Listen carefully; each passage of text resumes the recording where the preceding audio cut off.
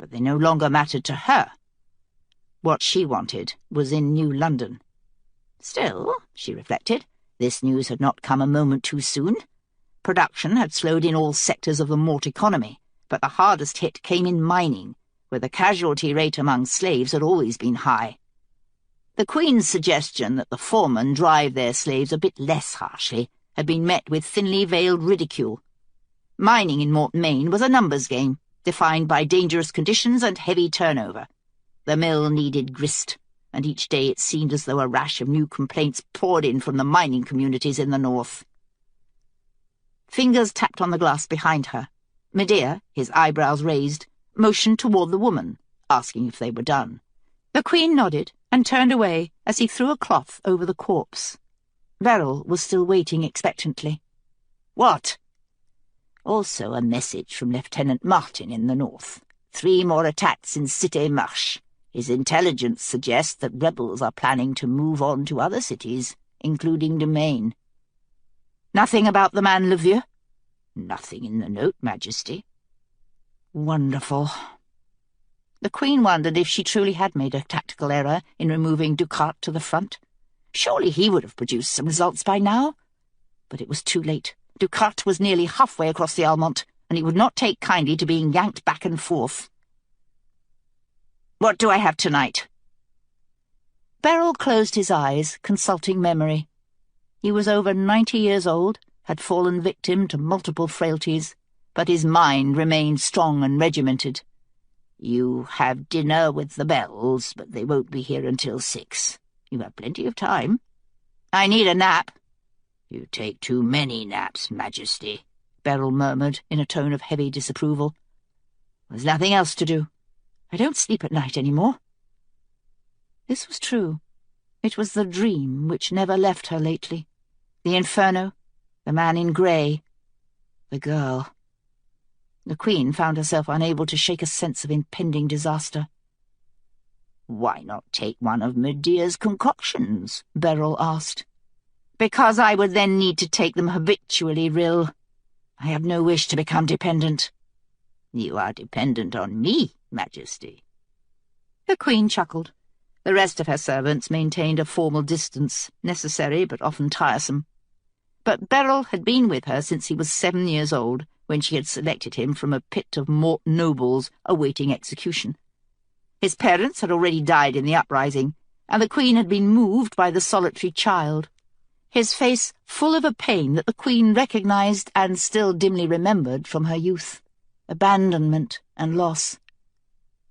"I do depend on you, Rill. It's been a long lifetime, you and me.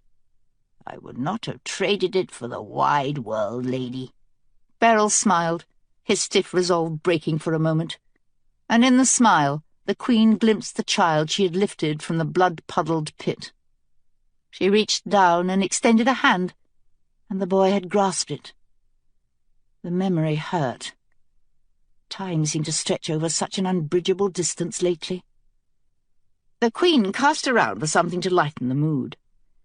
"At any rate, Medea isn't half the pharmacist he thinks he is. I've heard some ugly rumours about side effects, rashes and spots." "It makes the pages uneasy, Majesty, knowing that you don't sleep. Their anxiety then passes further down the chain." "When we take the Tearling, I'll sleep fine." "As you say, Majesty," he replied, in a tone that stopped just short of disbelief. Barl left her when they reached the top of the stairs, heading off toward the throne room, and the Queen continued slowly on her way, perusing the 2 messages that Barl had handed her. Ducat's note was like the man himself, brief and to the point. The invasion was proceeding as it should, the bulk of the Mort army moving steadily across the Almont plain. But Martin's words had been written hastily, the tone bordering on panic. 3 of his interrogators had been snatched off the street and found hanged from the city walls 4 days later. 2 crown armories had burned to the ground. Valet had taken an arrow in the knee from a sniper. Martin's anxiety would not help matters. As soon as Ducat reached New London and got his fill of whatever he wanted there, she would put him back on this rebellion. Her mind shied away from the word, but after a moment's thought she was forced to acknowledge its essential truth. She had a rebellion on her hands, and none of her people were equal to quelling it. In the wide, high-ceilinged corridor that led to her chambers, the Queen found 5 pages in a cluster, talking in low voices. "Surely there's something else you could be doing with your time," she remarked acidly, and was pleased to see them jump at her voice. "Go and make yourselves useful." They left, with quietly murmured apologies that the Queen did not acknowledge. Her pages behaved respectfully, but all of them occasionally betrayed the impudence of youth, impatience at having to wait on a woman they considered old. The Queen paused before entering her chamber, examining herself in one of the floor-length mirrors that stood beside the door. She was not young, no, not like these girls with their wrinkle-free eyes and upright breasts, but neither was she old. She was a grown woman, a woman who knew what she was about. "I am changeless," the Queen thought proudly, still vulnerable to weapons and wounds, certainly, but age, that relentless double-edged blade of decay and disease, would never touch her again. The Queen sobered, frowning. She would never grow old, but all the same, time had been growing on her lately, a sense of time as power, as a force that exerted incredible pressure. Her life had been long, but much of it had flown past unexamined. Only recently had the Queen begun to feel the passing years on her shoulders. Nothing so simple as mere time. Now it was history. She went on into her chambers, closing the door behind her. Barl would bring her some hot chocolate, and that would put her to sleep for an hour or so at least. The room was nice and warm, perfect for napping. She would— The Queen nearly tripped as her feet connected with a dull, lifeless heap on the ground. She looked down, and found Mina, one of her pages, sprawled on the floor, her neck wrung so neatly that her head faced backward. The Queen spun around and stared at the fireplace. A roaring blaze was going, a pillar of flame so strong that she could feel its heat all the way across the room. "No," she began, and then a hand clamped around her throat.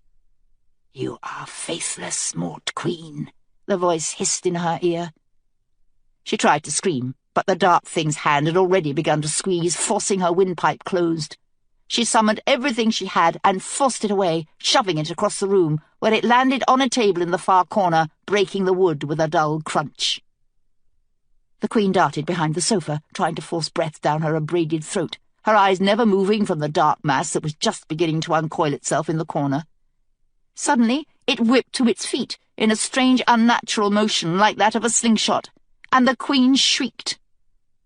A painted clown leered at her from the shadows, pale face and lips twisted in a grin. Its eyes were a bright, burning crimson. The Queen struck again, pushing it back toward the ground, but she could strike no more than a glancing blow. The thing's flesh was strange, shifting. She couldn't grasp its outline, could not find limbs or organs or tissue. There was nothing for her mind to lay hold of. A bright jet erupted from the fire, coming straight toward her. She dove to the ground, rolling away toward the wall, and felt a rush of warm air as the sofa burst into flames behind her. The room suddenly stank of scorching fabric. The Queen tried to scramble to her feet, but a hand grabbed her arm and flung her across the room into the wall. Something crunched deep within her shoulder, and the Queen screamed, a loud, hoarse cry. She sank to her knees and found that she could not push herself back up. Heat baked her face, the enormous carpet in front of her hearth had now caught fire as well. Her shoulder was a thicket of agony. Fists thudded against the door, and the Queen heard a babble of voices outside, but she could not wait for them, nor could they help. She found it again, coming for her now, moving silently through the smoke. It grabbed her by the hair and yanked her to her feet, and the Queen hissed as strands ripped from her head. The dark thing pulled her up and dangled her on her tiptoes. "We had a bargain, Mort whore." "The girl!" she gasped. "I can still get the girl." "The girl is mine already. She was an even easier mark than you." It smiled wide, shaking her back and forth. She screamed again. Her shoulder felt as though it was tearing in half. "She belongs to me. and I have no further use for you, Evelyn Raleigh. None at all." The chamber door burst open, the lock flying across the room. The dark thing's attention was diverted only for a moment, but in that moment the Queen suddenly saw it clearly. A shining silver shape in her mind, bones limned in red light. She found its rib cage, grabbed hold and squeezed, catching its entire midsection in the vice of her mind. The dark thing snarled, but the Queen bore down tighter and tighter until it released her hair and dropped her back down to her feet. Its red eyes were only an inch from hers now, and the Queen shuddered at the disdain she saw there. Disdain not just for herself, but for everyone, all of humanity, whatever might get in its way. "You cannot kill me, Mort Queen," it whispered, its deep red lips parting in a grimace. Its breath stank of blood, of decayed flesh. "You are not strong enough. The girl will set me free, and I will not need fire to find you." The Queen sensed her guards bounding through the doorway now, vague shapes against the smoke. Barl, too. She could feel him, loyalty and anxiety rolled up into one, all the way across the room. The dark thing squirmed within her grasp, a terrible feeling as though worms were writhing together in her mind. She tried to crush it, but she simply didn't have the force. "Get the fire out!" she screamed at her guards. "All of the fire! Put it out!"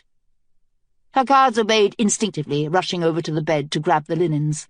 The dark thing tried to break free, but she tightened her hold again. Its outline was extraordinarily clear in her mind, but the edges were painful, a current like lightning moving beneath her hands. Power, the Queen thought dizzily. How did it acquire so much? The dark thing giggled, a lunatic chortle that almost made her lose her grip. "You will never have what you seek, Mort Queen. You will never be immortal." "I will," she panted. She thought she felt something weakening in its ribs, but couldn't be sure. The sizzling sensation beneath her hands made everything difficult to judge. "I will." "I have seen your flight, you know, pursued by a man in grey, the girl at your side. I have seen the cataclysm behind you." The Queen closed her eyes, but she could not shut the words out. "The immortal need not flee, Mort Queen. But you will flee and die, and all the accoutrements of hell will await you. Believe me, Mort Queen, for I have been there." The Queen bared her teeth as she felt something give inside its body, some small fault cracking open. The dark thing emitted a high screech, and the Queen howled in triumph. Blood trickled from her nose, but she barely noticed. She had hurt it. Only a bit, but that was enough. The dark thing was not immortal either. Perhaps she didn't have enough power to kill it. But it could be killed. Dimly she sensed her guards bringing the fire under control. But they were ignoring the hearth. "All of the fire, damn you! The fireplace as well!" Over the dark thing's shoulder a shadow loomed, a shadow that turned into Barl coming toward them with a wooden chair grasped in his hands like a club. He swung it at the dark thing's head, and the Queen felt the impact ricochet all through her, the dark thing's outline shuddering inside her mind. It hissed, turned its head, and found Barl. "No!" the Queen shrieked. But it was too late. Her concentration had broken. The dark thing pulled free of her, grabbed Barl by the throat, and snapped the old man's neck with one quick twist of its hands. Barl went down without a sound, and at that moment the fire went out, plunging the room into darkness. The bright shape in the Queen's mind flickered, faded, and finally disappeared. She sank to the floor, panting, clutching her dislocated shoulder. "Majesty!" her guard captain shouted. "Where are you?" "I'm fine, Ghislaine. Light a candle, only a candle, mind." Confusion and stumbling followed her words. The Queen crawled sideways, leaning on her good shoulder, and groping with the bad, until she reached Barl's limp, still warm body beside the wall.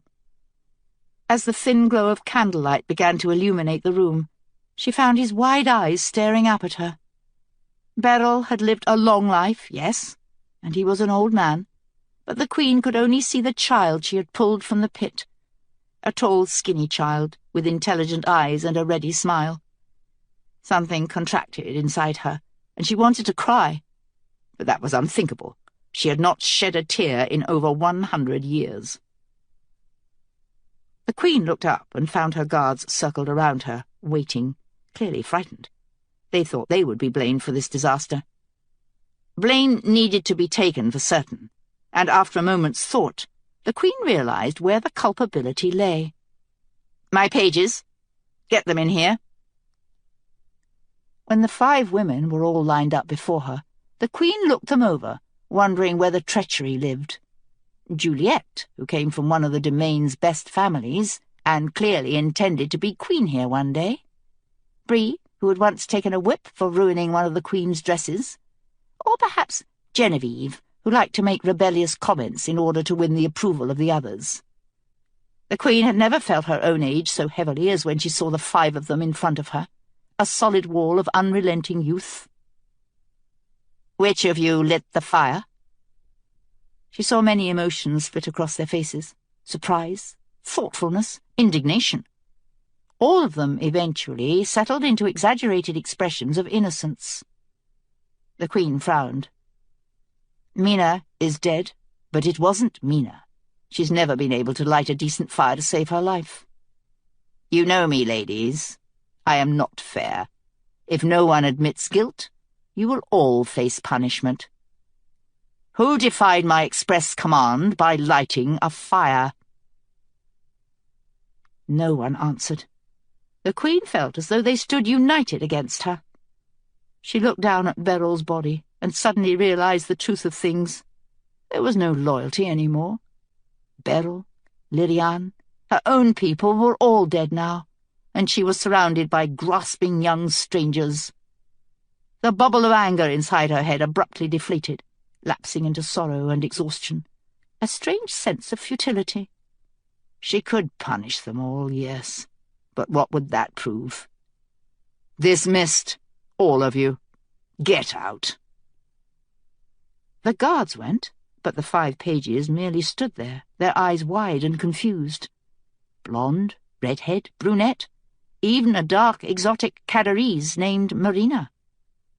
What on earth had possessed the Queen to choose these women? She should have had men all along. Men came at you directly with raised fists. They didn't sneak up on your back with a knife. "We're dismissed, Majesty," Juliet ventured in a tone of disbelief. "Go. Find me a replacement for Mina." "What of the corpses?" "Get out!" the Queen screamed. She felt her own control slipping inch by inch, but there was no way to rein it in. "Get out of here!" Her pages fled. The Queen shuffled over to her desk, her movements strangely hunched as she tried to protect her shoulder. It was badly dislocated. Probing beneath her skin, the Queen sensed the outlines of the problem, a contortion of the musculature. Setting it straight would hurt like a bastard, but the Queen had bigger problems. The dark thing's face hovered in front of her, eyes bright and gleeful. It thought it had the girl now, and the girl was all it wanted. Worse, it had called the Queen by name. How could it know? She raged inwardly. No one could know. She had covered her tracks too well. Evelyn Raleigh was dead, but still the dark thing had called her by name. "Evie!" The voice echoed in a corner of her mind, her mother's voice, always a trifle impatient, always exasperated at what was lacking in her daughter. "Evie, where did you get to?" The Queen sat down at her desk. Moving carefully to spare her dislocated shoulder, she opened a drawer and took out a small portrait in a sanded wood frame. The portrait was the only tangible thing left to remind the Queen of her early life, and sometimes she toyed with the idea of throwing it away, but it had been too important to a young and desperate girl, and it had taken on the quality of a talisman. For a brief time the Queen believed the portrait had even kept her alive. Whenever she tried to discard it, something always held her back. The woman in the portrait was not the Queen's mother, but when the Queen was young, she would have given the world to make it so.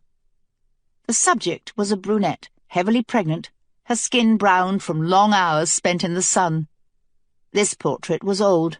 The woman wore clothing too shapeless to be from anything but the landing era, and a primitive bow was strung across her back. Her face was beautiful, but it was not the easy, careless beauty of any Raleigh queen. This woman had suffered. There were scars on her collarbone and neck, and her face was lined with long-healed pain. But there was no bitterness there. She was laughing, and her eyes radiated kindness. Flowers were woven in her hair. When the queen was young, she would spend hours staring at this picture, her guts knotted in jealousy. Not of the woman, but of the child in her belly. She wished she knew the woman's name, but even in the keep gallery the picture had never been labelled. "Evie, why do you make me wait?" "Shut up," the queen whispered. "You're dead." Thinking of the past was a mistake. She tossed the picture back in the drawer and slammed it shut. If the dark thing had no use for her any more, then she held no leverage. She could not prohibit fires forever. Sooner or later, what had happened today would happen again. And if the girl actually did manage to set the dark thing free somehow, there would be no defense. The last remnants of memory disappeared from her mind, and she turned all of her thoughts to the present. The girl was the problem, and no matter what the dark thing said, the queen did not consider the girl an easy mark. She could not offer Alyssa's bargain, for the girl had refused to send Mortmain a single slave. For a strange, wistful moment, the queen wished that she could sit down with the girl, speak to her as an equal. But the jewels made such a friendly discussion impossible. The queen hesitated for a moment longer, considering, and then pressed the gold button on the wall. A few moments later, Juliet entered the room, her steps hesitant, her eyes pinned to the floor. A smart girl, Julie, not wanting to push her luck. "Majesty?" "Prepare my luggage for travel," the queen told her, turning toward the fireplace. She reached behind her back and grasped her left wrist in her right hand. "At least several weeks' worth. You will accompany me. We leave tomorrow." "For what destination, Majesty?" The queen took a deep breath and yanked her left arm backward, snapping her neck and upper torso forward at the same time. The pain was sudden and excruciating, consuming her entire shoulder in fire, and a scream climbed up the back of the queen's throat. But she kept her mouth shut tight, and a moment later there was the satisfying crack of the musculature popping back into place. The pain quickly faded, retreating into a dull ache that could easily be cured with drugs. The queen turned back to Juliet, her smile pleasant, although her brow was wet with perspiration. Juliet's expression was horrified, her face drained of colour. The queen took a step forward just to see what would happen, and had the pleasure of watching Juliet scuttle backward almost through the doorway. "Packed for warm climate and some rough living." "Where are we going, Majesty?" Juliet quavered. Had the queen really found her intimidating a few minutes ago? There was nothing to fear. Not from one so young. "To the front, Julie," she replied dismissively, moving to look out the western window. "To the Tearling." All the way up the stairs, Ewan kept his eyes on the mace's back. He was scared, but there was no question of not following. Ewan knew that much from Dar. When you were summoned by the captain of the guard, you simply went. The mace carried a large grey bundle under his arm, and he hadn't even looked at Ewan since they'd left the dungeon. Worse yet, the mace had left another jailer to take Ewan's place while he went upstairs. The new man wasn't as big as Ewan, but he was certainly smart, with quick eyes that darted around the dungeon. The one remaining prisoner, Banneker, had completely recovered from his injuries, and Ewan, knowing that Banneker would be dangerous when fully healed, had moved him to Cell 2. But the first thing the new jailer did was to walk over to Cell 2 and check its locks, and this made Ewan angry, as though he would leave a cell unlocked with a prisoner inside. The new man then sat down at the desk as though he owned the place, putting his feet up, and at that moment Ewan knew that the Queen was going to remove him from his post. He had been a good jailer for almost 5 years, but the Queen must have found out that he was slow. With each stair that Ewan climbed, he became more sick to his stomach. Their family had been jailers in the keep forever, all the way back to Dar's grandfather. Dar had only given up the job because he could no longer walk. Ewan couldn't bear to tell Dar this news. He felt naked without his ring of keys. But they did not leave the staircase at the 9th floor, the Queen's wing. Rather, they kept on going, several floors up, and the mace led him into a large room that was lit up like Christmas, more than a dozen torches lining the walls. 2 Queen's guards, one large and one small, sat in chairs just inside the door, and in the centre of the room was a tall cage, but Ewan couldn't make out what was inside. "Morning, boys." "Good morning, sir," they both replied, standing up. The smaller man had eyes so light that they seemed white, and they reminded Ewan of the woman Brenna. 3 Queen's guards had removed her from the dungeon several days ago, which had relieved Ewan no end. Banneker's eyes might plot escape every moment, but still he seemed less dangerous than the woman. A witch, Ewan was sure of it, powerful and terrible, just as Dar had always described them in stories. "El, keys?" The big guard came forward into the light, and Ewan recognized him now, the man with the scary teeth. He tossed the keys to the mace, who slammed them against the bars, a metallic clanging that hurt Ewan's ears. "Wake up, Harlan. It's your big day." "I'm awake." A ghostly thin shape unfolded itself from the ground inside the cage, and Ewan recognized the scarecrow. But he was dressed differently now, in a white linen shirt and trousers, and even Ewan knew what that meant. It was the uniform of a prisoner sentenced to death. "Are you going to behave, Harlan?" the mace asked. "I've made my bargain." "Good." The mace unlocked the cage. "Tie him up." Ewan was beginning to wonder if the mace had forgotten that he was there, but now those sharp eyes found him. "You, Ewan, over here." Ewan moved forward, almost tiptoeing. "Listen carefully, boy, for we haven't much time." The mace pulled the bundle from beneath his arm and shook it out, and Ewan saw that it was a long grey cloak. "You showed great courage in capturing this man, and the Queen is grateful. So today you will be a Queen's guard." Ewan stared at the grey cloak, mesmerised. "You and Elston will transport this prisoner to the new London circus. Elston is in charge. Your only job is to guard the prisoner to make sure he doesn't escape. Do you understand?" Ewan swallowed, found his throat almost too dry to speak. "Yes, sir." "Good. Here." Mace held out the cloak. "Put it on, and come help us." The deep grey fabric was soft, softer than any clothing Ewan had ever owned. He fastened the cloak around his shoulders, trying to puzzle out what was happening. He knew that he couldn't be a Queen's guard. He wasn't smart enough. But they were waiting for him beside the cage, so he hurried over and stood at attention. The short guard had already tied the prisoner's wrists. "We're taking him out the gate." "Christ, they'll slaughter him before she can execute him." "Maybe, but she wants to give him a show." Together, the 3 of them marched the prisoner between them, out the door and down the stairs. Here, at least, was something that Ewan understood, lessons learned from years in the dungeon. He kept his eyes on the scarecrow's back, looking for the smallest twitch, the slightest sign that his prisoner meant to bolt. When the prisoner coughed, Ewan put a quick hand on his arm.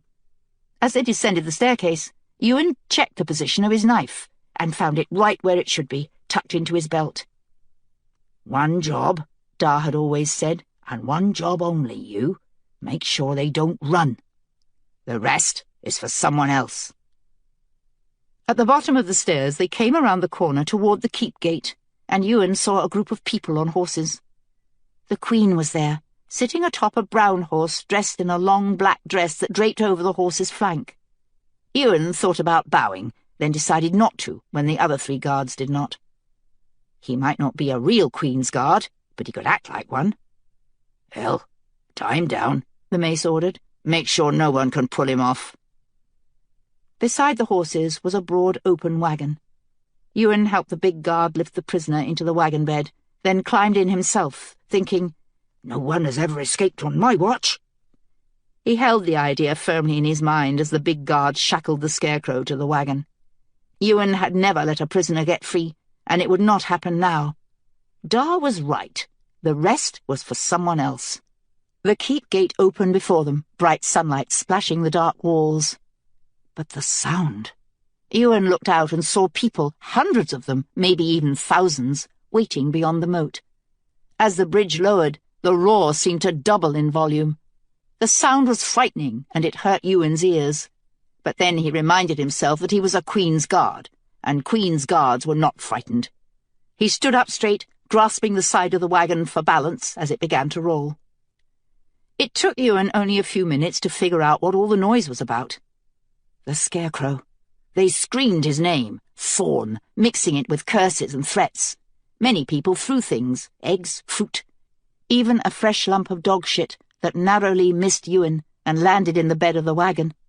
Ewan wished he had been able to ask Dar what the Scarecrow had done, but Dar was far too sick to visit the dungeons now.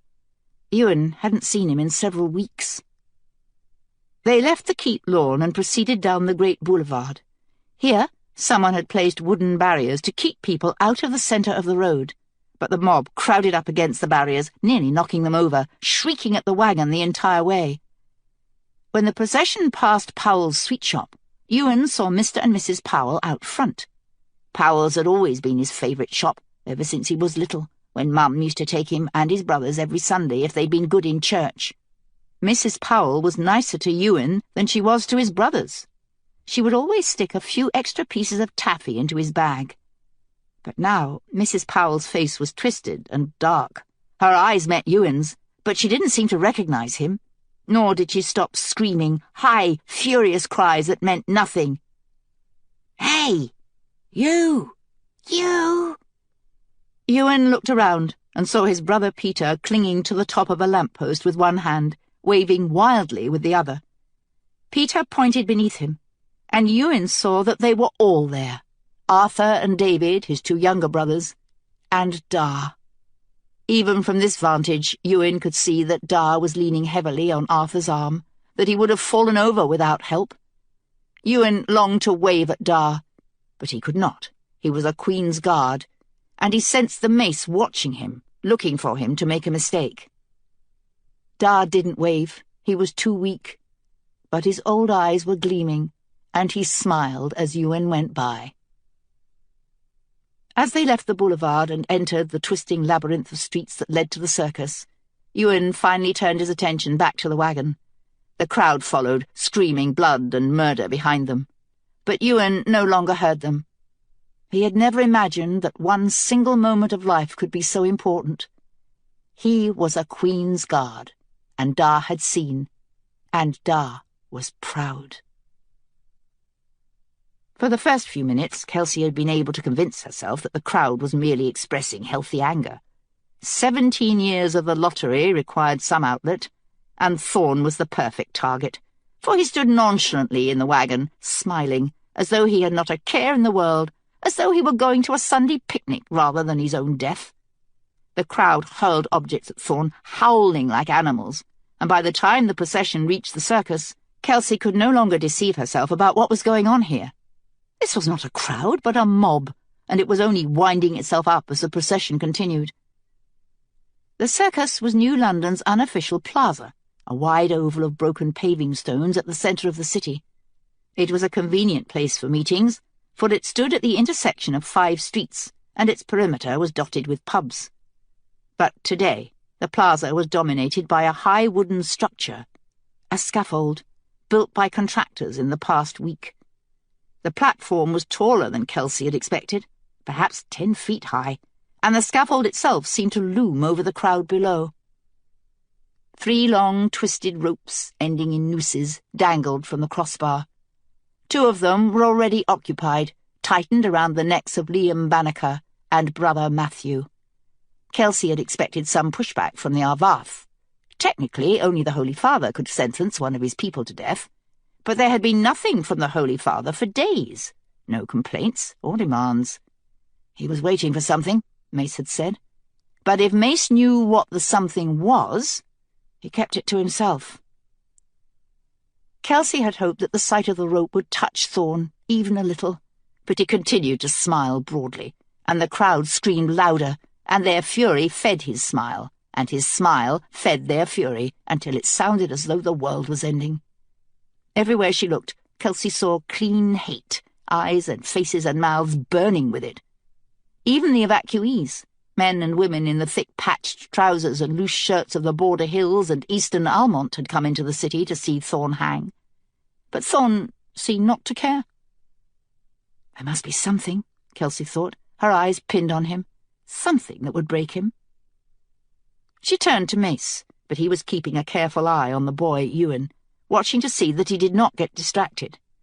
Mace thought all of this energy expended on Ewan was a waste of time, but there were some things that you could never explain to Mace. For perhaps the 1000th time, Kelsey wondered what had happened to him to make him so immune to kindness. In this respect, at least, Thorn had won the chess match. Kelsey never really stopped wondering about Mace anymore, about the strange childhood where Mace and Thorn and Brenna had somehow intersected. But if she asked Mace, he wouldn't tell, and if she ordered him, she would be a tyrant, and he wouldn't tell anyway. Thorn had refused to speak another word, even to the last, but Kelsey had kept her end of the bargain. Brenna was now installed in the keep proper, 5 floors below the Queen's wing, to Kelsey's relief, and each day one unfortunate guard had to go down, bring her food, and guard her chamber for the day. Mace had begun to treat the duty as a punishment for small infractions by the guard, and according to him, it had been surprisingly effective. Kelsey could ask Brenna about Mace's origins, perhaps, but she couldn't imagine that the albino would be willing to tell her anything. She had considered bringing Brenna down here today, but in the end decided that such a move would be too cruel. Now she wished she had done it, just to see the look on Thorn's face. Maddening to have so many questions to which the answers were hidden by a single pitiless mind. Kelsey was pleased to see that Ewan's size, at least, was an advantage here. After they stopped the wagon, Ewan held Thorn's arms tightly while Elston dealt with the knots. Normally it would have been Kib with Elston, as always, but Mace was still testing Kib, trying to analyse what had changed since his illness. Kib was different. Even Kelsey could see it. He sang less, laughed less, seemed more introspective. From time to time, Kelsey would catch him staring at her, puzzled, as though trying to decipher some code that only the two of them understood. At the foot of the scaffold, Kelsey dismounted and headed up the stairs to the platform, surrounded by her guard. The crowd howled around her, a sound for nightmares, but she no longer minded, for the cacophony fit her mood. After months spent hunting for Thorn, this should have been her day of triumph. But somehow everything had gone wrong. Thorn had not stood trial, and Kelsey could feel Carlin's certain disapproval like a low headache at the back of her mind. 8 days ago, the Mort had crossed the Crythe, and no amount of ingenuity from Hall or Bermond could hold back their numbers. Soon, Kelsey would have to evacuate the sprawling camp outside the city and move the refugees inside.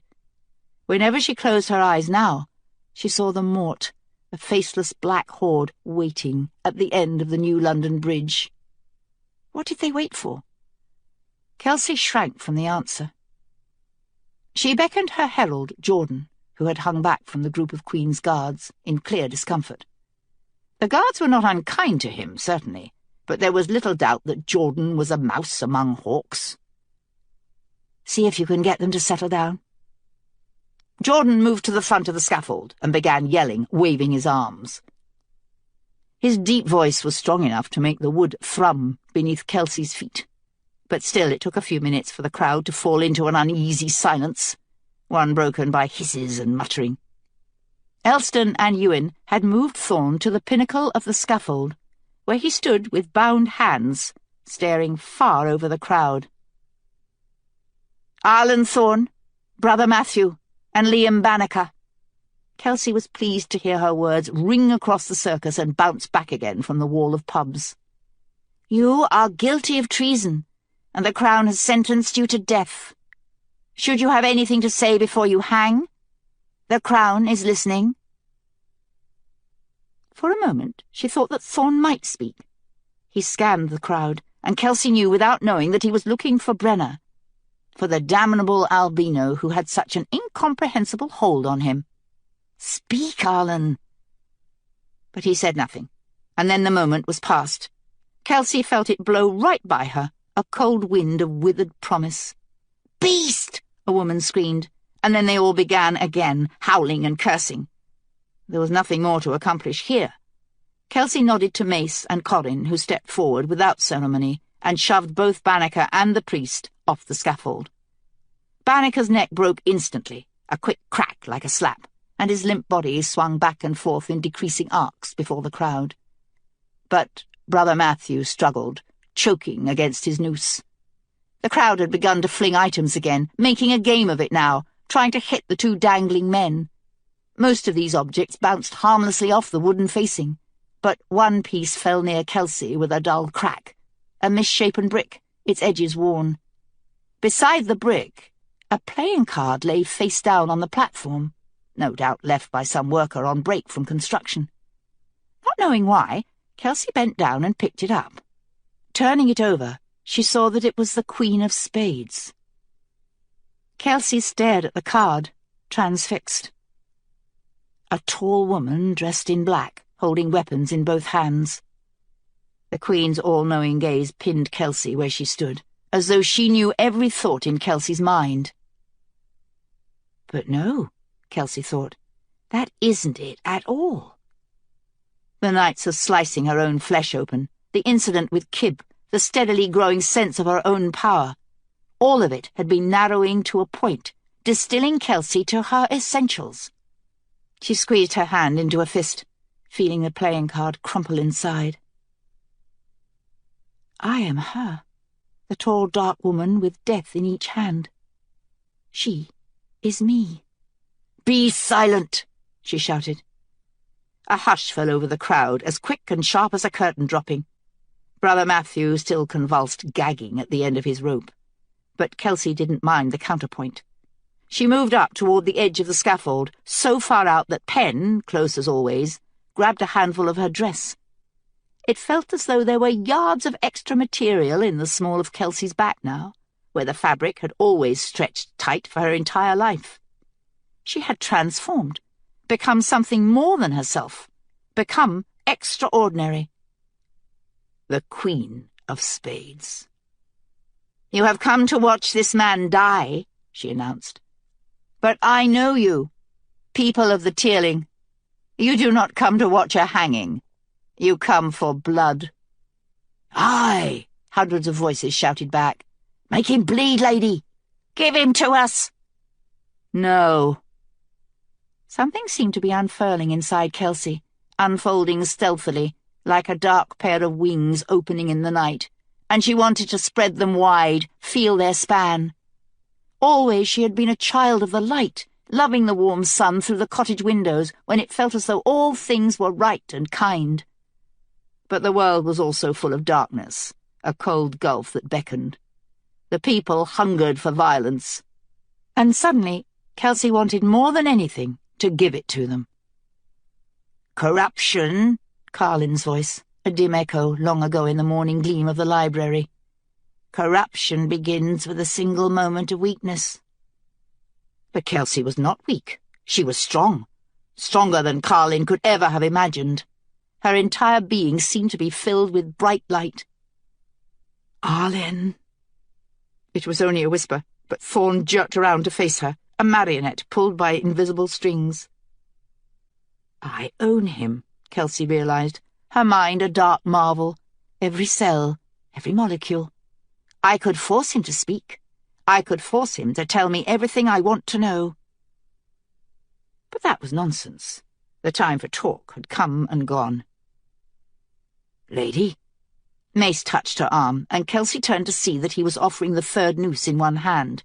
But she ignored it, staring at Thorne, memorizing his form, learning his outlines. He watched her placidly, and Kelsey saw that he felt no regret, even now. In the bleak white landscape of his mind, he was certain that he had acted justifiably, that no man would have done any better. 17 long years of facilitating the shipment. But no, Thorne's role had been even worse. Deep within his mind, Kelsey found a bright flash of memory, a hand holding out a pen, a smooth, persuasive voice speaking in murmurs. I'm afraid you have no choice, Majesty. There's no better option. Fury coiled inside Kelsey, a sick fury that seemed to come from nowhere, descending like an animal with ragged claws and needle teeth. She tasted blood on her tongue. A dark slash opened just above Thorn's left eye. He cried out, clapped a hand to his forehead, and Kelsey watched with pleasure as blood spilled between his fingers and ran down his cheek. The crowd broke its silence now, howling in delight, pushing toward the scaffold. Kelsey leaned forward, heedless of Penn's restraining grip on her dress, and grasped Thorn's hair, tipping his head back. Bright blue eyes stared up at her from a face tacky with blood. "I have news for you, Arlen. We're on my chessboard now." Another slice appeared across Thorn's cheek, opening all the way from his hairline to the corner of his mouth. Thorn groaned, and Kelsey felt that winged thing inside her growing, heaving, desperate to break its bonds. She slashed at Thorn's neck, dangerously near the jugular, and watched crimson bloom across the white linen of his shirt. Thorn screamed, and the sound was music to Kelsey's ears, the crowd's approval roaring around her, lifting her up. She saw herself as they must see her, a beautiful woman, long dark hair snapping in the wind, a figure of great power and— was it terror? Kelsey hesitated, seeing the scene before her from another angle, as though a third person stood beside her, observing dispassionately. Thorn was bleeding from 6 deep wounds. He had fallen to his knees. The crowd had pushed farther up against the scaffold in its eagerness now, some of them shinning up the supports and reaching for Thorn, their hands grasping at his legs. But they shied away from Kelsey. Even the most eager took care that their hands should not come within range of her, not even to brush the hem of her dress. Terror? Yes, it must be. And Kelsey's mind went out to the black shadow of the Mort army, somewhere in the floodplain between the Cadell and the Crythe. My kingdom, she thought, and the wings inside her spread wide, prepared for some unimaginable flight. Briefly, her mind skipped backward, to that night when Kib had lain dying, when she had snatched him back. That was power, yes, but it would not save the Tearling. Her kingdom was laid bare, ripe for slaughter, and she had nothing to offer but this darkness. The black wings folded, enclosing Kelsey in their embrace, and she nearly sighed at the relief she found there, a bottomless fathom where no light ever shone, where all choices were easy, because all choices were one. She returned to Thorn, pushing past his skin and seeking the meat beneath. Her mind had sharpened into a killing blade, and she'd launched into the creature in front of her, slashing everything within her reach, feeling a sweeping excitement as tissue shredded away from bone. Thorn howled, his body becoming misshapen as the inner upheaval played out across his skin. Blood gouted from his nose, spattering the hem of Kelsey's dress, but she barely noticed. She was already digging into the meat of his chest, looking for his lungs. She found one, constricted it, and felt it pop with sickening ease. More blood poured from Thorn's mouth, and at the sight of scarlet dripping down his chin, Kelsey felt it again, a fainting sort of pleasure, akin to what she felt when Penn touched her at night. But this was more visceral, like a punch to her core. Thorn's other lung collapsed, and he fell forward, writhing, on the scaffold.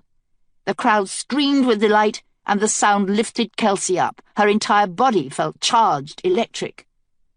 "I am the Queen of the Tearling," she shouted, and the crowd immediately fell silent. Looking over them, their open mouths, their wide eyes all fixed on her, Kelsey felt as though she held the world in her hands. She had felt so before, but could not remember when. She placed her boot on Thorn's neck and pressed down hard, liking the way he writhed, liking the feel of his neck beneath her boot. "The price of treachery in my Tearling. Mark, and remember it." Thorn's neck snapped. He gave a final gagging cough, and seemed to seize, his spine arching. Then he was gone. Kelsey felt him go like leaves in a wind. But the wild darkness inside her didn't diminish. Instead, it pushed harder, demanding that she find another traitor, more blood. Kelsey drove it back, sensing that here was a seductive thing to be carefully controlled. She looked down at Thorne's corpse, at the muddy mark of her boot on his neck. The darkness in her mind faded to white, then disappeared. "To the Queen!" a woman's voice shouted. "To the Queen!" Kelsey looked up and saw cups upraised all across the crowd. They had come prepared to celebrate when the deed was done. She had given the crowd what they wanted, what they needed, but still Kelsey hesitated, a trickle of anxiety fermenting in her belly now. Who did those things? The Queen of Spades? Or me? Mace placed a cup in her hand, and Kelsey suddenly understood that the drinking was a ritual. She raised the cup to the crowd, wondering if there were any specific words she was supposed to say. No, she was the Queen. She could make up her own words, her own ritual, and they would trump everything that had come before. "The health of my people," she shouted. "The health of the Tearling." The crowd roared the final words back to her, and then drank. Kelsey took a sip, and realized that although Mace had come prepared, he was no fool. The liquid in her cup was only water, but it tasted sweet somehow, and Kelsey drained it. When she turned to give the cup back, she found Mace still holding the noose in his other hand. Although his face was blank, Kelsey sensed disapproval beneath. "Well, Lazarus?" "You've changed, lady. I never thought to see you bow to the will of the mob." Kelsey flushed. The realization that Mace could still do that, make her feel ashamed with a single cutting remark, was unwelcome. "I bow to no one." "That I can well believe." Mace turned away, and Kelsey grabbed his arm, desperate to make him understand. "I haven't changed, Lazarus. I've grown older, that's all. I'm still me." "No, lady," Mace sighed, and the sigh seemed to pass through Kelsey, a breath of doom on cold wings. "Tell yourself whatever pleasing stories you want, but you're not the girl we took from the cottage. You've become someone else." Chapter 10. Father Tyler. Always we think we know what courage means. If I were called upon, we say, I would answer the call. I would not hesitate. Until the moment is upon us. And then we realize that the demands of true courage are very different from what we had envisioned long ago, on that bright morning when we felt brave. Father Tyler's collected sermons from the Arvath archive. The Arvath staircase was made of solid stone, bleached white stone that had been mined from the rocks around Crossing's End. But with each step, Tyler became more careful, tormented by an irrational certainty that the stone staircase would squeak beneath his feet. He climbed slowly, dragging his broken leg. Occasionally he passed one of his brothers going down the staircase, and they gave him only the most cursory glance before moving on. Tyler's position as keep priest gave him latitude, made it plausible that he might be invited up to the Holy Father's private quarters so late at night. But Tyler had to count the landings in order to know where he was. He had never climbed so high in the Arvath. He didn't know whether he would be coming back down. When he reached the ninth floor, he darted away from the staircase, concealing himself in a recess that stood across the hall. The opulence of his surroundings made Tyler dizzy, for the decor on this level was a far cry from the plain stone walls and hand-woven rugs that graced the brothers' quarters downstairs. Gold and silver shone in the torchlight, candlestands, tables, statuary. The floors were Carrarese marble. The walls were draped with red and purple velvet. The hallway continued for perhaps 50 feet before it turned left toward the Holy Father's private quarters. There was no one in sight, but Tyler knew that around the corner he would surely find guards and acolytes, at least several of them, near the Holy Father's door. It was just after 2 o'clock in the morning. If Tyler was lucky, the Holy Father would be sleeping, but it seemed too much to hope for that his guards and servants should do the same. Even on tiptoe, Tyler's shoes made a scuffling sound that seemed deafening in the cavernous hallway. "I will grab my books and be gone," he repeated to himself. Only 10 books. Tyler had already chosen them so that he would not be tempted to exceed his capacity. He liked the historical significance of the number 10, the symmetry with the crossing. Books were one of the few personal items William Tear had allowed his people. 10 books apiece. If they tried to sneak other items aboard, he left them behind. It was only arcana, one of thousands of tiny pieces of information about the crossing that Tyler had picked up during his lifetime. But he had never forgotten a single one. If I survive this, Tyler decided, I will write the first history of the crossing. I'll bind it myself and present it to the Queen for printing. That was a good thing to tell himself, a grand dream.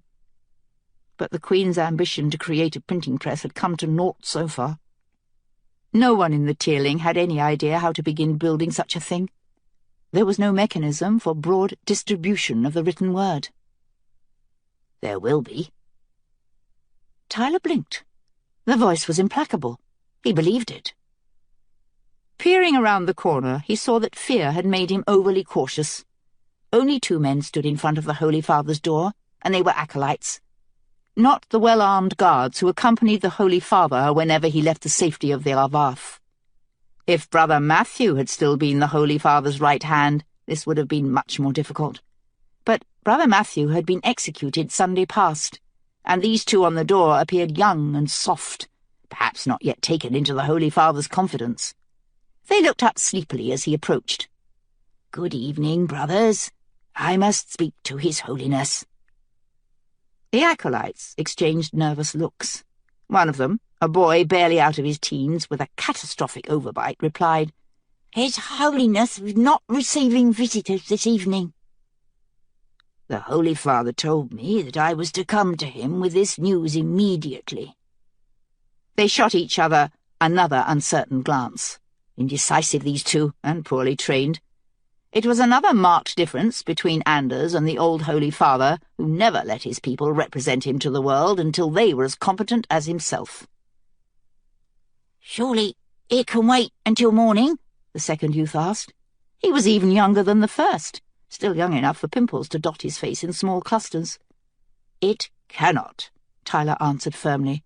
"This is news of the most vital importance." They turned away from him and held a huddled conference. Despite his anxiety, Tyler was amused to hear the 2 of them begin a game of rock, paper, and scissors to decide who would go in. After 3 tries, the young man with the overbite lost and slipped white-faced through the great double doors.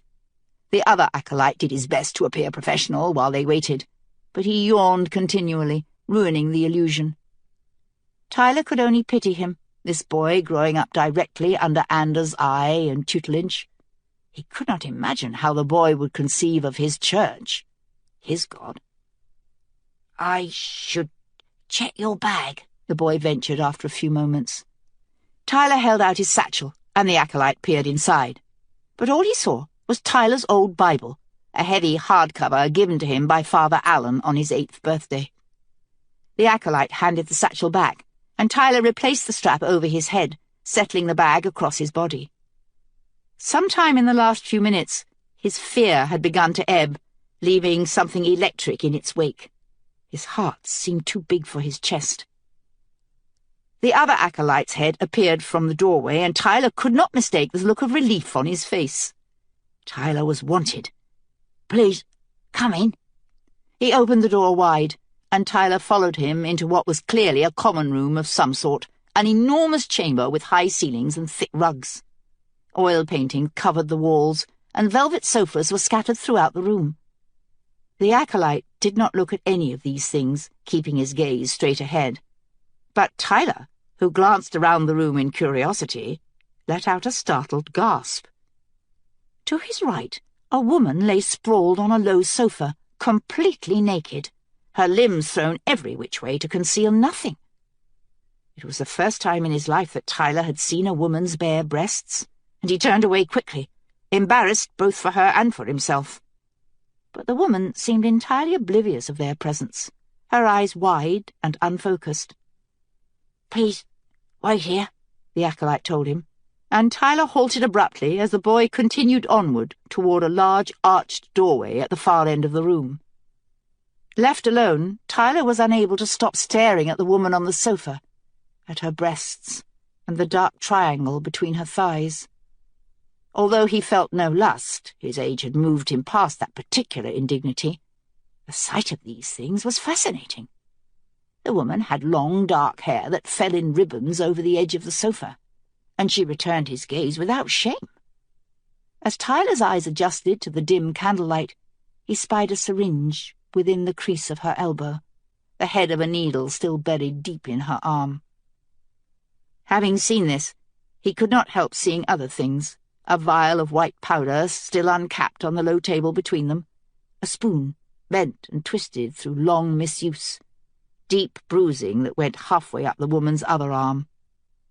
She was not young, this woman, but her body was still lithe, and to Tyler's eye, the needle in her arm seemed a ruinous thing, a perversion of potential. "Who are you?" she asked Tyler, her voice wet and slurred. "Never seen you before." "Tyler, you a priest?" "Yes." She straightened a bit, propping herself on one elbow. Her gaze had sharpened slightly. "Never seen a naked woman before, eh?" "No," Tyler replied, dropping his gaze to stare at the ground. "I'm sorry." "Don't be sorry. I don't mind if they look." "Who's they?" "Oh." The woman looked off into the corner, her eyes turning vague again. "All of them. Other priests. The ones who visit. They never stop at looking." Something turned over in Tyler's stomach. "You won't touch, will you?" "No." "Want a hit?" "No, thank you." Tyler pulled the ancient Bible from his bag, fingering the edges of the cover, touching the pages. It felt very solid in his hand. "What's your name?" "Maya." "Tyler, what brings you to me so late at night?" But the Holy Father already knew. His face radiated good humour. He wore a hastily tied robe of black silk, and his hair was mussed, but he made no attempt to repair his appearance. And Tyler remembered suddenly that there was a second woman here, that the Holy Father kept too. He had forgotten to include the women in his calculations, and their presence would make his enterprise more dangerous. For a moment, Tyler considered begging off, lying to the Holy Father, and then simply leaving the Arvath under the cover of night. But then, thinking of his books, he screwed up his courage, set his face in grim lines, and announced, "It's done, Your Holiness." "The Queen took the substance?" "Yes." "So late?" "The Queen sleeps little these days, Your Holiness." This at least was true. Tyler, who had spent several recent nights on his favourite sofa in the Queen's library, had been awakened more than once by the Queen herself, touring her bookshelves, touching each book in turn. She wandered the wing, trailed doggedly by Pen Olcott, but always she came back to her library for solace. She and Tyler were alike that way, but whatever the Queen was looking for, she did not find it. Except for the times when she fell into her strange catatonic states, and thank God the Holy Father knew nothing of those, she seemed to sleep very little. "She took it in tea, perhaps an hour ago." "Well, this is splendid news, Tyler." The Holy Father clapped him on the back, and Tyler had to fight not to shrink away. Maya was staring at the two of them now, her eyes narrow and sharp. "My books, Your Holiness." "Well, I think we'll wait and make sure the deed is done, Tyler. You understand?" The Holy Father grinned, a predator's grin that consumed his whole face. Tyler's hands tightened on his Bible, but he nodded. "May I not even have a glimpse of my books, Your Holiness? I have missed them." The Holy Father stared at him, a moment that seemed very long. "Certainly, Tyler. Come with me. They're in my bedchamber." From the corner of his eye, Tyler saw Maya's mouth drop open in dismay. Her presence could wreck everything, but there was no turning back now. The moment the Holy Father turned away, Tyler swung the Bible with all of his strength, the way a woodsman would swing an axe. The heavy book connected solidly with the Holy Father's head and knocked him sprawling, but the blow had not been enough. The Holy Father pushed himself to his hands and knees, drawing deep breath, preparing to shout. "Please, God," Tyler breathed. He limped forward and raised the Bible and brought it straight down on the back of the Holy Father's head. The Holy Father dropped soundlessly to the rug, and this time he lay still. Tyler looked up and found Maya staring at him with wide eyes. He tucked the Bible back into his bag, raising his hands to show that he meant her no harm. "My books. He was lying, wasn't he? They're not here. They took them out a week ago, down to the basement." This, more than anything else, told Tyler that the promise of a reward had been a lie. If he'd done the deed, the Holy Father would have, what, killed him? Tyler considered the man on the ground for a moment. He was breathing, Tyler noticed gratefully, before he saw the clear path, the smart move. The Holy Father would have handed him over to the mace. "Thank you, God," Tyler breathed, "that I did not do it." "You're the Queen's priest," said Maya. "Yes." Tyler edged toward the door, listening, but there was no noise from outside. Still, he should leave now, before the Holy Father regained consciousness, before the woman raised the alarm. He grasped the handle, but her voice stopped him. "Is the Queen good?" Tyler turned and saw that Maya's eyes had filled with alarming need. He had seen similar desperation long ago, out in the countryside, when dying parishioners would ask a still unordained Tyler to take their final confessions. For some strange reason of her own, Maya needed him to answer yes. Yes, she's good. She wants to make things better. Better for who? For everyone. Maya stared at him for a moment longer, then scrambled up from the sofa. Tyler was no longer embarrassed by her nakedness. In fact, for a few moments he'd forgotten all about it. Maya hurried over to the Holy Father's prone body, reached beneath him, and pulled a chain over his head. On the chain was a small silver key. "I need to leave," Tyler told her.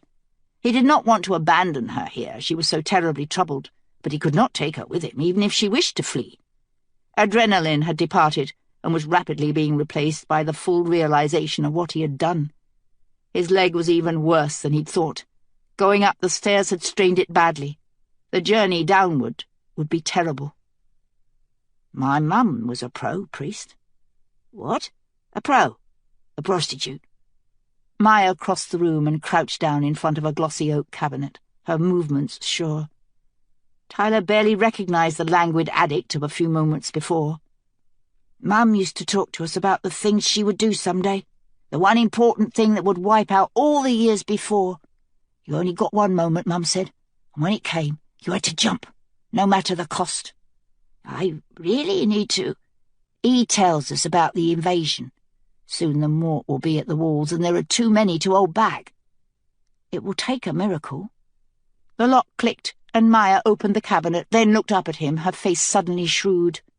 "But they say the Queen is full of miracles." When she stood, she held a large wooden box that had been burnished within an inch of its life. The sides gleamed deep cherry in the torchlight. "You have to give it back to her. It's wrong for him to keep it here." "What is it?" She opened the lid, and Tyler stared at the tear crown, which sat before him on a deep red cushion. Silver and sapphire glittered, sparkling reflections against the open lid of the box. "This is my moment, priest," Maya told him, shoving the box into his hands. "Take it, and go!" Tyler considered her for a moment, thinking again of the farmers he had known in his youth, dying in their huts, desperate to confess, and he wished that he could suspend time, even for an hour, to sit and talk to this woman who had never had anyone to listen. Her dark eyes were entirely clear now, and Tyler saw that they were beautiful, despite the lines that shrouded them like hoods. "Andy?" A woman's voice drifted from beyond the darkened archway, sleepy and confused. "Andy, where'd you get to?" "Go, priest," Maya ordered. "I'll try to hold her, but you have very little time." Tyler hesitated a moment longer, then took the box and tucked it alongside the Bible in his satchel. For a moment, grief over his books threatened to overtake him, but he would not give it space, was ashamed to even feel it now. He had lost his library, but the woman before him was risking her life. "Go," she told him again, and Tyler limped for the doors, opening one of them just wide enough to let himself through. His last glimpse of Maya was fleeting, a quick flash of her staring at the vial on the table before he shut the door behind him. The two acolytes leaned against the wall on either side, so casually that Tyler wondered if they'd been eavesdropping. Overbite eyed him narrowly, then asked, "Does the Holy Father want us?" "No, I think he means to retire for the rest of the night." Tyler turned and started down the hall, but he only made a few steps before a hand fell on his shoulder. "What's in the bag?" Overbite asked. "My Bible. And what else?" "My new robes," Tyler replied, amazed at how easily the lie came to him. "The Holy Father has granted me a bishopric." Both of them drew back, trading anxious glances. In the hierarchy of the Arvath, the Holy Father's personal aides, even the acolytes, carried more weight than any priest. But a bishop was another matter. Even the least powerful of the bishop's college was no one to argue with. As if by mutual consent, the two acolytes bowed and backed away. "Good night, Your Eminence." Tyler turned and limped down the hallway. He guessed he had 2 minutes at most before they realized that his story was absurd. The Holy Father didn't keep spare sets of bishop's robes around to hand out like candy, and the other woman might raise the alarm at any time. Tyler paused at the top of the staircase, looking down at its concentric squares as one would face a mortal enemy. His leg was already throbbing, bright flashes of pain that travelled like a current from hip to toe. He wished he could take the lift, which ran a limited service at night to serve the Holy Father's level. They might agree to lower him down to the brothers' quarters, but he would have to wait for the lift to come. The lift was stowed on the lowest floor of the Arvath at night, and if the alarm was raised while he was still on it, he would be stuck, held between floors until Anders' guards came to take him. No, it would have to be the stairs, and considering the way Tyler's leg felt at the moment, he wouldn't get far before he had to hop. Tyler grimaced, clenched his tongue between his teeth, and started downward, leaning heavily on the handrail. His satchel bounced against his hip with each step, rhythmic drumming that did nothing to help his arthritis. 1 floor down, he clutched the bag, trying to keep it still, and felt the sharp contours of the wooden box inside. "I am part of God's great work." This thought had not crossed his mind in a long time. He thought of the woman, Maya, and felt a wave of sick guilt crash through him. He had left her there, in front of a table full of morphia, to endure whatever punishment Anders might mete out. 2 floors down. Now Tyler was hopping in earnest, holding his bad foot suspended in mid-air and clutching the handrail for dear life, using a tiny leap to propel himself down each step. His good leg was beginning to ache as well now, long unused muscles threatening to cramp. He didn't know what would happen if the leg seized before he finished the staircase. 3 floors down. Both of his legs bellowed in protest, but he ignored them. 4 floors down. The adrenaline had returned now, blessedly, singing all through his bloodstream as he began the final set of stairs. And against all odds, Tyler found himself grinning like a boy. He was a bookkeeper and an ascetic. A year ago, who would have guessed that he would be here, hopping like a bunny rabbit down the stairs? Rounding the second corner of the staircase, he caught a glimpse of slumped shoulders 2 flights down. A man's nearly bald head. His grin died in its tracks. Seth. Tyler paused, hearing a muffled sound high above. 1 moment more, and then the silence shattered in a deep thrum of bells. The alarm! Shouts echoed down the staircase, and now Tyler could hear pounding feet several floors up. They had not wanted to wait for the lift either. Tyler began hopping again, rounding the corner to the final flight of stairs. As he came closer, he saw that Seth was asleep, but perspiring, his skin waxy in the dim light. Seth was not healing. He was not meant to. Once every priest in the Arvath stopped having nightmares, once Seth had outlived his usefulness, the Holy Father would simply have him removed as neatly and cleanly as he had removed Tyler's books. Tyler reached the landing, and now he was confronted by the placard around Seth's neck. Abomination. The words seemed to reach deep into Tyler, opening a broad vista of things that should not be. When God's church had sprung up after the crossing, it had been a hard church, a reflection of its times. But a good church. It did not achieve its ends through hatred, through shame. And now— "Seth," Tyler whispered, not knowing that he would speak until the words were out. "Seth! Wake up!" But Seth continued to dream, his lips fluttering in the half-light. "Seth!" Seth woke with a jerk and a low cry. He looked up with bleary eyes. "Ty?" "It's me." Tyler grabbed the placard and pulled it over Seth's head. Footsteps thundered above them. The Holy Father's guards could not be more than 2 floors away now. Tyler threw the placard over the edge of the railing, where it fluttered downward for a moment before disappearing from sight. "Come on, Seth." He got an arm around Seth's waist and pulled him off the stool. Seth hissed in pain, but didn't draw away. "Where are we going?" "Away from here." Tyler pulled him down the hallway. "I can't carry you, Seth. My leg's bad. You have to help."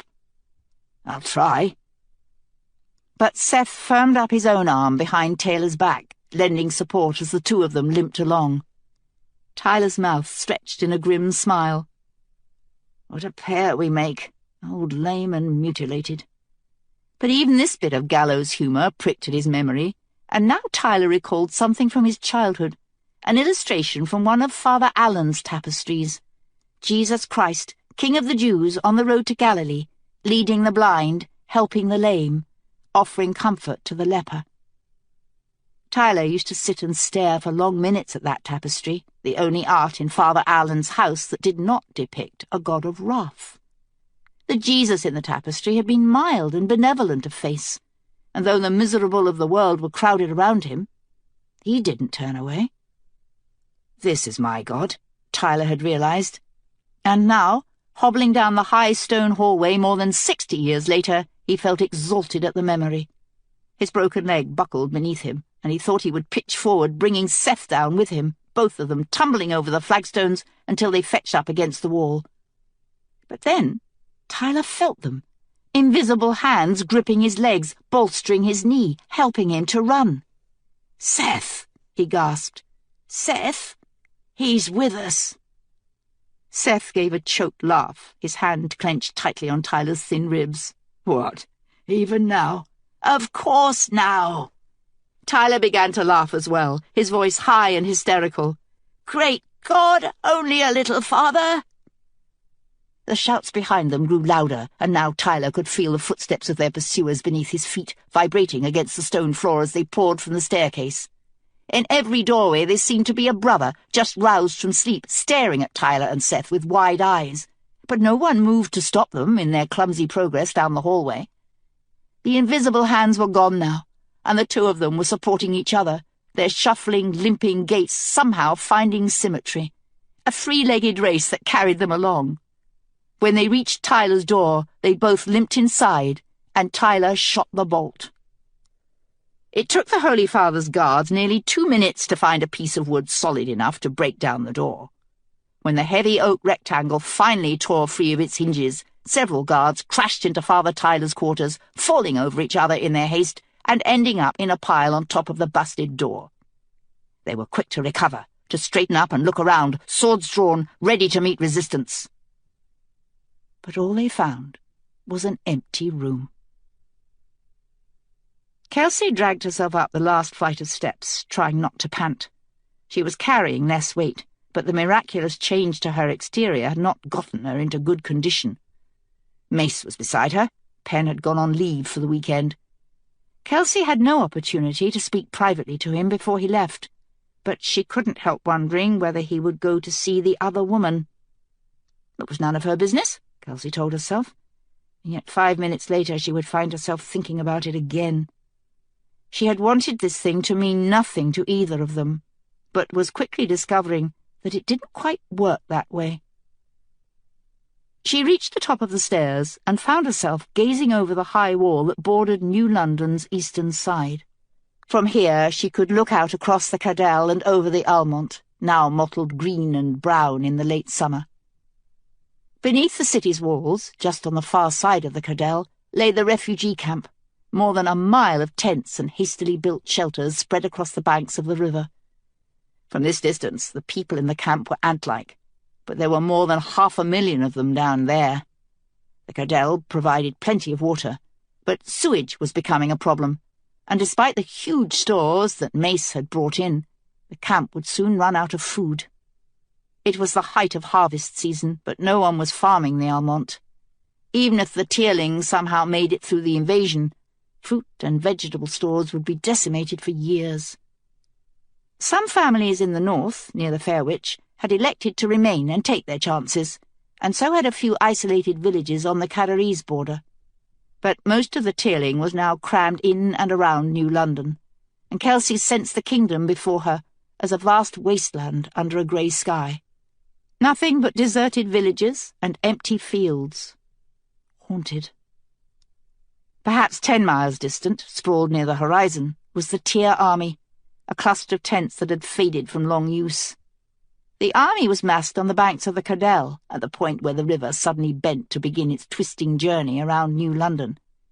Her army appeared unimposing, even to Kelsey, and it was not helped by comparison with what lay on the horizon.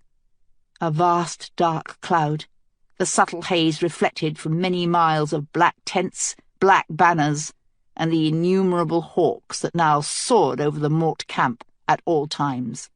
Hall had caught the Mort napping beside Lake Karchmar, but that would never happen again, for now the Mort had come up with some sort of sentinel species to overfly their camp. Unlike most Mort hawks, which would not cry out, these birds emitted an ungodly shriek whenever any of Berman's soldiers tried to approach. Several scouts had been caught in this manner, and now Berman was forced to keep an eye on the Mort from a distance, but not for long. They were coming, and they were coming fast.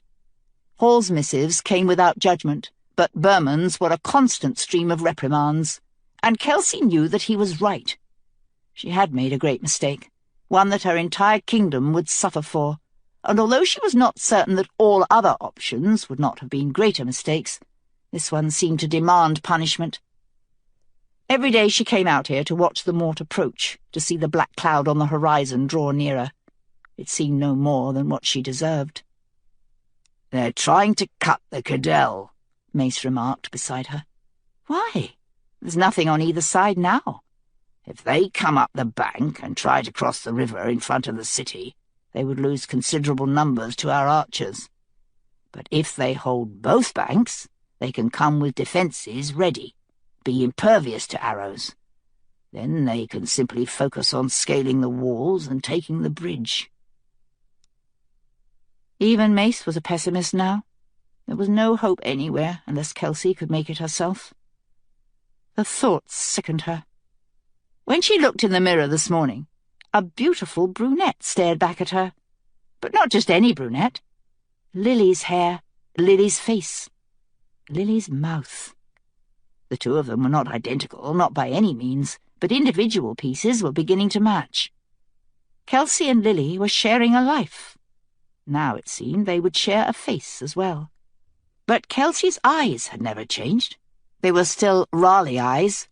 Her mother's eyes, twin spots of deep green carelessness that had brought down an entire kingdom. "Glory to the Queen!" The shout came from below, from the bottom of the inner wall, where several members of her guard had blocked the stairwell. Kelsey peered over the edge and found a crowd of people gathered at the foot of the stairs. They waved furiously, a sea of upturned faces. "I think I can save them." Kelsey dug up a confident smile and waved back, then returned her attention to the Almont. She had never had any options, but that fact would earn her no leniency. When she was judged, as she surely would be, by history if nothing else, there would be no mitigating circumstances. She stared at the dark sprawl on the horizon, not allowing herself to look away. Almost without thinking, she opened up a new wound on her calf, feeling a grim satisfaction as blood trickled down toward her ankle. punishment. "Sir?" Mace leaned over the edge of the staircase. "What?" "Messenger from General Bermond." "Send him up." Kelsey turned away from the Almont as Bermond's messenger reached the top of the stairs. Army messengers really were extraordinary. The man had run up 5 flights of stairs, but he was barely even out of breath. He was young and lithe, a sergeant by the copper pin at his collar, and his eyes widened as he caught sight of Kelsey.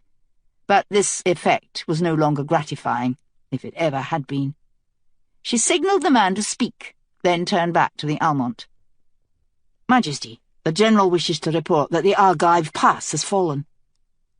Mace grunted beside her, but Kelsey kept her gaze pinned on the black cloud on the horizon, trying not to blink. "The Mort have already begun to bring supplies to the Argive. This will cut their resupply time considerably. Last night, over 1,000 reinforcements also came down the pass. They will reach the Mort line by tomorrow.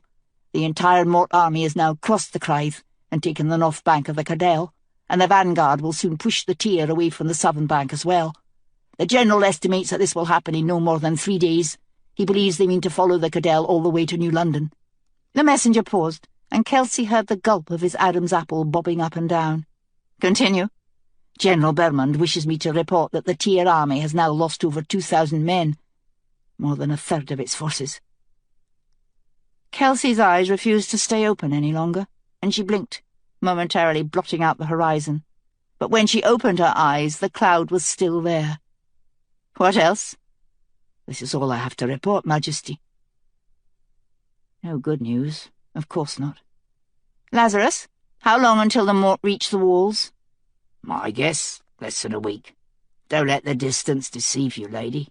Even with Bermond doing all he can, the Mort are capable of advancing 2 or 3 miles a day. They'll be here by the end of the month, no later." Kelsey looked down at the refugee camp, that sprawling mess of hardship, inadequate shelter, the beginnings of starvation. That responsibility lay at her feet as well. She turned back to the messenger. "Advise Bermond that we'll move the refugees inside the city. It will take at least 5 days. Bermond is to hold the Mort off the camp until evacuation is complete. Then retreat and hold the bridge." The messenger nodded. "Well done. Dismissed." He scampered down the stairs and out of sight. Kelsey turned back to the Almont. "Arlish should be in charge of evacuating the camp. His people know names and faces down there." "Lady, I assure you—" "Did you really think I wouldn't find out, Lazarus? His little minions are all over that camp, dealing narcotics like there's no tomorrow." "There is no tomorrow for these people, lady." "Ah, I knew it." Kelsey turned to face him, feeling her temper grind into terrible life. But beneath was something even worse than anger. Shame. She craved Mace's approval, always had, in the same way she had always longed for accolades from Barty. But Barty had approved of her without reservation. Mace made his approval more valuable, forcing Kelsey to earn it, and the knowledge that she had failed cut very deep. "I knew that sooner or later you would tell me that I fucked it all up." "Done is done, lady." This was worse. Not only did Mace not approve, he didn't even want to discuss it. Kelsey's eyes watered, but she forced the tears back, furious. "I suppose you think I'm just like her." "You spend too much time dwelling on your mother, lady. That's always been a weakness of yours." "Of course it has," Kelsey shouted, mindless of the guards nearby. "She overshadows everything I try to do here. I can't make a move without being hampered by her mistakes." "Perhaps, lady, but don't deceive yourself. You make your own mistakes as well." "Is this about Thorn?" His gaze slid away from hers, and Kelsey narrowed her eyes. "You cannot be serious." "Listen to me, lady. Listen very carefully." Mace's face had paled, and Kelsey suddenly realized that the granite expression she had mistaken for resignation was actually anger, a deep, quiet anger that was somehow worse than the blustering rages she had seen from Mace once or twice before. "You have done many things that I would not have done. You are reckless. You do not consider all consequences. nor do you take advice from people who are more informed than you. And yet I have never condemned any of your actions until now." "Why?" she hissed. "What makes Thorn so important?" "It's not Thorn," Mace roared, and Kelsey shrank back. "Stop being a child for once. It's you, lady. You have changed." "This?" Kelsey ran a hand down her face and neck. "This is what concerns you?"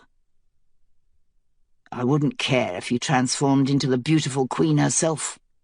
But your new face is not the issue, lady. You are different." "Less naive?" "No, more brutal." Kelsey's jaw clenched. "And what of that?" "Think it over, lady. There are worse things than becoming your mother." Kelsey's temper snapped, and for several seconds she hovered within inches of picking Mace up and heaving him over the wall. She could do it, she knew. Thorn's execution had awakened something inside her, some creature that stalked through her daily life, looking for any excuse to spring. This creature was predatory, implacable, and it did not want to go back to sleep. Mace stepped forward, reaching out to take her shoulder. Mace never touched her, unless there was a security issue, and Kelsey was so surprised that she stilled immediately, feeling her anger retreat. "Take your jewels off, lady," Mace pleaded. "Let them go. For all the good they've done, it's not worth what's happening to you. I'll hide them away. No one will ever find them. Build your throne, your legacy, on something else." For a moment, Kelsey wondered whether he was right, whether the jewels were the real problem. The dreams, the voices, Lily's inexorable invasion. Some part of Kelsey's own life seemed to have gotten lost en route. The way her guards eyed her now when they thought she wasn't looking. Tentative, suspicious, sometimes even fearful. The feeling of helplessness when she looked in the mirror and found Lily's face staring back at her. Everything had gone bad somehow, and Kelsey wasn't even sure when it had happened. But the sapphires! What Mace asked was impossible. It didn't even matter that the sapphires did nothing anymore, that they seemed to be lifeless. They were hers, and now Kelsey found herself staring a hard truth in the face. She had her own narcotics. They merely took a different form. "No," she finally replied. "You can't ask me for that." She felt his eyes on her, their weight nearly physical. "Are we going to have a problem, Lazarus?" "I suppose that depends on you, lady. I'm a Queen's Guard. I'm sworn." A throat cleared behind Kelsey, and she whirled, furious that anyone dared to interrupt. But it was only Corin, standing at the top of the steps. "We'll continue this at a later time," she told Mace. "I can hardly wait."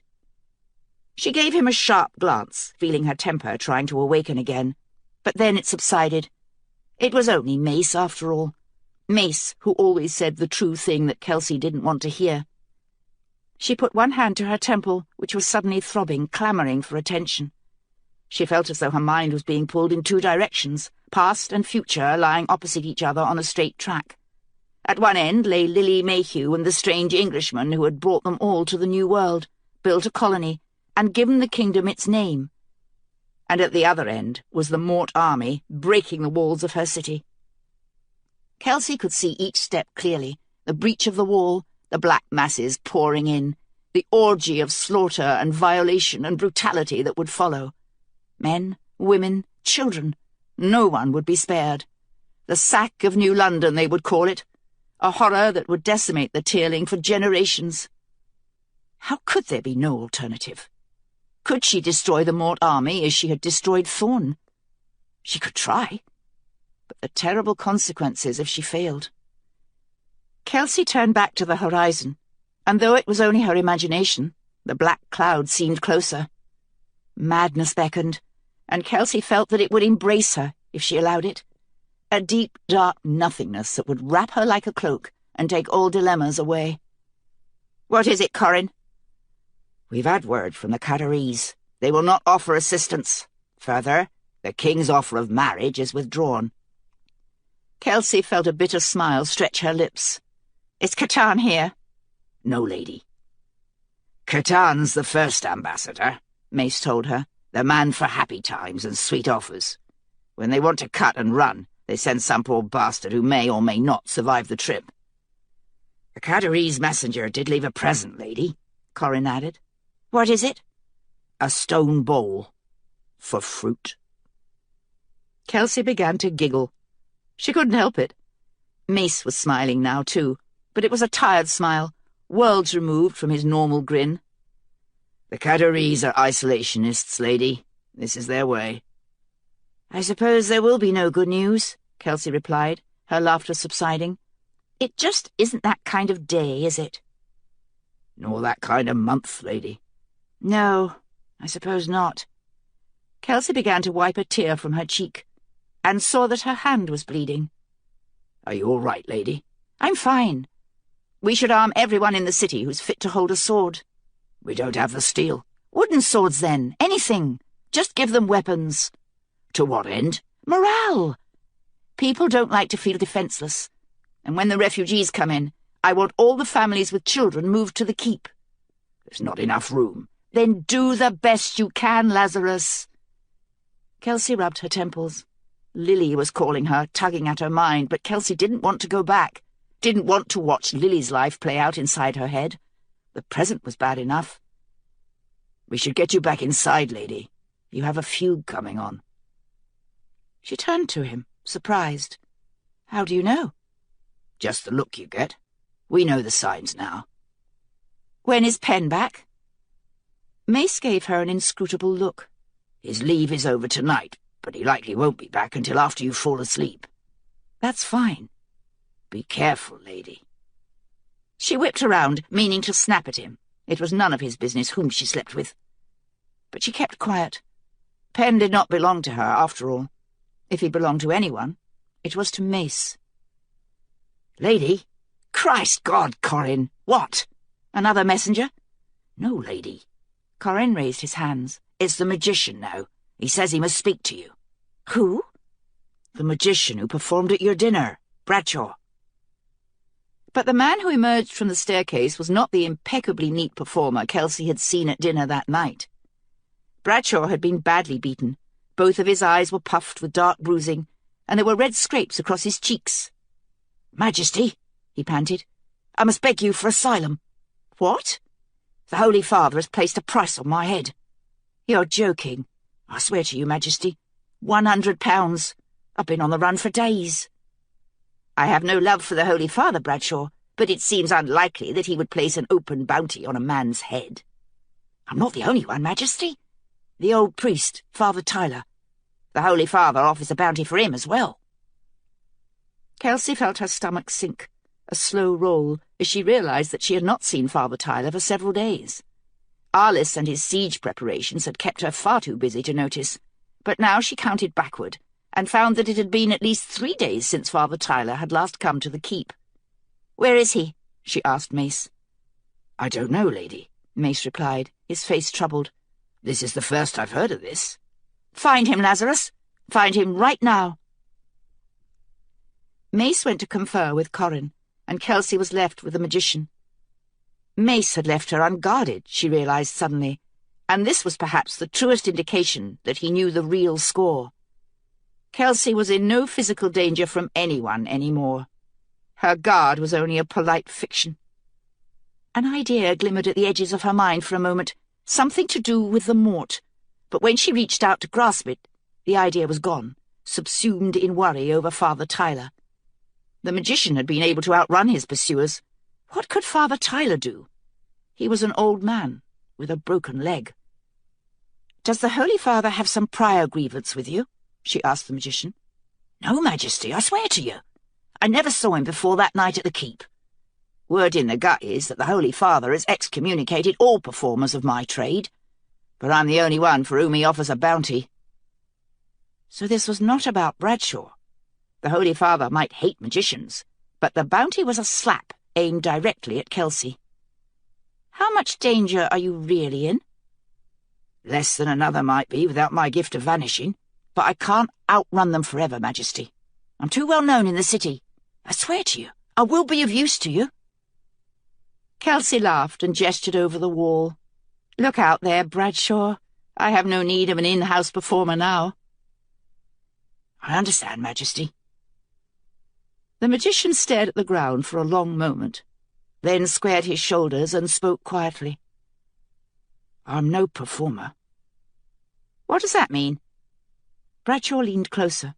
If Mace had been nearby, he would never have allowed it. But he was still deep in conference with Corrin, and so Bradshaw was able to hunch over Kelsey, hiding her from the rest of the guard. Look. Bradshaw raised his right palm and held it perfectly still. After a moment, the air above his palm began to shimmer, as cobblestones did in high heat. The shimmer solidified into a knife, a silver knife, with an old and intricate handle. Try it, Majesty. Kelsey grasped the knife, found it solid in her hand. They say you have magic, Majesty, in your jewels. But there is other magic in the Tear. My family is full of such gifts. Kelsey snuck another quick look at Mace. He would not like it, she knew. He distrusted magicians, all of their ilk.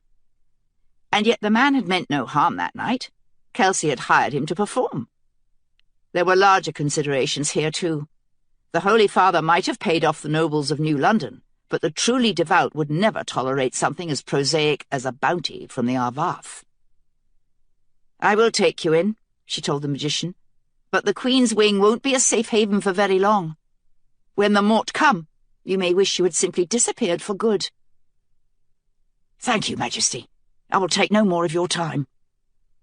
Bradshaw whirled with his unnatural acrobat's grace and was off toward Mace before Kelsey could tell him that she was not busy. Far from it. That she had nothing better to do than stare out at the horizon and watch a ghastly destruction play out over and over in her mind. That cloud on the horizon belonged to her. She was the one who had brought it here. She shivered, sensing again the tickling fingers of Lily's mind, nearly a physical thing, worming its way inside her own. Lily's life was hurtling towards some calamity, and she needed something from Kelsey, something Kelsey could not see yet. And now Kelsey saw that there was no difference which vision she lived in. Past or future, in either direction lay only terror. She turned back to the horizon and restarted the count of her own mistakes, preparing to suffer through them again, one at a time. Preparing to scourge. Bastards aren't worried about us anymore, that's for sure, Bermond muttered. No real sentries out there, just the hawks. Hall grunted in agreement, but didn't look up from his helmet. A sword had grazed his chin 2 days before, slicing the helmet's clasp clear off. Hall had rigged a substitute by sewing on an extra piece of leather, but now the fit was imperfect. The helmet kept threatening to slide off his head. Still, it could have been worse. He would have a scar, but his winter beard would easily cover it. The stupid clasp had probably saved his teeth, if not his life. The clasp seemed like something Hall should have kept, a good luck charm to carry in his pockets. But it was lost now, perhaps 3 miles up the Cadell. Stop fucking with that thing, Ryan, and have a look. With a sigh, Hall dropped his helmet and pulled out his spyglass. He hadn't slept in 3 days.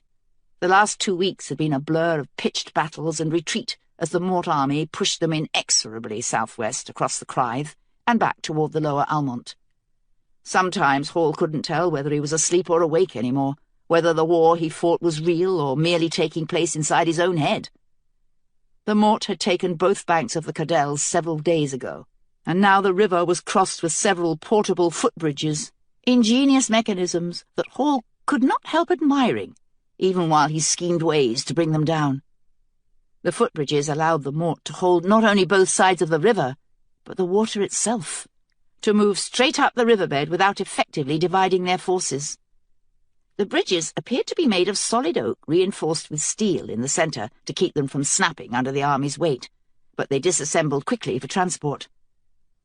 Someone in Mortmain was a hell of an engineer, and Hall wished he could speak to him for just a few minutes, even now while the world came down around their ears. Hall's spyglass caught and held on a flag on the south side of the Cadell. Most of the Mort camp was either black or a deep storm cloud grey, but this flag was bright scarlet. Hall stood up from his crouch, disregarding the threat of Mort archers, and focused the lens. The red flag was planted on top of a deep crimson tent. "Sir, 10 o'clock on the south side of the river. What? Oh, hell, look at that. Berman set down his spyglass and rubbed his temples. He hadn't slept in days either. Even the blue plume on his helmet, a sign of rank to which Berman was ridiculously attached, hung limply in the hazy sunlight. All we need now. Maybe it's not really her, only a ruse by the Mort. You think it's a ruse? No, Hall replied after a moment's thought. She's here, come to finish what she's started. Morale's hanging by a thread already. This might snap it. Hall turned his spyglass west toward New London. The Queen's refugee camp sprawled in front of the city, a vast acreage of tents and tarps, and now it was a frenzy of activity as census people evacuated the last occupants into New London. Stone walls ringed the city, a perimeter set just off the edge of the Cadell, some 10 feet high. But these walls had been hastily constructed on soft riverbank ground. They would not stand up to assault. Everything was a holding action. One more day to finish the evacuation, and then Berman would pull the army back to New London, and they would all settle in for siege. A thick cloud of smoke hung over the city. They were slaughtering and roasting all of the animals, curing the meat for the long haul. The army had also been hoarding water, knowing that once the Mort reached the walls, the Cadell would be cut off. Good preparations, but still a holding action. There was only one way for a siege to end. Still, Mort morale might be weak as well, Berman mused hopefully. The Mort like their plunder, lad, and we've given them none. I hate to admit it, but the Queen had a good idea with her evacuation. Now, there must be some grumbling going on in their camp by now. Not enough, Hall replied, and gestured toward the crimson tent. If they were grumbling, she'd put a stop to it. He didn't want to mention the Red Queen by name, an old superstition from his childhood on the border, where every child knew that if you spoke of the Red Queen, she might appear. Names made a thing real, far more real than that distant spot of scarlet. And yet, once his men spotted the tent, Hall knew that the fear would sweep through the remainder of the Tear army like an evil wind. Berman sighed. How do we keep them off for one more day? Pull back, mass at the entrance to the bridge and build a barricade. They have siege towers. Let them try. We have oil and torches. You're in fine form today. What did you do? Sneak off to Whore's Alley last night? No. Then what? I had a dream. A dream? Berman repeated, chuckling. About what? About the Queen, Hall replied simply. I dreamed that she lit a great fire that wiped the land clean. The Mort, the Red Queen, the wicked. All of the Tear's enemies were swept away. Never knew you to be a man for portents, Ryan. I'm not, but all the same it put me in a good mood. You place far too much faith in a naive child. Hall did not reply. Vermont would never see the Queen as anything but an upstart. But Hall saw something else, something he could not quantify. They're coming again, Berman muttered. Put your helmet on. See if you can push them down toward the muddy part of the bank. Their footwork isn't nearly as fearsome as their steel, and they'll have trouble on soft ground. Hall signalled to the men behind him to get ready. A detachment of Mort had emerged from the camp, spreading out along the north bank of the Cadell. Time and time again they had pushed the Tear back with flanking manoeuvres. An easy business with overwhelmingly superior numbers. This would be no different. Hall spared a final glance for the refugee camp behind him, the ant-like frenzy of the final stages of the evacuation. One more day, he thought, then drew his sword and led his men down the knoll toward the river. Vermund remained on the hilltop. His limp didn't allow him to engage in close combat any more. Hall's men caught him up as he ran, surrounding him on both sides. Blazer right beside him. Blazer had taken a nasty wound to the collarbone on the shores of the Crythe, but the medics had stitched it up, and now Blazer was bellowing as they reached the bottom of the hill and ran into the Mort line. Hall felt the impact of an iron sword against his, all the way down his arm, but the pain was muted, as it always was in dreams. He regarded the assailant across from him, slightly bewildered, wondering for a moment what they were actually fighting about. But muscle memory was a powerful thing. Hall heaved the soldier away and sliced downward, finding the join between wrist and glove. The man shrieked as his hand was nearly severed. "Hawks! Hawks!" The shout had gone up behind Hall on the knoll. He looked up and found at least 10 hawks speeding over his head. Not sentries, these. They cruised the sky, spread equidistant, flying westward in silent formation. Specially trained? But for what? There was no time to ponder it. Another Mort soldier came at him, this one left-handed, and Hall forgot about the hawks as he fought the man off. His helmet fell backward again, off his head, and Hall cursed as he threw it to the ground. Fighting without a helmet was a good way to die, but even death seemed like an acceptable outcome at this point. At least there would be sleep waiting there. Hall jabbed at the Mort, felt his sword clang harmlessly off the man's iron breastplate. The damned Mort armour! A scream came from behind him, but Hall could not turn around, not even when warmth soaked the back of his neck. Someone launched into the Mort from the side, knocking him to the ground. Blazer, grappling with the soldier for a moment before clubbing him across the face. When the man lay still, Blazer got up and grabbed Hall's arm, pulling him back toward the tier line. "What is it? A retreat? Come, sir! The General!" They pushed their way back through, knocking aside several Mort along the way. Hall moved along in a dream. Everything seemed muted somehow. The sunlight, the sounds of battle, the stench, even the screams of the dying. But the waters of the Cadell were clear and sharp, a bright and sparkling red. Atop the knoll ahead, a group of soldiers were clustered, their faces grave. Something about this tableau shook Hall awake for the first time in days, and he began to run, Blazer at his side, heedless of the battle at the bottom of the hill. Berman lay face down in a heap. No one had dared touch him, so Hall squatted down and rolled him over. A collective groan went up from the assembled men. Berman's throat had been torn out, leaving only shreds of flesh that dangled on either side of his neck. His chest had been protected by his armour, but all 4 of his limbs had been shredded to pieces. His left arm was barely attached at the shoulder. His eyes gazed blankly at the sky, from a face wet with blood. A few feet away, in the grass, Hall spotted Berman's helmet with its ridiculous blue plume. A silly affectation, that helmet, but Berman had loved it, loved riding the Tearling with the plume waving jauntily in the breeze. A general for peace, not wartime, and Hall felt his throat tighten as he closed Berman's eyes. "Sir, we're losing ground." Hall straightened and saw that the tier line was indeed weakening. At several points the Mort had pushed the tier neatly inward like a pin in a cushion. Hall stared at the men around him, Blazer and Caffrey, Colonel Griffin, a young major whose name he didn't know, several infantry, feeling at a loss. Promotion of a general required a formal procedure, approval by the Queen, a ceremony. Hall had stood right beside Berman years ago when Queen Alyssa had invested him with command. At this moment the Queen was miles away, but when Hall looked around, he saw that all of them, even Griffin, were looking to him, waiting for orders. Queen or no, he was the general now. "Caffrey, fall back to the next knoll." Major Caffrey took off in a dead sprint down the hill. "You, Griffin, pull the remainder of your battalion back and head for New London. Take the leftover material from the deserted areas of the refugee camp and barricade the bridge. A barricade of old furniture and tents won't hold up for long, but it has to. Ask the Queen for extra lumber if you need to, but get it done.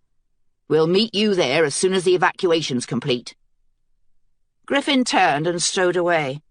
Hall returned his attention to the battlefield and saw that the tier had already begun to retreat, inching up the gentle slope at the bottom of the knoll. He looked down at Berman's corpse and felt sorrow and exhaustion heave up inside him, but there was no time for either.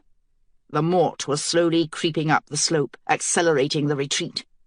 A deep voice bellowed orders behind the Mort line, and Hall knew somehow that it was General Ducat close to the battle now. Ducat wasn't one to hang back and keep his hands clean. He had come to see blood. "You!" Hall pointed to the 2 infantrymen. "Go with Griffin. Take the General's body back to New London." They lifted Berman's body and carried it down the other side of the knoll, toward the horses. Hall followed their passage for a moment, then lifted his eyes to the refugee camp. Defenseless people. an entire city. One more day, he thought, watching the mort mass at the weakest point of the tier line and charge, swords and freshly polished armour gleaming in the sunlight. They went through the tier easily, breaking the line, even as Hall's soldiers scrambled to get back up the hill. Tier soldiers swarmed in, bolstering the gap, but the damage was done. There was a hole in Hall's formations now, and they would have no time to regroup. The mort pressed their advantage, massing at the weak point, forcing the tier to fall backward and accommodate them. Bermond was dead, but Hall could still feel him somewhere, on the next hill perhaps, watching and evaluating, waiting to see what Hall would do next. The sun broke through the clouds, and Hall drew his sword, relieved to find new life in the muscles of his arm, to find himself more awake than he had been in a long time. The mort tore through the tier line, a black mass that could not be defeated, and General Hall charged down the hill to meet them. Chapter 11. Blue Horizon. In the decade before the crossing, the American security apparatus took thousands of alleged separatists into custody. The sheer number of detainees convinced the American government, as well as the public, that security was winning the war on domestic terrorism. But this single-minded focus on demonstrable results also blinded the government to the real issue, an enormous fault beneath the American surface, unseen, that was finally beginning to crack. The Dark Night of America, Glee Delamere. Dorian was gone. Lily stood in the doorway of her nursery, blinking. Dorian was gone, and so were the medical supplies, the extra clothes that Lily had given her. The nursery was still, as always, full of tiny dust motes that floated in the late morning sun. No one would know that Dorian had ever been there.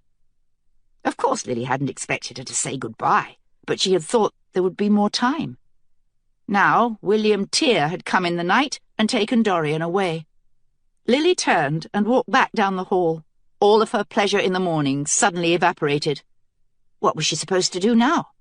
She was supposed to play bridge later with Michelle and Christine and Jessa, but she saw now that she would have to call that off.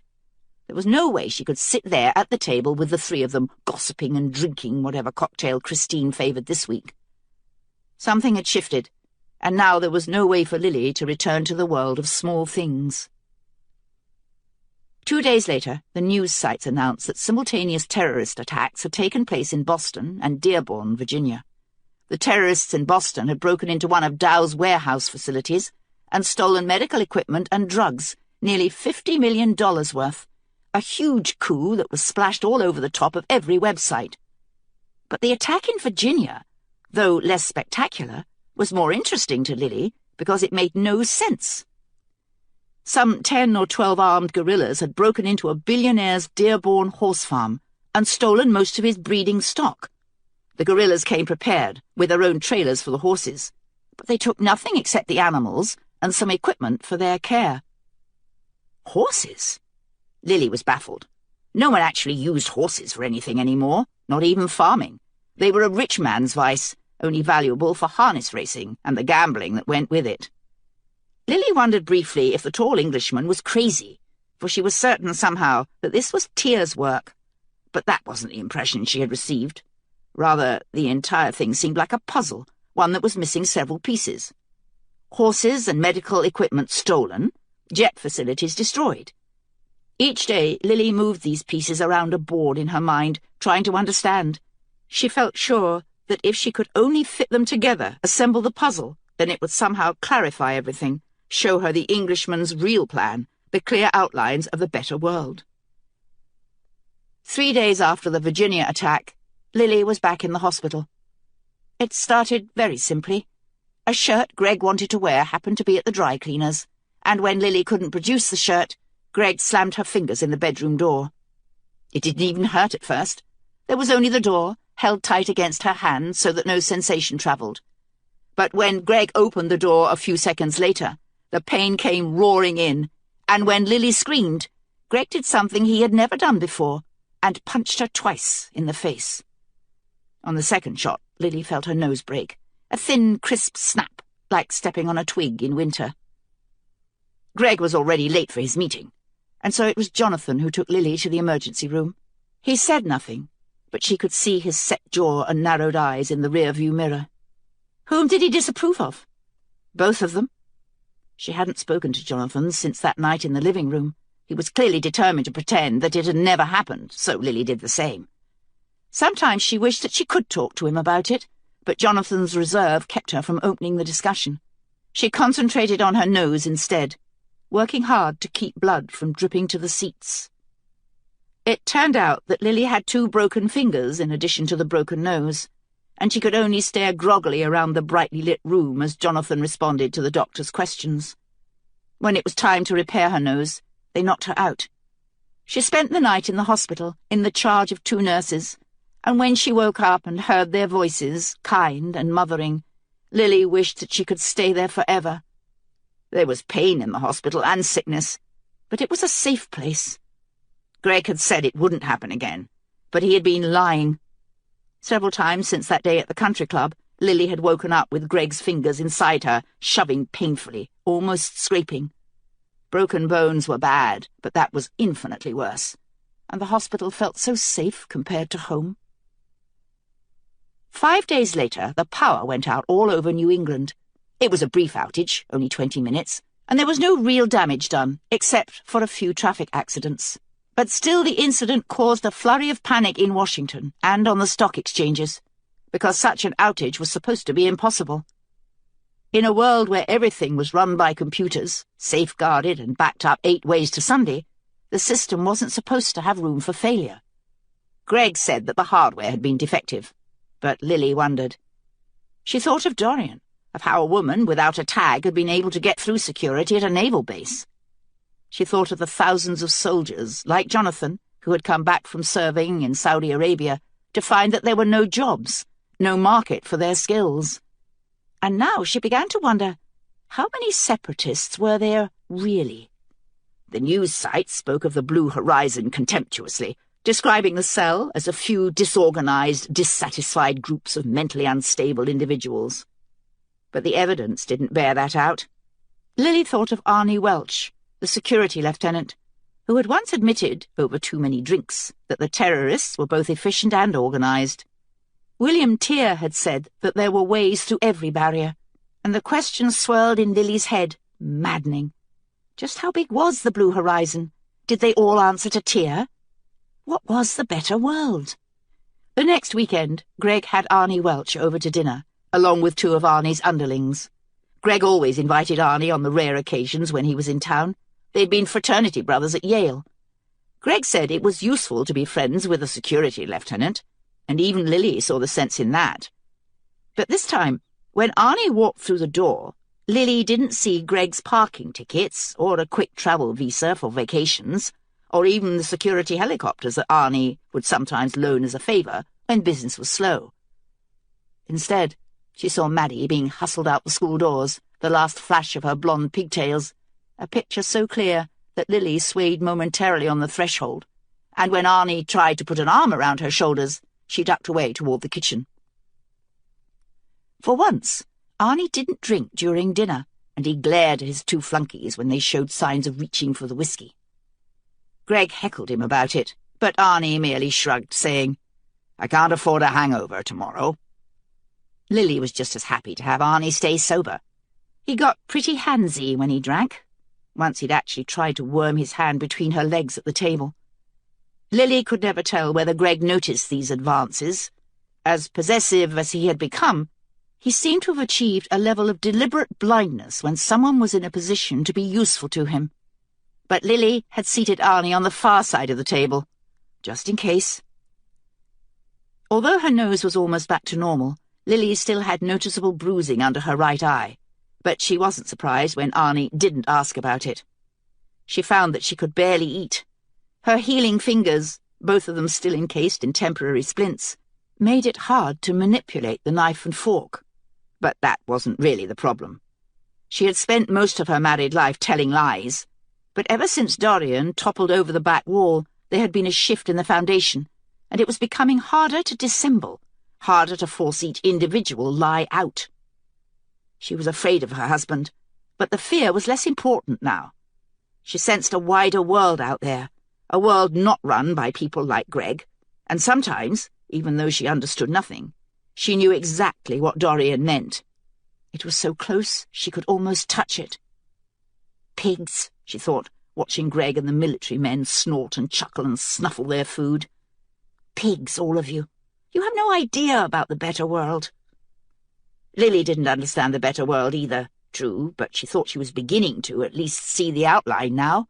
No poverty and no greed, Tear had said. Kindness is everything. People like Greg would be entirely irrelevant. Yesterday he had told her that he'd made contact with an in vitro doctor. They would go on Monday. Lily couldn't imagine what her life would look like on Tuesday. She had her doubts that Arnie could really stay sober throughout dinner.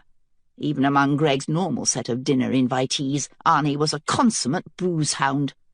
The whiskey bottle sat on the table right in front of him, Greg's idea of a good joke during the entire meal, but somehow Arnie ignored the bottle, sticking strictly to water. He was nervous and jumpy, constantly checking his watch. His two underlings weren't much better, though they still found time to nudge each other and grin at Lily during the meal. She was used to this kind of thing and ignored their comments, even when she heard herself referred to as a nice piece of snatch. "What's got you so twitchy?" Greg finally asked Arnie. "Are you on drugs?" Arnie shook his head. "Stone sober. I have a long day tomorrow, that's all." "Doing what?" "It's classified. I'm cleared." Arnie looked uncertainly across the table at Lily. "She's not cleared." "Oh, fuck her. She's not going to tell anyone." Greg turned to Lily with narrowed eyes. "Are you?" She shook her head automatically, keeping her eyes on her plate. "So come on, man, give," Greg begged, and Lily suddenly saw something she had never seen before. Greg was jealous of the military men across the table. Greg worked for several defense contractors, yes, but his was a desk job. Arnie was trained to fire weapons, to interrogate, to kill people. And Greg thought that made Arnie a better man. "Tell us what you've been up to." Still, Arnie hesitated, and Lily felt a tiny alarm go off inside. Clearance or not, Arnie was always telling Greg things he shouldn't, and it usually didn't take much alcohol to make it happen. She kept her eyes on her plate, trying to make herself as invisible as possible, waiting for him to speak.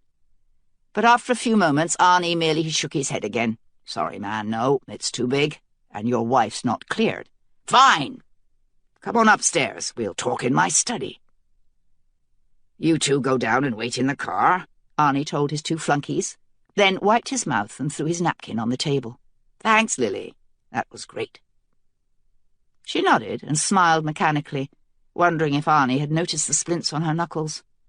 The flunkies left, and Greg and Arnie disappeared upstairs. Lily stared at her plate for a moment, considering, then grabbed the edge of the table with her uninjured hand and levered herself up. Leaving the dirty dishes scattered all over the table, she hurried through the kitchen and into the small guardhouse that housed their surveillance equipment.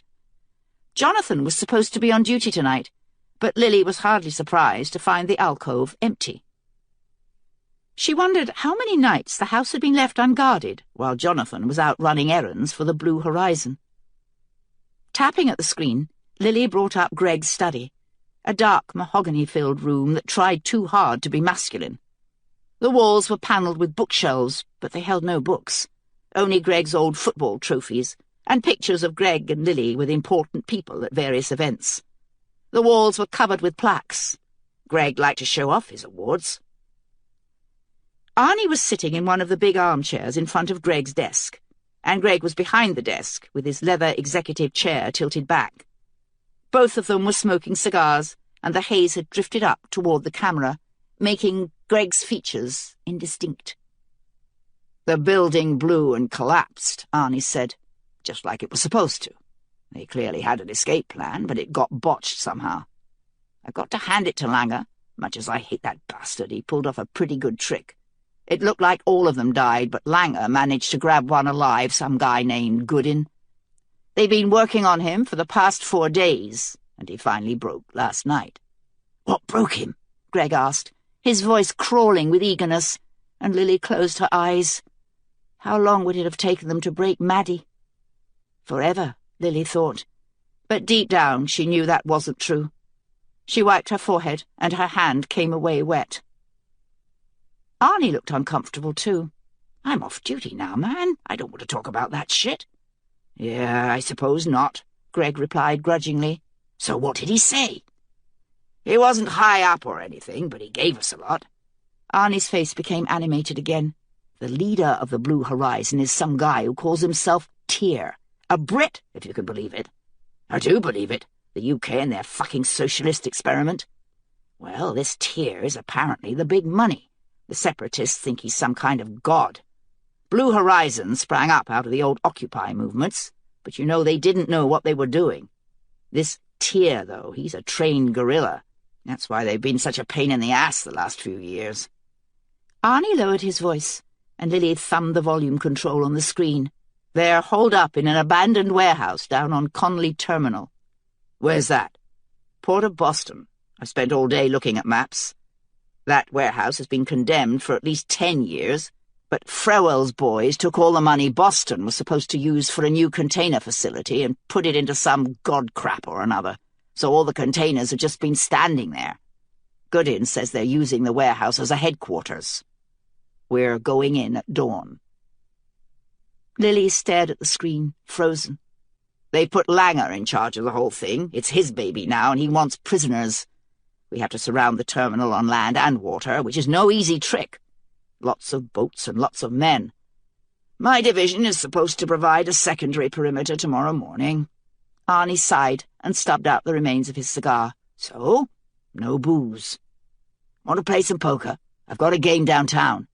"Can't, really. I have to be in Boston in 2 hours. My copter's waiting down at the pad." Greg nodded, though his lip had pushed out in that little pout that Lily had come to know so well lately. "Fine. I'll walk you out." Lily shut off the screen and hurried back into the dining room, where she set the washer to begin clearing plates. When Greg and Arnie's voices had disappeared out the front door, she dug her phone from her purse and called Jonathan, but he didn't pick up. There was only his dry, deep voice, a generic greeting. Lily couldn't leave him a real message. Her calls were monitored. Trying to keep the panic from her voice, she demanded that he call her back immediately. But she couldn't escape the feeling that wherever Jonathan was, he wouldn't get back to her in time. She could see it now, the darkened warehouse, Dorian inside with William Tear. Dorian had said that she wasn't going back into custody, not ever again. The Boston waterfront, the Blue Horizon. Lily closed her eyes and saw the tiny group of wooden houses beside the blue river, bathed in sun. "I have to do something." "And what can you do, Lil?" Maddie asked, her voice jeering. "You've never had the courage to do anything in your entire life." "I did," Lily insisted. "When Dorian fell into the backyard, I did." But deep down, she knew that Maddie was right. Dorian had been a low-risk decision, almost a game, insulated in the relatively safe environment of the nursery. What Lily was contemplating now was something else entirely. She formulated a plan, rejected it, formulated another, rejected that, formulated a third, and examined it, turning it over for flaws. It was a stupid plan, no doubt. It would probably get her arrested, maybe even killed. But she had to do something. If the better world was real, it was also unutterably fragile, and without Tear, there would be nothing. "Arnie's gone." Lily focused on the window again and found Greg reflected behind her, though she could not read his expression in the glass. She said nothing, looking ahead now toward Boston. There was no place for Greg in that journey. He would only get in her way. "Are you excited, Lil?" "About what?" "About Monday." Lily's hand clenched on the handle of a pot, and for a moment she very nearly turned and flung the pot at his head. But her mind cautioned patience. Her aim might not be good enough. Greg had 6 inches and nearly 100 pounds on her. She would have one shot only, and she could not afford to miss. She cast along the counter, and her gaze fixed on a large, heavy picture frame, nearly a foot tall, that stood on the windowsill. Photos of their wedding day flashed endlessly over the screen in sparkling pixels. Lily saw herself, only 22 years old, covered in yards of white satin, getting ready to cut an enormous tiered cake. Even though her hair was beginning to come down from its elaborate coiffure, and Greg's wretched father stood beside her, she was laughing. God, what happened? Greg took a few steps forward, so close now that Lily could feel his breath on the back of her neck. She reached out to touch the picture frame, grasping its edge in her good hand. "Lil?" "If he tries to fuck me now," she thought, "I will go insane. It will be very easy. I'll just float off, and then none of this will matter. Not William Tear, or the blue horizon, or a warehouse down on the Boston port. None of it." "Lil, are you excited?" His hand settled on her shoulder, and Lily whipped around, bringing the frame with her, swinging its sidearm as she would a tennis racket at the club. The frame crunched into the side of Greg's head, tiny plastic shards flying everywhere, peppering Lily's hand and arm, and Greg fell sideways, banging his head on the marble counter on the way down, a deep thunk. Lily raised the frame again, ready, but Greg was down for the count, sprawled on his side on the kitchen floor. After a moment, blood began to trickle down his face from his scalp, tiny red dots dripping onto the white tile. "Well, that's done," Lily whispered, unsure who she was talking to. She thought about checking Greg's pulse, but couldn't bring herself to touch him. Moving slowly, as if in a dream, she went upstairs to their bedroom. She pulled out her oldest jeans, the ones she never wore when Greg was around, and a faded black T-shirt. These clothes were still nicer than anything poor people would wear outside the wall, but they were better than nothing, and might offer some camouflage. She covered them with a beaten leather jacket she'd had since she was 15, a remnant of better times that Lily refused to give away. The Mercedes was an automatic. After a moment's thought, Lily removed her splints and left them on the dresser. She tapped at the wall screen, examining maps of the port of Boston while she dressed. Connolly Terminal was a big container facility down near Castle Island, tucked into one of the 1,000 inlets that seemed to make up the Massachusetts coastline. Public roads it would have to be. Highway 84 to the Mass Turnpike. The private roads would be full of security checkpoints, particularly at night. And when they scanned her chip and found out that she had left her husband behind, it would raise more questions. Lily would have a better chance on public roads, if she even managed to get outside the New Canaan Wall at all. After a bit more searching, she found that condemned property was the province of the Department of the Interior. There were 2 condemned buildings located on Connolly Terminal. Only one looked like a warehouse, but Lily mapped each location carefully and sent the maps onto the Mercedes. Belatedly, she realized that these searches were probably going to trip an alarm somewhere at security, and she had a quick moment of panic before she realized how small a problem that really was, with her husband lying bleeding on the kitchen floor. Even if Greg wasn't dead, women had been executed for less. Lily went downstairs and grabbed the small code key with the Mercedes emblem off the hook on the wall.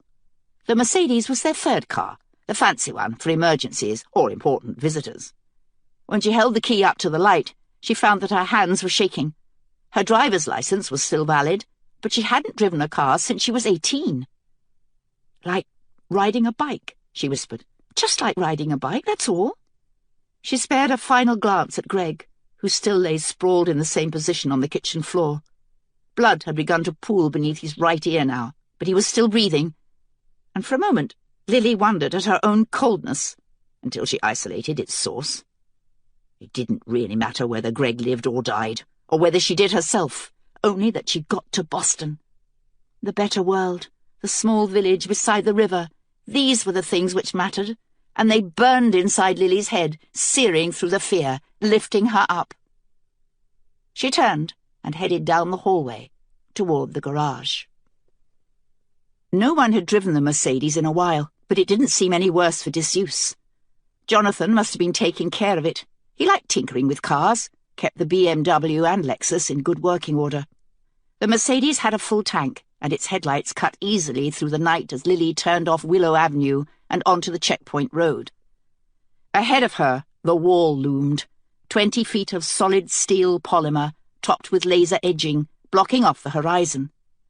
Something inside Lily seemed to freeze at the sight, and a low, panicked voice began to babble inside her.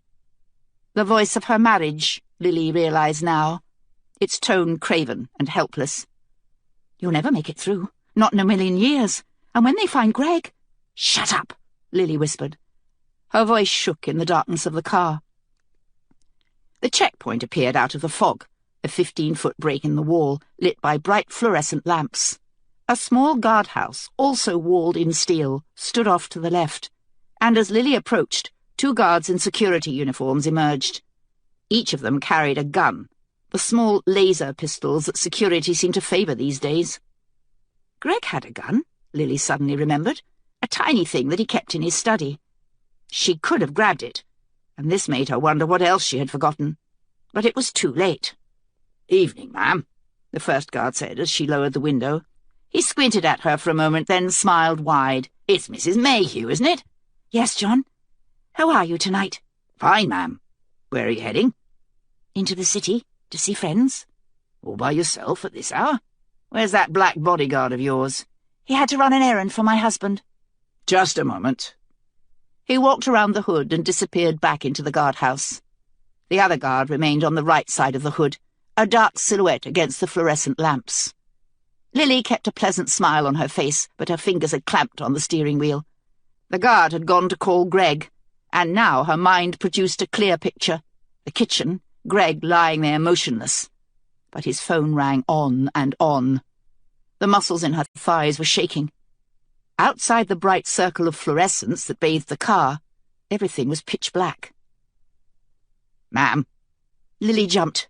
The guard had silently reappeared at the other window. "We're not getting any reply from your husband, ma'am."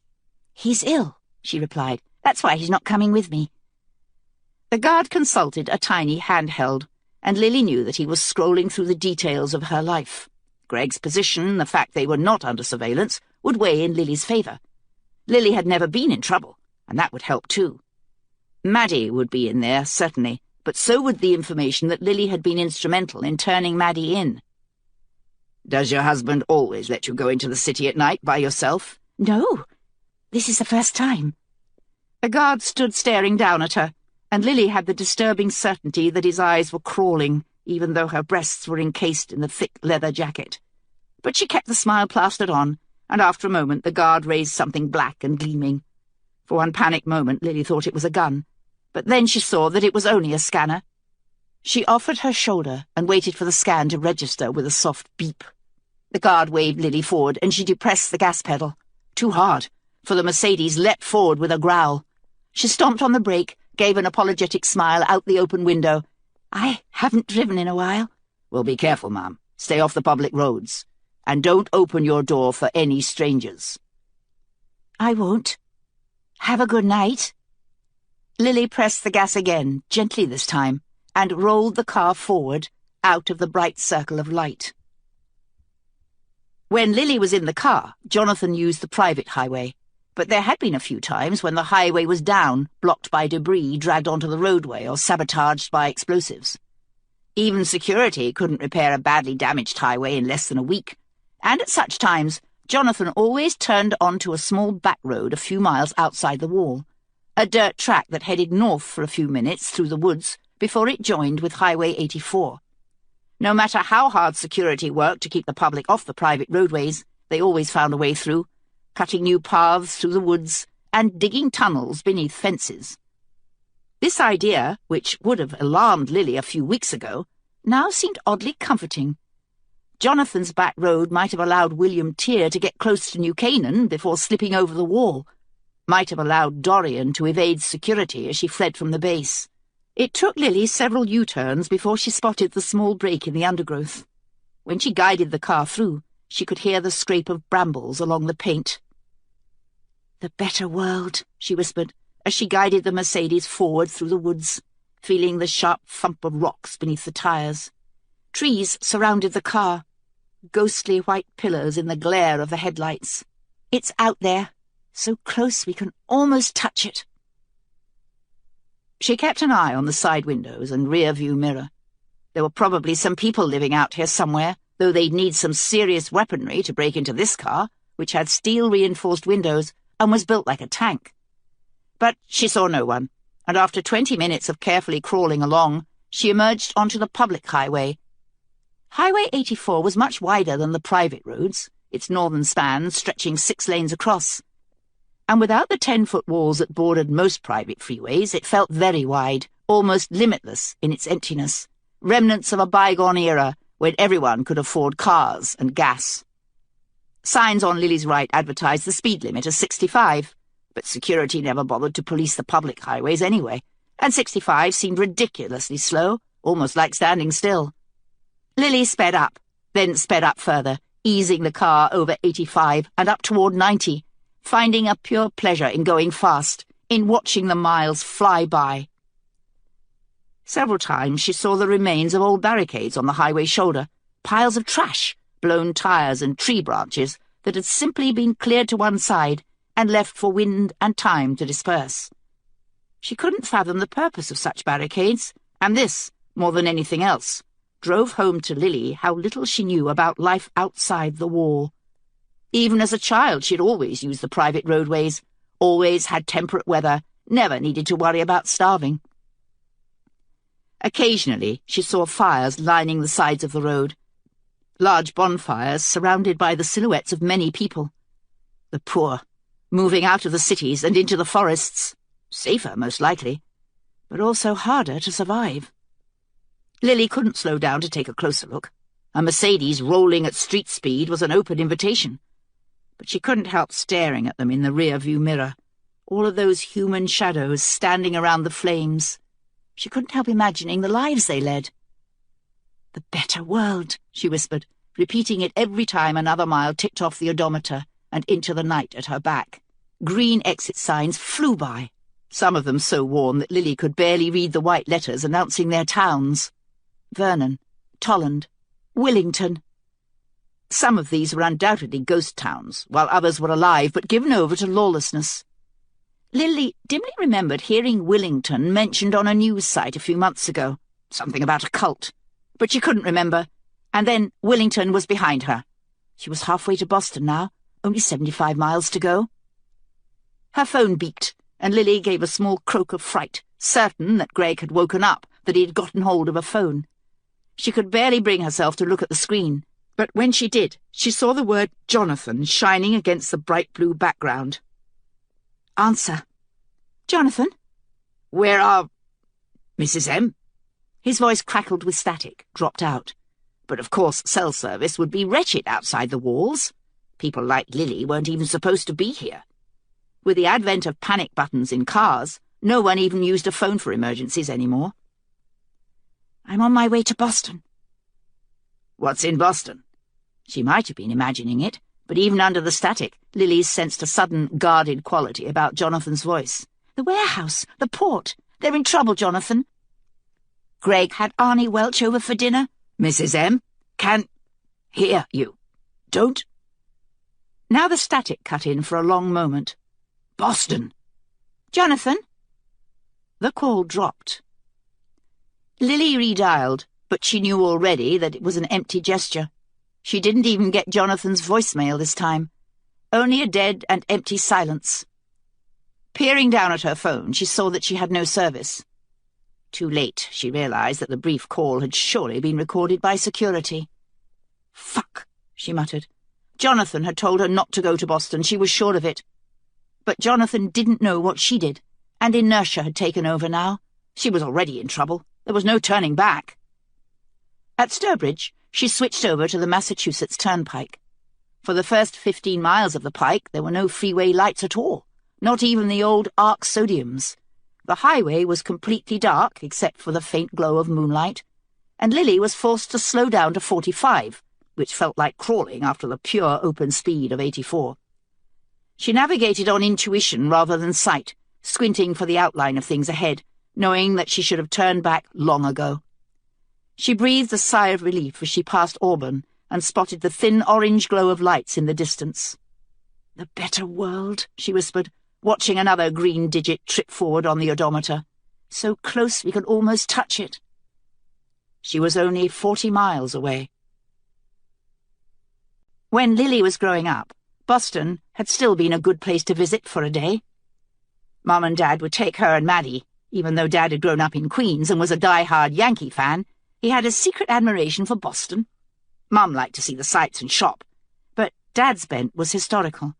He took Lily and Maddie to Boston Common, to the Kennedy Library. Once they'd even gone to the docks, to the site of the Boston Tea Party. And Dad had explained what had happened there. Quite a different story from the one Lily had heard in school. Maddie said that Dad's version might get him in trouble, so Lily had never repeated it, but it had been a struggle in 10th grade not to raise her hand and tell the teacher he was wrong. Whenever Lily thought of Boston, she always remembered standing on the docks and looking down at the water.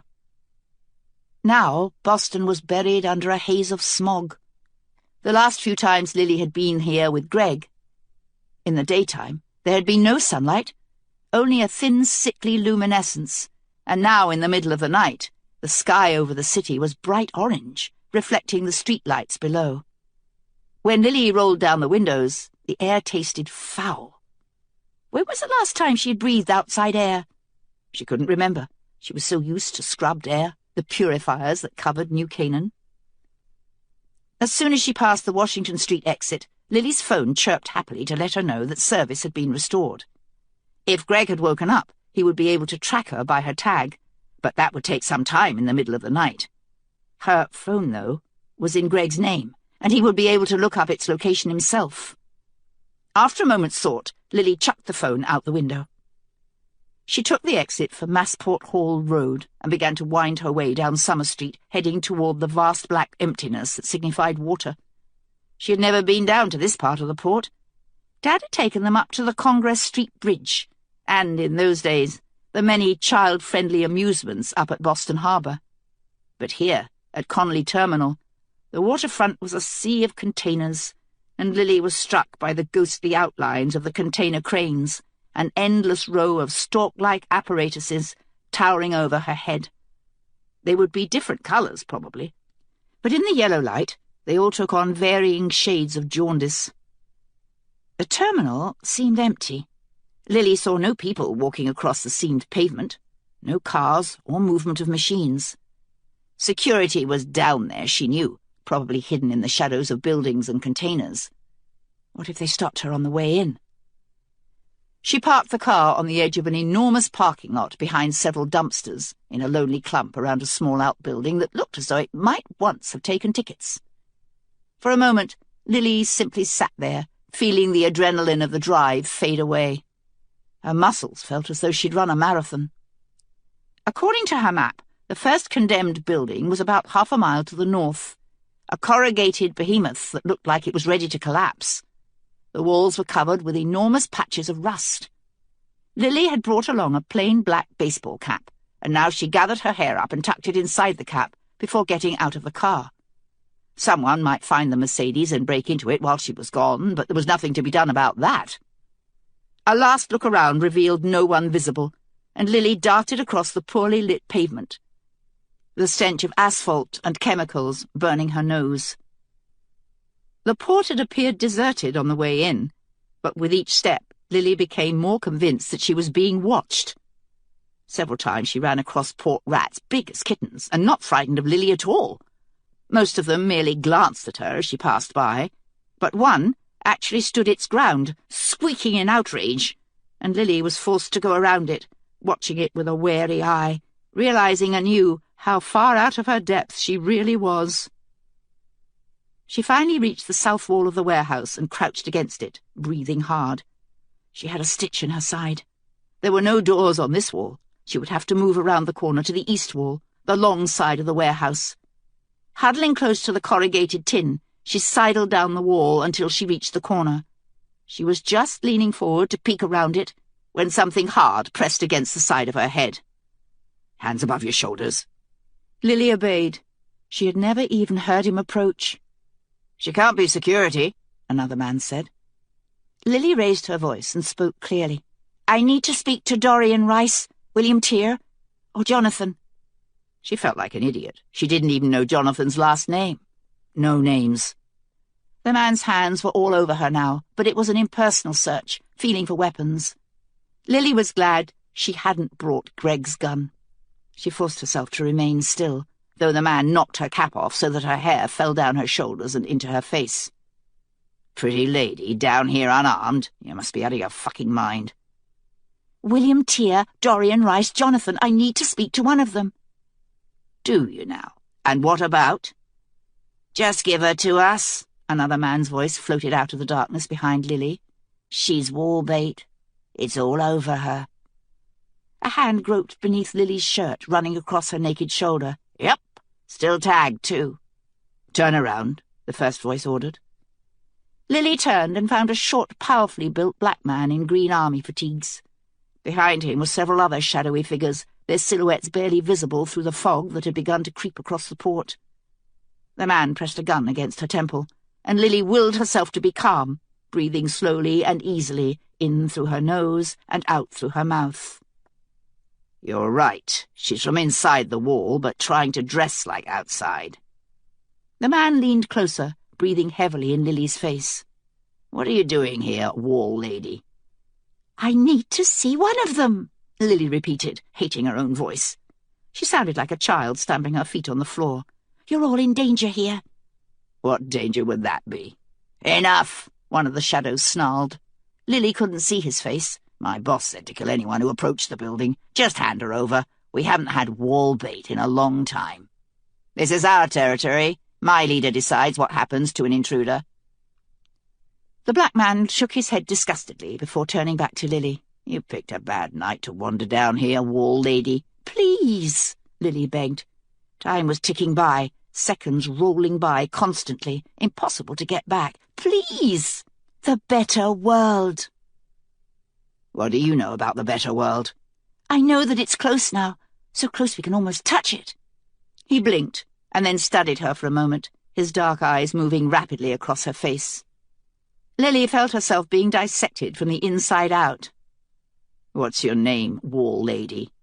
No names, Lily almost replied. But then her mother's voice echoed through her head, a constant phrase from Lily's childhood. Now is not the time to be smart. Lily Mayhew. The short man tapped at his ear. Come back. He began to chatter rapidly in a language Lily didn't recognize. It sounded vaguely like Arabic, but she couldn't be sure.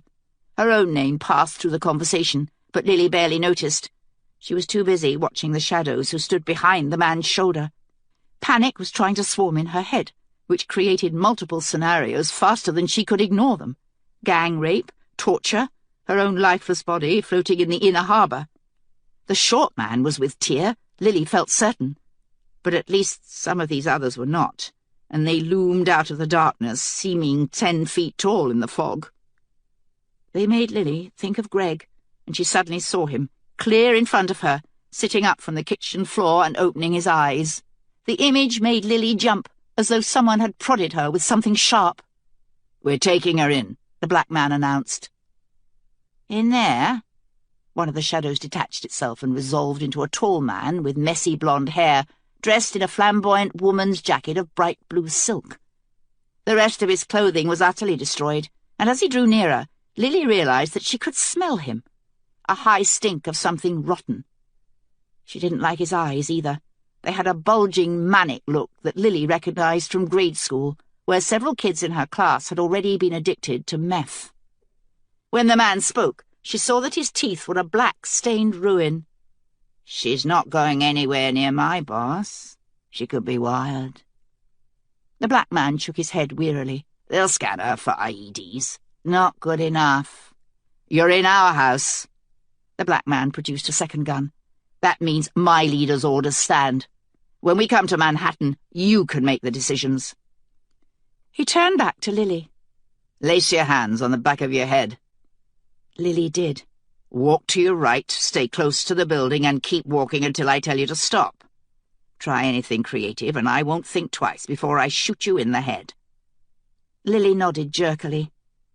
Blue horizon, my ass, the man in the silk jacket muttered. Bunch of pussies. The black man ignored him, prodding Lily forward. Move. Now. Lily walked forward, concentrating on the ground ahead so that she didn't stumble or stagger. The man with the 2 guns wasn't bluffing. He had the air of the war vet about him, a quality Lily recognized from Jonathan. This man would do whatever needed to be done, even if that meant shooting Lily in the head and throwing her body into the harbour. She wondered what time it was, checked the instinctive motion to look at her watch. She was halfway down the corrugated side of the warehouse when the man said, "Stop." Another group had emerged from the fog on her right. The leader was hooded, carrying some kind of assault rifle on a strap over one shoulder. But as they neared, the hood came down, and Lily recognized those blonde goth girl knots with no trouble at all. "Rich lady, you're kidding me." Lily had stopped, but now the gun prodded her forward again. "I couldn't reach Jonathan. They're coming here, at dawn." Dorian's face was marked up with black paint, but Lily still saw her brow furrow. "Who?" "Security, all of them. You have to get out of here." "Is she nuts coming down here?" the black man asked. "I didn't want to take the chance." "Not nuts. No," Dorian replied slowly. "I'm not," Lily blurted out. "I swear I'm not. Please. You have to get out of here." "We can make her talk," the man in the blue jacket offered, and the eagerness in his voice made Lily's stomach turn. "Not a chance," Dorian replied, and Lily heard real hatred in her voice. "I know your methods, you prick. You and your precious better world where everyone's equal to everyone else. But they aren't, are they? You and your boss still treat our people like shit. Your people are shit, shooting up and whoring each other out and killing each other for the clothes off your backs." Lily heard a dry click behind her. Dorian looked past her and raised her gun. "Don't even think about it." "I'm thinking about it, cunt." The men behind Dorian moved forward, and Lily saw that they were all armed with the same weaponry, gleaming black cylinders that looked like some sort of military hardware. Lily had never heard of a separatist attack on a federal armory. But of course she wouldn't have. Security would never release that information to the public. "We're wasting time," the man in the blue jacket snapped. Dorian ignored him, turning cold eyes back to Lily. "Consider what you're doing here, Mrs. Mayhew. Because if I find out that you're here to fuck us over, I'll watch you die slow." "I'm not," Lily insisted, trying not to let hurt creep into her voice, for she suddenly realized the staggering level of her own arrogance. In those few days in the nursery, she had convinced herself that she and Dorian had built up some sort of trust. But the divide between them was vast, and any dream of bridging it was a rich girl's fantasy. "Security's already surrounded this place, water and land. They're coming in tomorrow." "How would a war bitch know something like that?" asked one of the men behind her. "This one might," Dorian replied thoughtfully. "She married into the DOD." Lily blushed. Dorian's tone made it sound as though Lily had married her cousin and joined a family of inbred lunatics in their shack. "Scan her and bring her inside." Lily held still for the body scanner, though the black man gave her an extra sharp prod in the stomach. The scanner made her wonder again where they had gotten all of this hardware. Security equipment was supposed to be tagged upon manufacture. Had the Blue Horizon figured out a way to remove the tracking chips for equipment as well as people? When the scan was done, Dorian chattered the strange language into her own headset for a moment, then prodded Lily with the tip of her rifle. "Inside." Lily went through the warehouse door, her hands still laced behind her head, and blinked as light assaulted her eyes, blinding her for a few moments. When she recovered, she found herself in a large room with corrugated metal walls. A small table was set up in the middle of the room, 2 men seated there. Lily first spotted Jonathan, standing behind a chair at the far end, and in the chair sat William Tear, staring with narrowed eyes at the man opposite. Dorian prodded Lily in the back with her rifle, and Lily marched forward. Several more guards moved to surround her now, though she was relieved to see they only had pistols. 2 of the guards were women, which surprised Lily. She had somehow assumed that Dorian was unique. Tear looked up in annoyance as they approached, but as he spotted Lily, his face changed, became unreadable, and he stood up from his chair. The man at the near end of the table turned around, and Lily fought not to recoil. He had lost most of his face to acid, or something worse. Red, angry tissue covered his cheekbones and crawled over his forehead. His teeth were just as bad as those of the man outside. "Nice, Tear," the burned man rasped. "Your people led a security agent through." "No," Tear replied coldly. "Not sure what she is, Parker, but she's not security. Look at her clothes. Whatever she is, she's war meat, and she's seen my face." Parker came toward Lily. His disfigurement made him look simultaneously ancient and rapacious, and Lily shrank back. He reached out and grabbed her breast, roughly, wrenching it to the left, and Lily clamped her lips shut on a groan. "Take your hands off her." Tear's voice had turned to ice now. "Why should I?" Parker grabbed at Lily's other breast, and her hand balled into a fist. But then she felt Dorian's hand slide over her shoulder and clamp there, a warning. Lily closed her eyes, forced herself to be still. "Because if you don't, Parker, I break that hand and throw you out of here with nothing. None of my toys. How would you like that?" Parker's face twisted angrily, but he finally let go. Lily backed up, clutching her aching breast, until she bumped into Dorian's rifle again. These people, Parker and his men, were what Lily had always pictured when she thought about life outside the wall. Violent and careless, with none of the fundamental decency she sensed from Tear and his people. So what were they doing here? Tear left the table, and Jonathan followed, keeping close in the same way that he did with Lily. His eyes constantly landed on Tear, and then flitted away, anxious, looking for threats. And at that moment, Lily realized that Jonathan had never really been her bodyguard. He was Tear's man, and Lily had only been an incidental stop on the way. Tear halted in front of her, and she was struck again by his military posture, strict, with the heels together. Time seemed to be slipping away again. She wished she could check her watch, but she kept her hands up. It would be long past midnight now. How many hours until dawn? "Mrs. Mayhew, why are you here?" Lily took a deep breath and repeated the entire evening's events. Everything since Arnie Welch had shown up for dinner. She omitted nothing, except Greg and the picture frame. When the moment came, she found herself unable to tell that story in front of all these people. Tear's gaze never wavered from her as he spoke, and Lily found that she had been right. That night in the nursery, his eyes were not grey, but silver, a bright and glimmering silver. Lily had to fight not to look down. "She's lying," Parker announced flatly when Lily had finished. Jonathan leaned over to whisper into Tear's ear, and Tear nodded. "We did lose Goodin a week ago. Several bodies were burned beyond recovery in that explosion. That's an easy piece of bullshit for security. They could have identified your man by dental records, and then sent this whore in to tell a story. Security doesn't have any medical records on my people. Someone else talked. How did she know where to find us then, Parker?" Tear's voice thinned with contempt, but he turned to Dorian. "Dory, take your boys out and have a look around. 30 minutes. The gun barrel withdrew from Lily's spine, and she shivered. Dorian's hand squeezed her shoulder one last time, then left. "So what to do with the whore?" Parker asked. His men had moved up to surround him, and Lily saw that they carried only knives or pistols, antiquated guns that must have been at least 20 years old, none of the heavy weaponry that Tear's people were holding. Tear's people seemed cleaner as well, as though they had access to plumbing.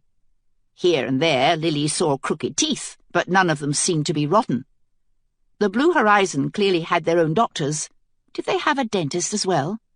Clothes, teeth, weapons? Everything about Tear's people seemed to be newer, better. What can he possibly want with these people? "This is our house, Parker," Tear replied. "The woman belongs to us.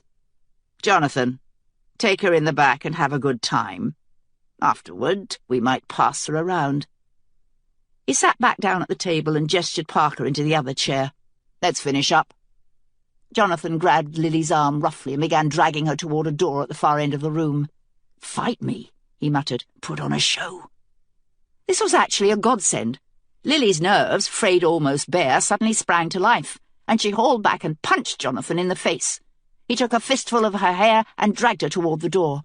Lily pawed ineffectually at his shoulder, and then they were through the door, and Jonathan slammed it shut, then stood her up in front of him. "Scream, as loud as you can." Lily drew a deep breath and screamed. Jonathan let her go on for perhaps 2 seconds, and then clamped a hand over her mouth, muffling the scream into a grunt. He released her, and Lily moved over to perch on the arm of a puffy, misshapen chair that sat against the wall. "Sorry about that, Mrs. M. It's all these people understand." Jonathan hurried over to a door that stood open on the far side of the room. He shut the door, but not before Lily glimpsed something enormous in the warehouse space beyond. Long bars of wood crisscrossed with horizontal beams that extended out of her range of vision. Lily had the impression of a massive skeleton, wooden Goliath, half finished. The skeleton of a ship. She stared at Jonathan for several long minutes, her thoughts jumbling together around this new puzzle piece. Horses and medical equipment stolen, transcontinental jets destroyed, satellites brought down from the sky. A wooden ship being built by hand? The river-covered land that Lily had only glimpsed in her mind. A land where there was no security, no surveillance, nothing. And then she understood. "You're leaving. All of you are leaving." "I can't talk about it, Mrs. M." The door slammed behind them and tears stalked into the room. "It's set, September 1st. Parker gone? No. He thinks he'll get a crack at Mrs. Mayhew here. Animals, the lot. What's the word on the DOD feed? Those 3 destroyers are still sitting a few miles outside the harbour. They're not moving, just waiting." Lily's mouth dropped open, and she stared at them, staggered. How could Tear have gotten into the Department of Defense? The same way they can bring the satellites down from the sky and put out the power, her mind whispered. Technology is only as good as the people who supervise it. "There's radio silence all around the edge of the terminal," Jonathan continued. Tear nodded. "Hard to say when they'll come, but I'm betting soon." Lily groaned, the truth tumbling into her stomach like a pile of rocks. "You already knew?" "Yes." She sat down in the chair, covering her face with her hands. All of this, the entire journey, Greg. She had done it for nothing.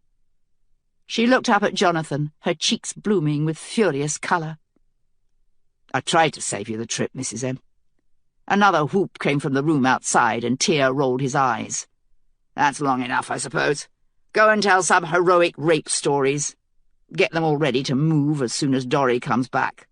We'll send Parker and his bunch out by the surface tunnels." Jonathan left, and Tear collapsed into an armchair near the door, perching his arms on his knees. The silver eyes gleamed at Lily, even from across the room. "I'm sorry for all of this. I'd like to shoot them as dogs, but I need them." "Why?" "Because my people are valuable, Mrs. Mayhew.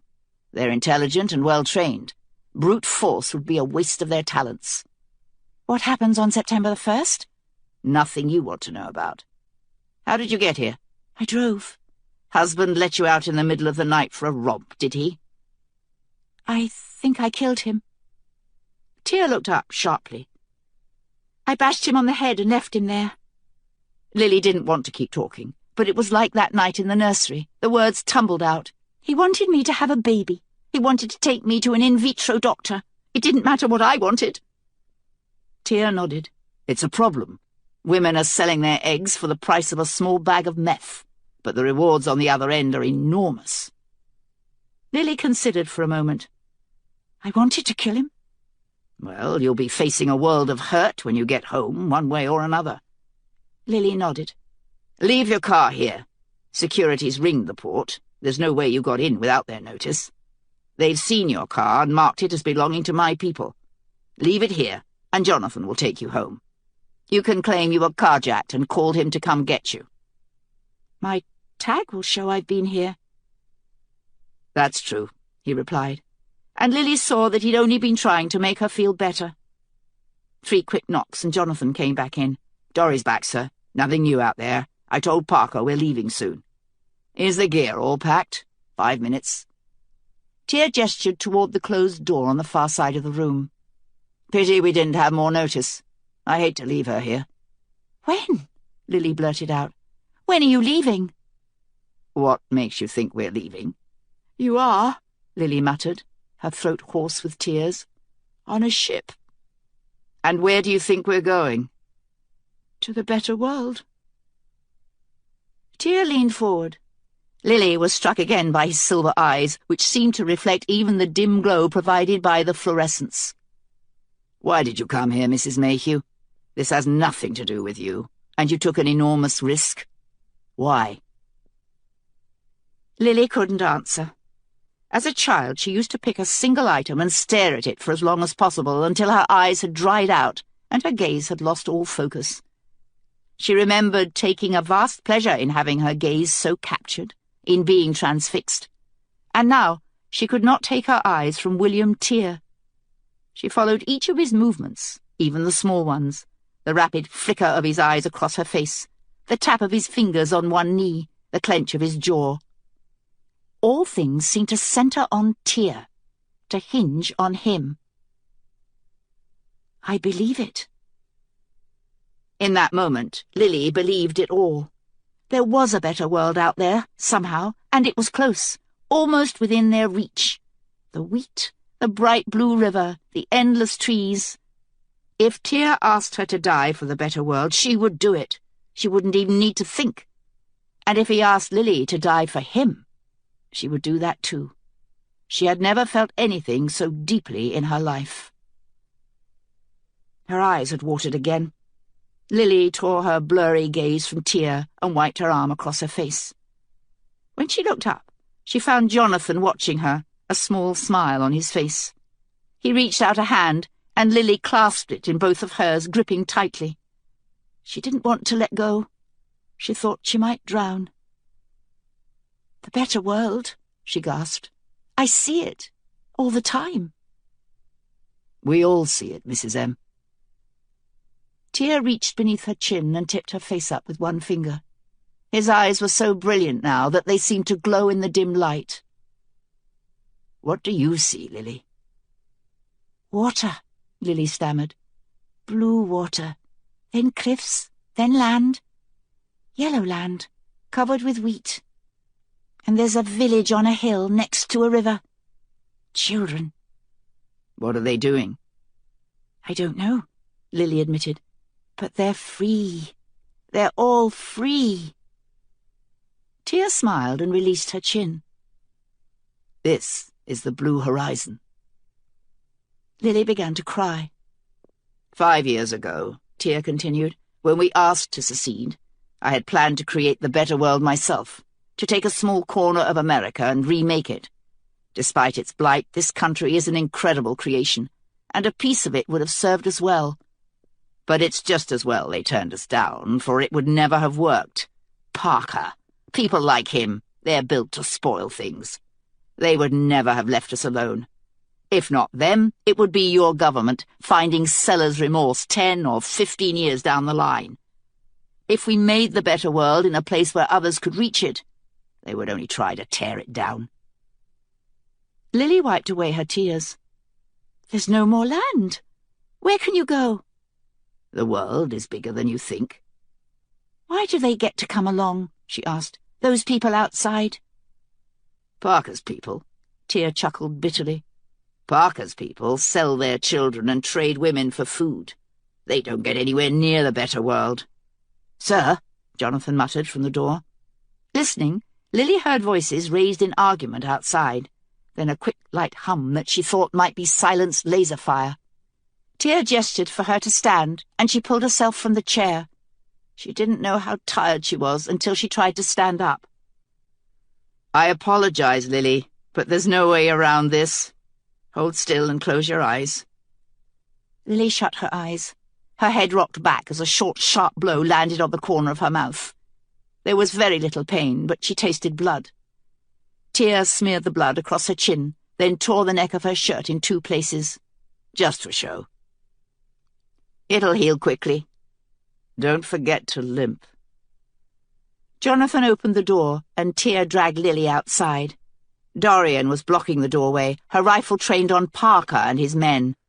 They reminded Lily of wolves who had treed an animal. "This bitch is out of her mind," Parker shouted. "Tell her to stand down." "Security has ringed us. We need to get out of here now." "We didn't see anyone." "Wonderful." Tear's voice was acid. "You have access to satellite imagery, do you?" "Fuck you." "Fine. Stay and wait for them." Parker's one good eye gleamed with hatred. "How do we get out?" Tear bent to the floor and swung up a trapdoor, revealing steps that descended into darkness. Parker gave Dorian one last furious look, then squatted to peer down the stairs. Flashlights? No flashlights. Our heat signature will be risky enough. It's a straight shot through the tunnels into downtown Boston. What about the wall bitch? Jonathan likes her. He wants to take her with. Parker stared at Lily for a moment. Oh, well. Not long now, anyway. He made for the trapdoor, but Tear stopped him with a hand on his chest. We have an agreement, Parker. September 1st. September 1st, Parker replied, grinning. And Lily saw so much pure evil in that grin that she had to close her eyes for a moment. She called up the real world and realized that it was now the early morning of August the 30th. September 1st, and we have our carnival. Tear's mouth twitched in disgust, but he nodded. Into the tunnel. Look for a ladder beside a blue emergency light. It'll bring you out beside Fenway. Parker and his men went first. Perhaps 30 of Tear's people had returned to the warehouse and gathered around the trapdoor. Most of them carried guns, like Dorian, but several had nothing, only small receivers tucked into their ears, and tiny metallic threads coiled around their index fingers. Computer techs. Radio silence until you get outside the city, Tear ordered. We'll meet at home. So Arnie had been wrong. This wasn't their headquarters after all. Lily followed Jonathan down the stairs, and then they were into blackness, nothing but scraping footsteps, and the jingling of straps that held the guns. Dorian was somewhere behind her, Lily knew, and she took some comfort from that. Occasionally she heard squeaking sounds somewhere near her feet, but even the scurrying proximity of rats wasn't particularly frightening. These were safe people, and Lily trusted them to keep her safe, no matter where they were going. But what happens on September 1st? Her mind asked, its tone plaintive. What's the carnival? After perhaps half a mile, someone coughed in the darkness ahead, and Jonathan grabbed Lily's arm, bringing her up short. Parker and his men kept moving on, up the corridor, the sounds of their passage growing fainter, diminishing into silence. Jonathan pulled her to the right, whispering, Stairs. Lily felt her way down another staircase. She had gotten a second wind for a while, but it was wearing off now, and she thought that soon she might simply collapse. But she kept going, determined not to slow them down, not to be— what had they called her? A wall bitch. It was an eerily apt term. Lily applied it to most of her friends, and found that it fit. Hold, Tear announced, an eternity of time later. Lily paused, heard them all come to a halt around her. Bang! A deep thrumming echoed above their heads. The tunnel shook, concrete dust sifting down to land on Lily's hair and face, getting into her eyes. A great breath of heat pushed against her back, and for a few moments the tunnel was filled with a hollow roar of sound. Then it faded, and they stood once more in the quiet dark. The better world, someone murmured. The better world, they repeated, and Lily repeated it with them, liking the sound of her voice with theirs, hoping that no one would mind.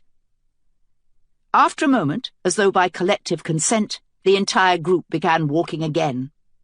They were moving through a labyrinth of tunnels now, sometimes going up staircases, sometimes down, sometimes slipping through narrow crevices that made Lily feel claustrophobic, trapped. She kept going, focusing on the present, for the future was not to be considered. She couldn't imagine what was waiting for her at home. Perhaps 20 minutes later, she followed Jonathan up a ladder and emerged through an open manhole into a dark alley, where she found herself surrounded by dumpsters that clearly hadn't been emptied in years. Help Dory out when she comes, Tear told Jonathan. She won't want help, but do it anyway. That bullet hasn't quite finished with her yet. Lily tucked her arms around herself. The air was warm in late August, but she was wet through with perspiration, and wind seemed to sneak up beneath her jacket. What happens on September 1st? Get your fucking hand off me! A voice hissed from the manhole. Shut up, Dory. Jonathan hauled her up from the hole, rifle and all. Everyone knows how tough you are. I could put you down, South Carolina. Sure you could. We need to move. Tear was staring at the mouth of the alley. Lily could see nothing, but she believed him. He reminded her of a dog on point, scenting danger that was invisible to the eye. After 10 people had emerged from the manhole, Jonathan replaced the cover, and Lily remembered something Arnie had said once, that the blue horizon liked to split its forces to prevent losses. The rest must have moved on in the tunnel. "Come on, Mrs. M." They went one at a time from the mouth of the alley, vanishing in all directions. Dorian touched Lily's shoulder in passing, but when Lily turned, she was already gone. Tear tugged at her arm, and they both followed Jonathan up a street that Lily didn't recognize. Office buildings, long derelict, reared above both sidewalks. Each window seemed to tell its own story of breakage, and Lily heard the telltale sounds of people inside, shuffling and muttering. But she couldn't see anyone. The glow of smog above their heads was beginning to dim with approaching dawn. "Get in the car," Tear said, and Jonathan moved off into the mist. Lily swayed on her feet, and Tear grabbed her elbow, steadying her. "You're in a lot of trouble, Mrs. Mayhew. Tell as good a story as you can about the car, but security will eventually think to look up your tag. They'll want to know what you were doing here." "Have you ever been in custody?" "Yes." "What happens?" "You try to live through it." "And what happens on September 1st? Tear's jaw tightened. "I can't tell you." "In case they torture me?" "Yes." Lily considered this for a moment, feeling her stomach knot up. She closed her eyes, tried to think of the better world, but all she saw was the school doorway, Maddie's tousled head disappearing forever. A car pulled up in front of them, and it took Lily a moment to recognize her Lexus, Jonathan at the wheel. The car's sleek black frame seemed alien, grotesque on this broken street. "Get in. Jonathan will take you home." "Can't I—" Lily took a deep breath. "Can't I stay here, with all of you?" Tear looked at her for a long moment. "No, Mrs. Mayhew. I'm sorry. There are already too many. A lot of good people will be left behind." Lily nodded, trying to force a smile. But Dorian's voice rang in her head. "The better world's not for people like you." She got into the car, barely registering the plush leather seats. Tear began to close the door, and she grabbed his wrist, almost in desperation. "I don't know how I get through this." Tear put a hand on her cheek. Warmth seemed to sink into her skin, bringing her back from the cold place in her head. "I promise you, you will get through it." "You can't promise that." "Yes, I can. Believe me, you're tougher than you imagine." "How do you know?" He withdrew his hand, straightening up. The silver eyes glimmered. "I know, Lily. I've known you all my life." The door slammed in her face and her fist thumped twice on the roof. Jonathan floored it, and Lily was thrown back in her seat. She twisted around, wriggling, until she could look out the back windshield and see William Tear staring after them, his tall frame standing military straight under the lights of Boston. They were halfway back to New Canaan before Jonathan said a word. Lily had spent the journey looking out the window, trying to think of a more plausible story for security. She had nothing. With each mile, her stomach tightened, then tightened further. Knots seemed to coil in on themselves until she thought she might be sick. "Don't worry, Mrs. M." Lily jumped. She had forgotten that someone else was in the car. She looked up and found Jonathan's eyes on her in the rear-view mirror. "I think I killed him, Jonathan." "You had cause." Lily blushed. This was the closest they'd ever come to talking about that night. About any of the nights. Security won't care about that. "We look out for each other, Mrs. M. We take care of each other. Without that, there's nothing." "Won't you be in trouble too, if they track this car?" "I fixed the tag on this car a long time ago. It was in the garage most of the night until you called and I came to pick you up." Lily nodded slowly. It boggled her mind, the world of hidden things that had undoubtedly been going on around her for years. Outside the window, another green sign flashed by. Tolland. The The horizon was lightening, blush pink eating its way into the dark sky overhead. Lily stared at the pink haze, wishing she could see much farther east, all the way to the Atlantic, where the sun would already be up. She leaned against the window, enjoying its coolness on her cheek, and behind her eyes she saw the half-finished ship. There must be many more ships, she realized, hidden. Where? All over New England? She thought she knew now what would happen on September the 1st. They would leave, Tear and his people, and more than anything Lily wanted to go with them, to that wide-open place covered in water and trees. In the distance, outside the glass, she heard a voice.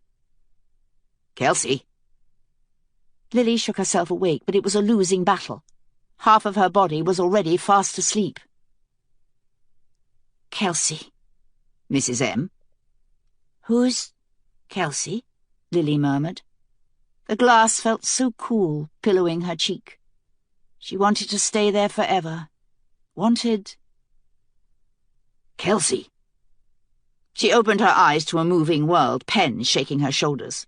The hallway jumped wildly around her. For a moment she was back in the car, then she was back with Pen. Her head throbbed wildly. She felt sick. "Lady, I had to wake you. It's important." "What time is it?" 11 in the morning. Kelsey shook her head, trying to clear it, trying to get her bearings. She was standing in the hallway just outside the balcony room. The early sunrise was still bright in her mind, bruised pink. She could feel cool window glass on her cheek. Well, what couldn't wait? "The Mort, lady. They've reached the walls." Kelsey's heart sank. "We knew this was coming." "Yes, but lady..." "What?" "The Red Queen. She's come with them." Book 3. Chapter 12. Night. You cannot bargain with the tide. Tear proverb of unverified origin, generally attributed to the Glyn Queen. The Mort army covered both sides of the Cordell, spread north and south across the Almont, and even curving around the southern edge of New London.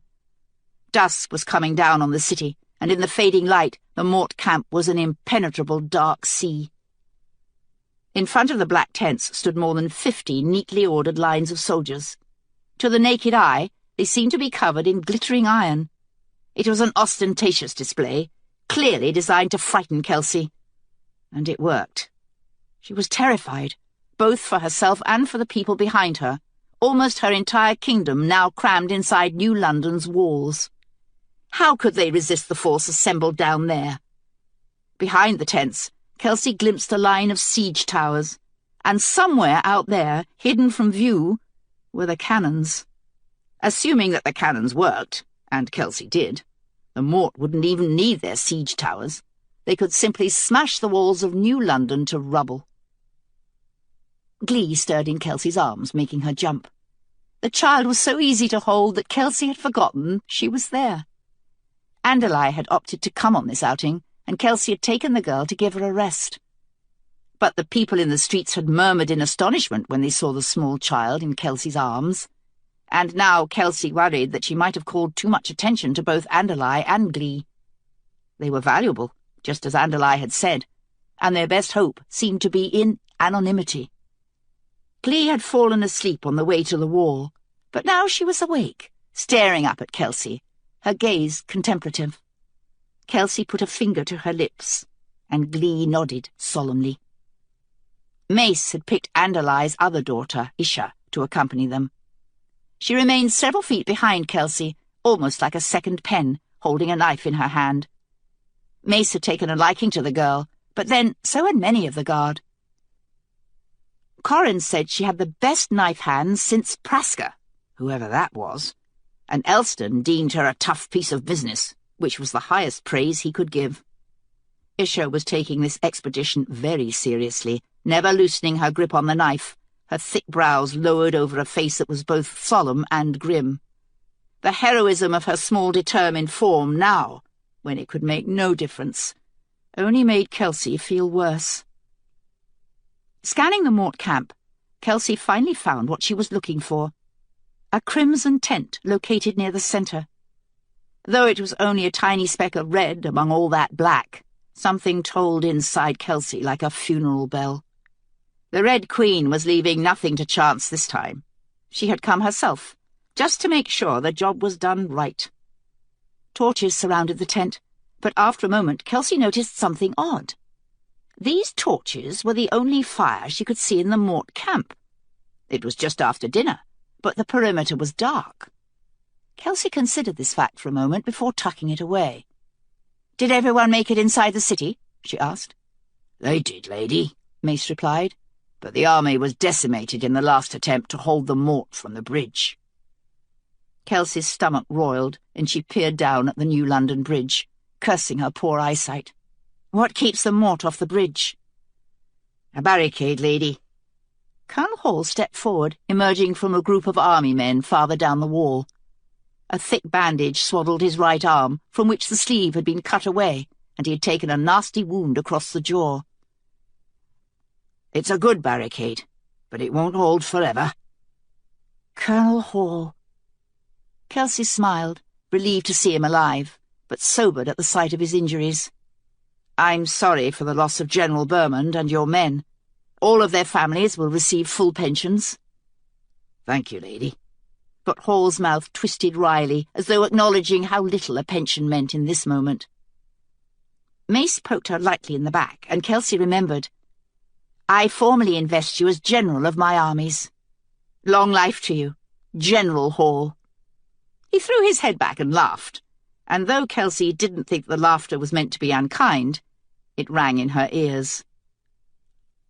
"Above all, let's have niceties, lady." "What else do we have now?" "Glory, I suppose. Death with honour." "Precisely." Hall came a bit closer, paying no attention to Penn, who moved to block him. "May I tell you a secret, lady?" "Certainly." Kelsey patted Glee's back and set her on the ground, where the child wrapped an arm around Kelsey's knee. Hall lowered his voice. "It's a real thing, Glory, but it pales in comparison to what we sacrifice for it. Home, family, long lives filled with quiet. These are real things, too, and when we seek glory, we give them up."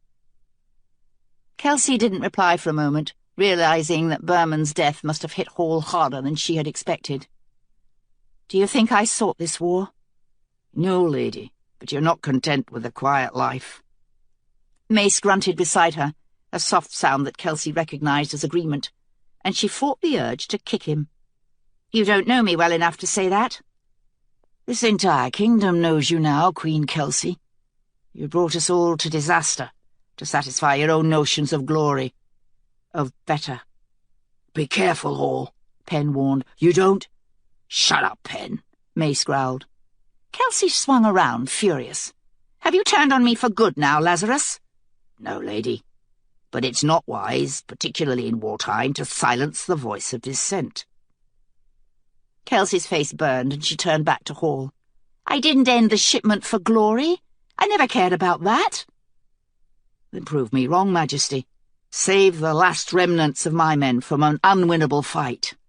Save the women and the children, and the men as well, from the nightmare they will surely face when the Mort break the walls. You cut a man to pieces rather than watch him die a simple death by the noose. Prove me wrong, and save us all." Hall turned back to the edge, dismissing her in a single movement. Kelsey's face had gone numb. She felt alone suddenly, alone in a way she hadn't been since her earliest days in the keep. She looked over the faces of her guard, clustered around the stairwells that fed the inner wall. Mace, Corrin, Welmer, Elston, Kib. They were loyal. They would lay down their lives for her. But loyalty wasn't approval. They thought she had failed. "Look, lady." Mace gestured over the edge. The regimented lines of Mort had not moved, but as Kelsey squinted in the dying light, she saw that there was movement down there. A clutch of figures in black cloaks darting through the lines, bearing torches, wending their way toward the front. Mace had pulled out his spyglass. The one in the middle is the Red Queen's personal herald. I remember that little bastard. The herald was a wisp of a man, so slight that he could easily have blended into the night in his cloak. But his voice was a thick bass that echoed off the walls of the keep, and his tear was perfect, without even the slightest Mort accent. The great Queen of all Mortmain and Calais extends greetings to the heir of the Tearling. Kelsey gritted her teeth. My message is as follows. The great Queen assumes that you realize the futility of your situation. The great Queen's army will find it an easy matter to break the walls of your capital and take whatever it wishes. No tear will be spared. However, if the Tear heir removes the barricade to the New London Bridge and opens the gates, the great Queen promises to spare not only her, but 20 members of her entourage as well. The great Queen gives her word that these 21 will not be harmed. Someone's hand was on Kelsey's wrist, Glee, clutching too tightly, her tiny nails digging in. But Kelsey barely felt it. Save us all, Hall had said. And now Kelsey saw that if she could not save them, they would not be saved. She focused on the herald, the men around him calling out the terrible thing inside her. It woke easily, and Kelsey wondered whether it would always be there from now on, ready to spring out at any opportunity. Could she even live that way? The bridge is to be cleared and the gates will be opened by dawn, the herald continued. If these terms are not met, the great Queen's army will enter New London by any means necessary and lay your city to ruin. This is my— The herald broke off, then suddenly doubled over and blew apart in a spray of blood. So great was Kelsey's anger that it seemed to ripple outward, to encompass the rest of them, knocking some men backward and flattening the rest. It spread throughout the regimented ranks of Mort, gathering speed and power like a hurricane wind. And then it simply met a wall. This sudden obstacle was so unexpected that Kelsey stumbled backward as though she had run into the wall herself, headlong. She nearly knocked Glee over, but Andalai caught the girl easily, and Penn took Kelsey's arm and kept her upright. Her head throbbed, a sudden vicious headache that seemed to have come from nowhere. "Lady?" She shook her head to clear it, but the headache had clamped down like a vice, waves of pain that made it nearly impossible to focus. What was that? She took her spyglass from her pocket. The light was almost entirely gone now, but Kelsey could still see the damage she'd wreaked down there, at least several hundred dead in the front of the Mort lines. Gruesome deaths all, some of them reduced to little more than piles of bloody tissue. But beyond, she still sensed that impenetrable barrier, no less real for the fact that it couldn't be seen. The crimson tent caught her eye again. Its entrance had been drawn, and now Kelsey glimpsed someone beneath the awning. It had grown too dark to make out a face, but the figure was unmistakable. A tall woman in a red gown. "You," Kelsey whispered. Someone was tugging at her skirt. Kelsey looked down and found Glee's tiny face looking upward. "Her name," Glee lisped. "She doesn't want you to know." Kelsey put a light hand on Glee's head, staring at the red-clad figure. She was less than a mile away, but that distance seemed infinitely vast. Kelsey tested the barrier, trying to slice into it, the same way she would cut into her own flesh. She could not make a dent. The Mort lines had hastily recovered and reassembled in front of the camp, and now a new man stepped forward, a tall figure in a bulky black cloak. "I speak for the Queen." "Ducat," Mace murmured. Kelsey focused her spyglass and found a balding man with close-set bestial eyes. She shivered, for here she sensed a pure predator. Ducat's gaze roved the city's walls with unconcealed contempt, as though he had already opened a breach and begun the sack. "If the gates of New London are not opened by dawn tomorrow, none will be spared. These are the Queen's terms." Ducat waited a moment longer, until even the last echo of his words had died away. Then he put up the hood of his cloak and reversed his journey through the ranks of Mort, leaving the dead behind, heading back to the camp. Alice? Queenie? He looked up in surprise, his wizened face breaking into a smile, the perennial stinking cigarette clamped between his teeth. What brings you to my door? I need you to do something for me. Well, sit down. Kelsey settled herself on one of the ratty armchairs Alice used for conducting business, ignoring the miasma of cigarette smoke that clung to the upholstery. She didn't care for Alice's office, a filthy warren of desks and loose papers, but she had the beginnings of a plan now, and she needed him. Pen, leave us alone. Pen hesitated. Technically, he's a danger to your person, lady. No one's a danger to my person any more. She met his eyes for a long moment, and found an odd thing. Although they'd slept together several times since that first night, and it had improved exponentially, at least from Kelsey's end, that night was the one that would always be there between them. Go, Pen. I'm perfectly safe. Pen went. Kelsey waited until the door closed behind him before asking, "How's the money?" "Slow to a trickle. The minute the Mort came out of the hills, every noble took it as a license to stop paying tax." "Of course. I'd hoped to clean up a tidy profit on the sapphire those miners bring back from the Fairwitch, but no one's heard a peep. I'm guessing they took those bonuses you gave them and disappeared." "Money is tight, then?" "Very.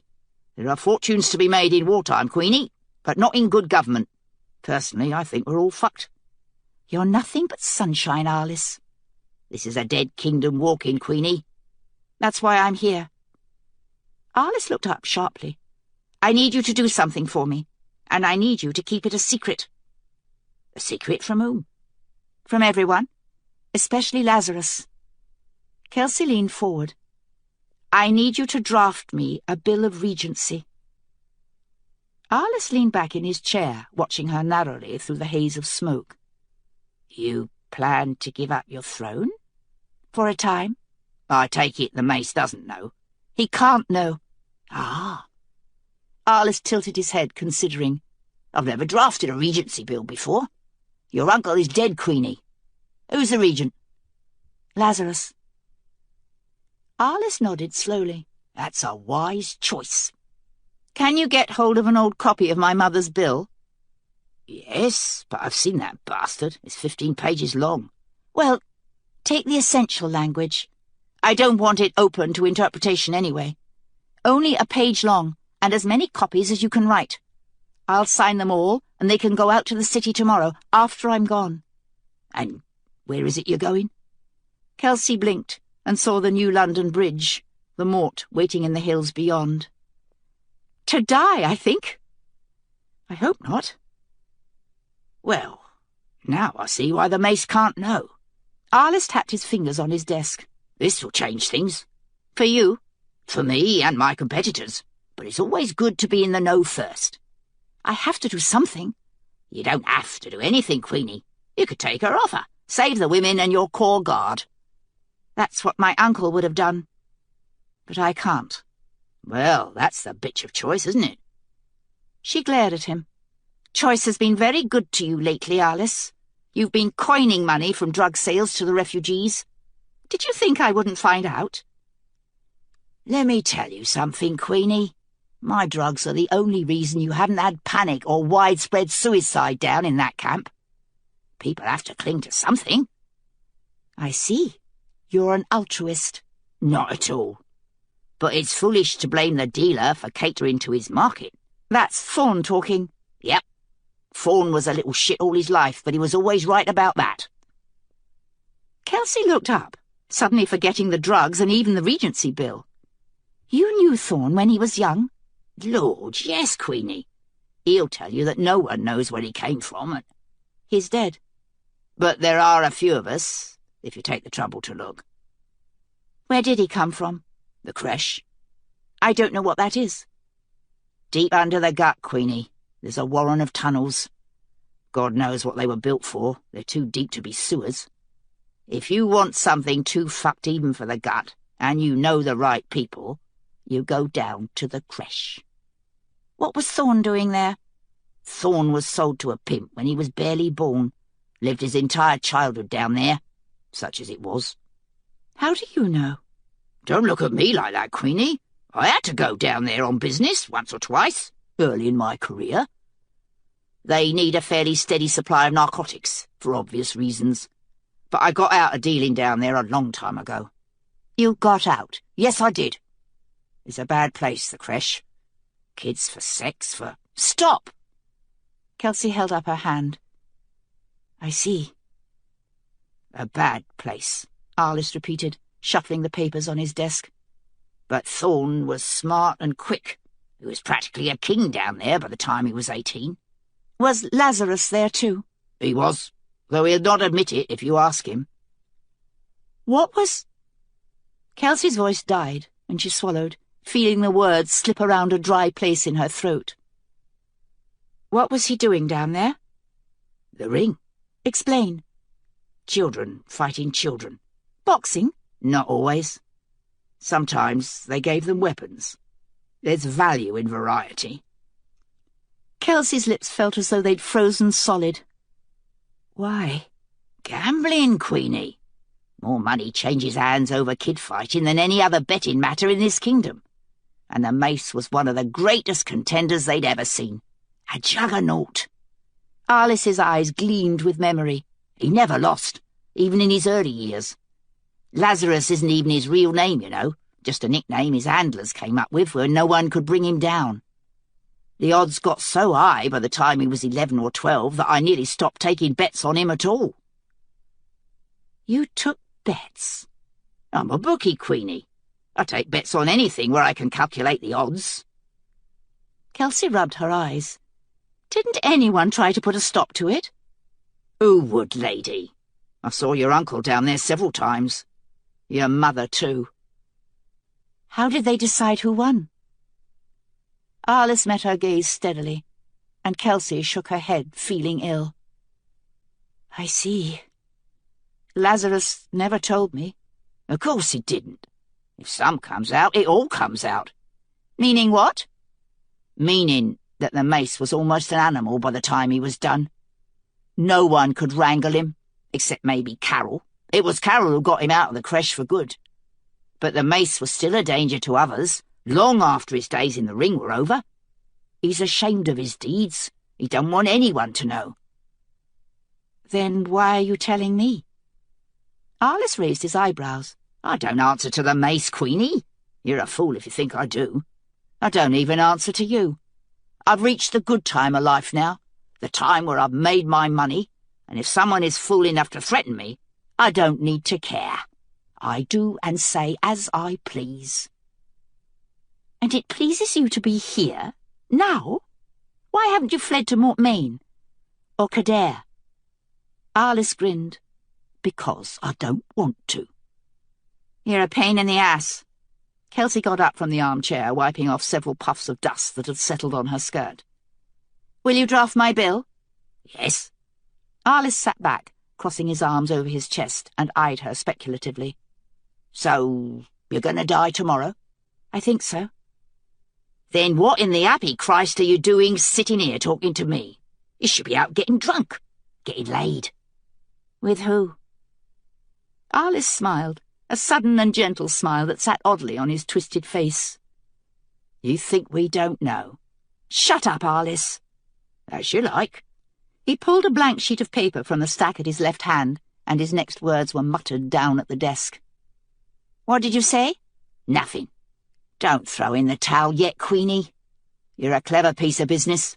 Smarter even than your grandmother, and that's saying something. This is a gutsy thing you mean to do. Mad, perhaps. I'll be back to sign the bills before dawn. Leaving Arliss's office, she wandered up the hallway, feeling lost, not knowing what to do now. Tomorrow morning she would walk out of here, and chances were that she wouldn't be coming back.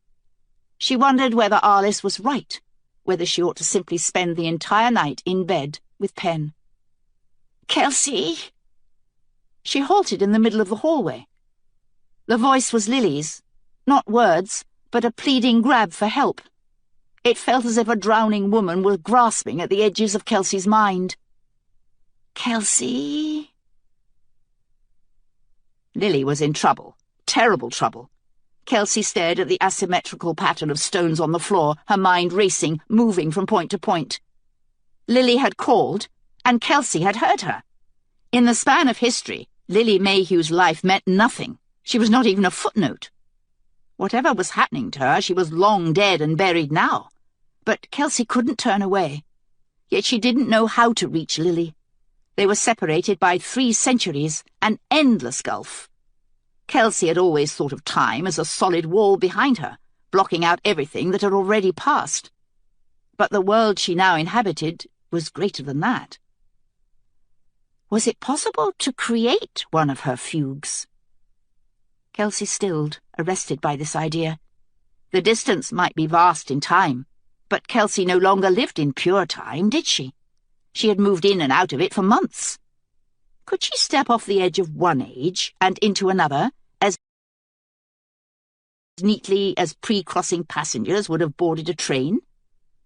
She called up the outlines of Lily's world, the dark, storm-filled horizon, much like the Tearling, threaded through with inequality and violence.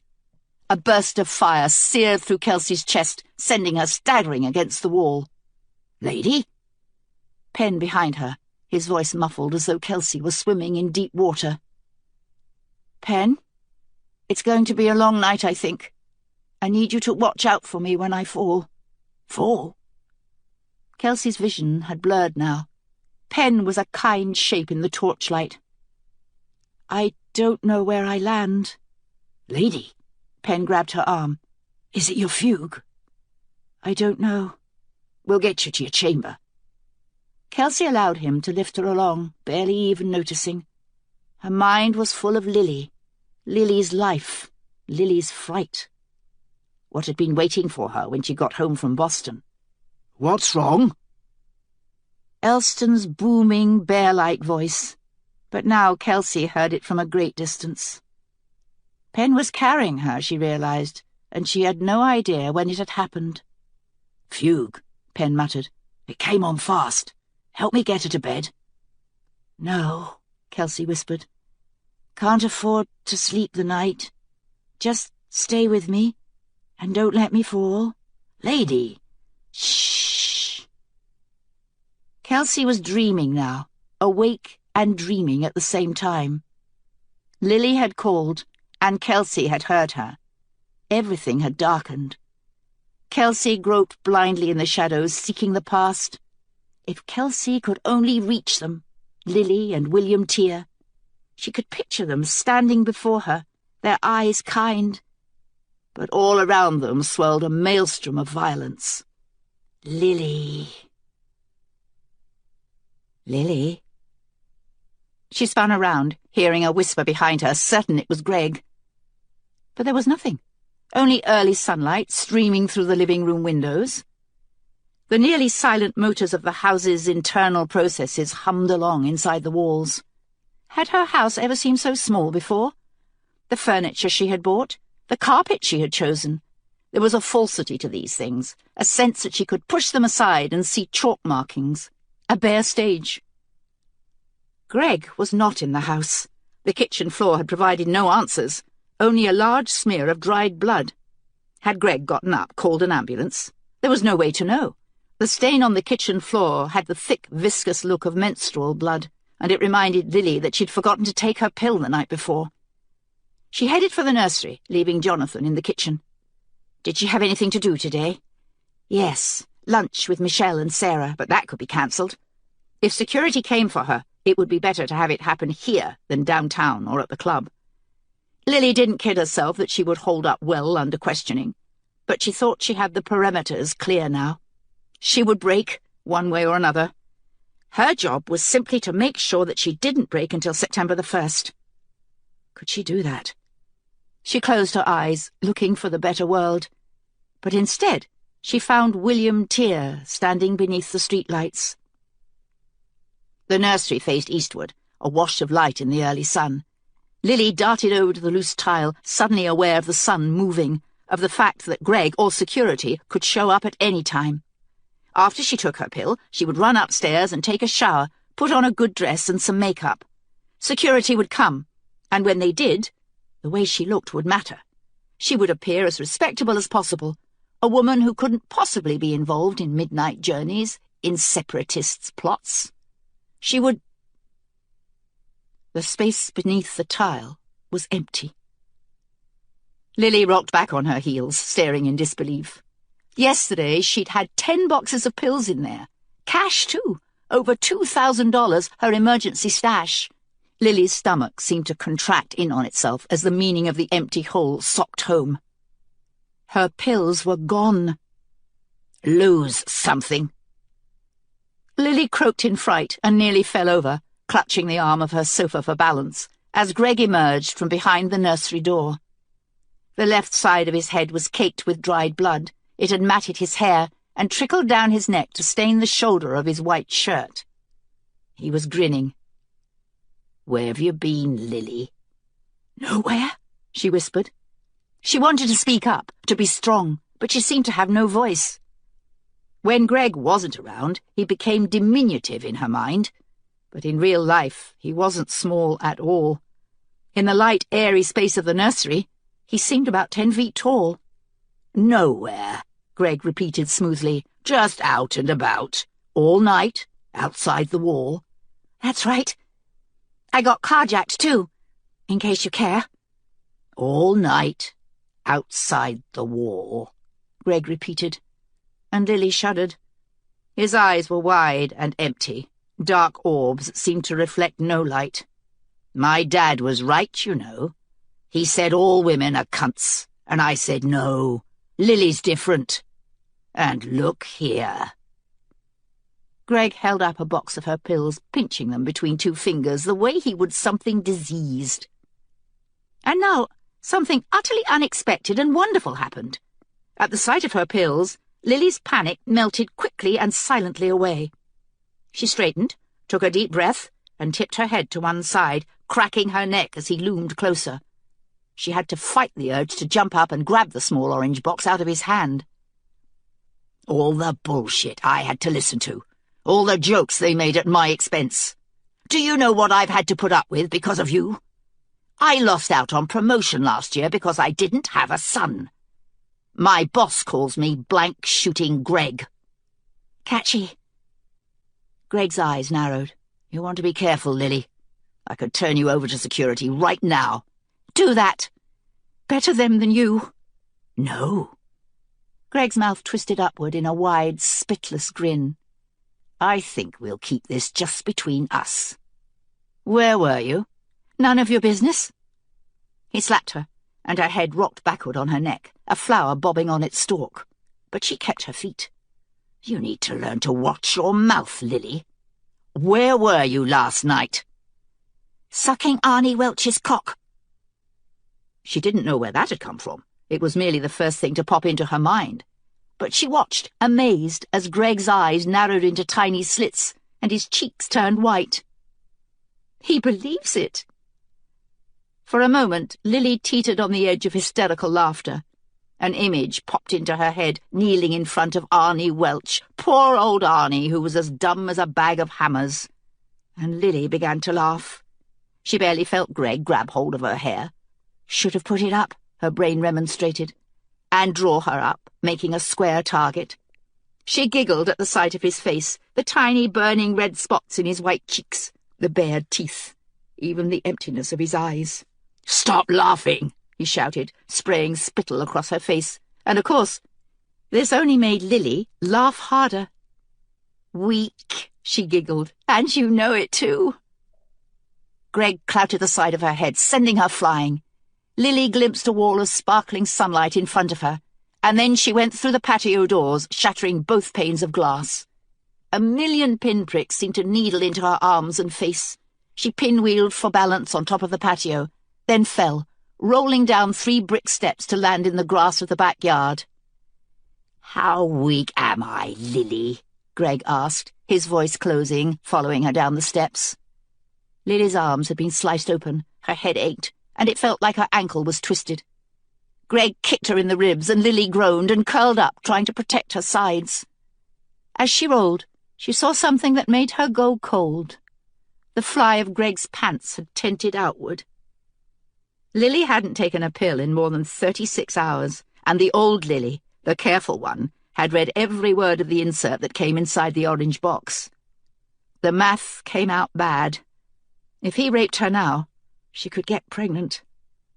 She rolled over and lashed out with both legs, kicking Greg's feet out from under him. Bright pain exploded in her bad ankle, but the move worked. Greg went down, an expression of almost comical surprise on his face. Lily tried to get up, but he had bruised her ribs, if not something worse, and her left arm wouldn't respond to commands. She couldn't get herself off the ground. She began to crawl, leaning on her right side, dragging herself sideways across the grass toward the kitchen door. In the centre of the kitchen island sat a polished wooden block, and its gleaming surface hid more than a dozen knives.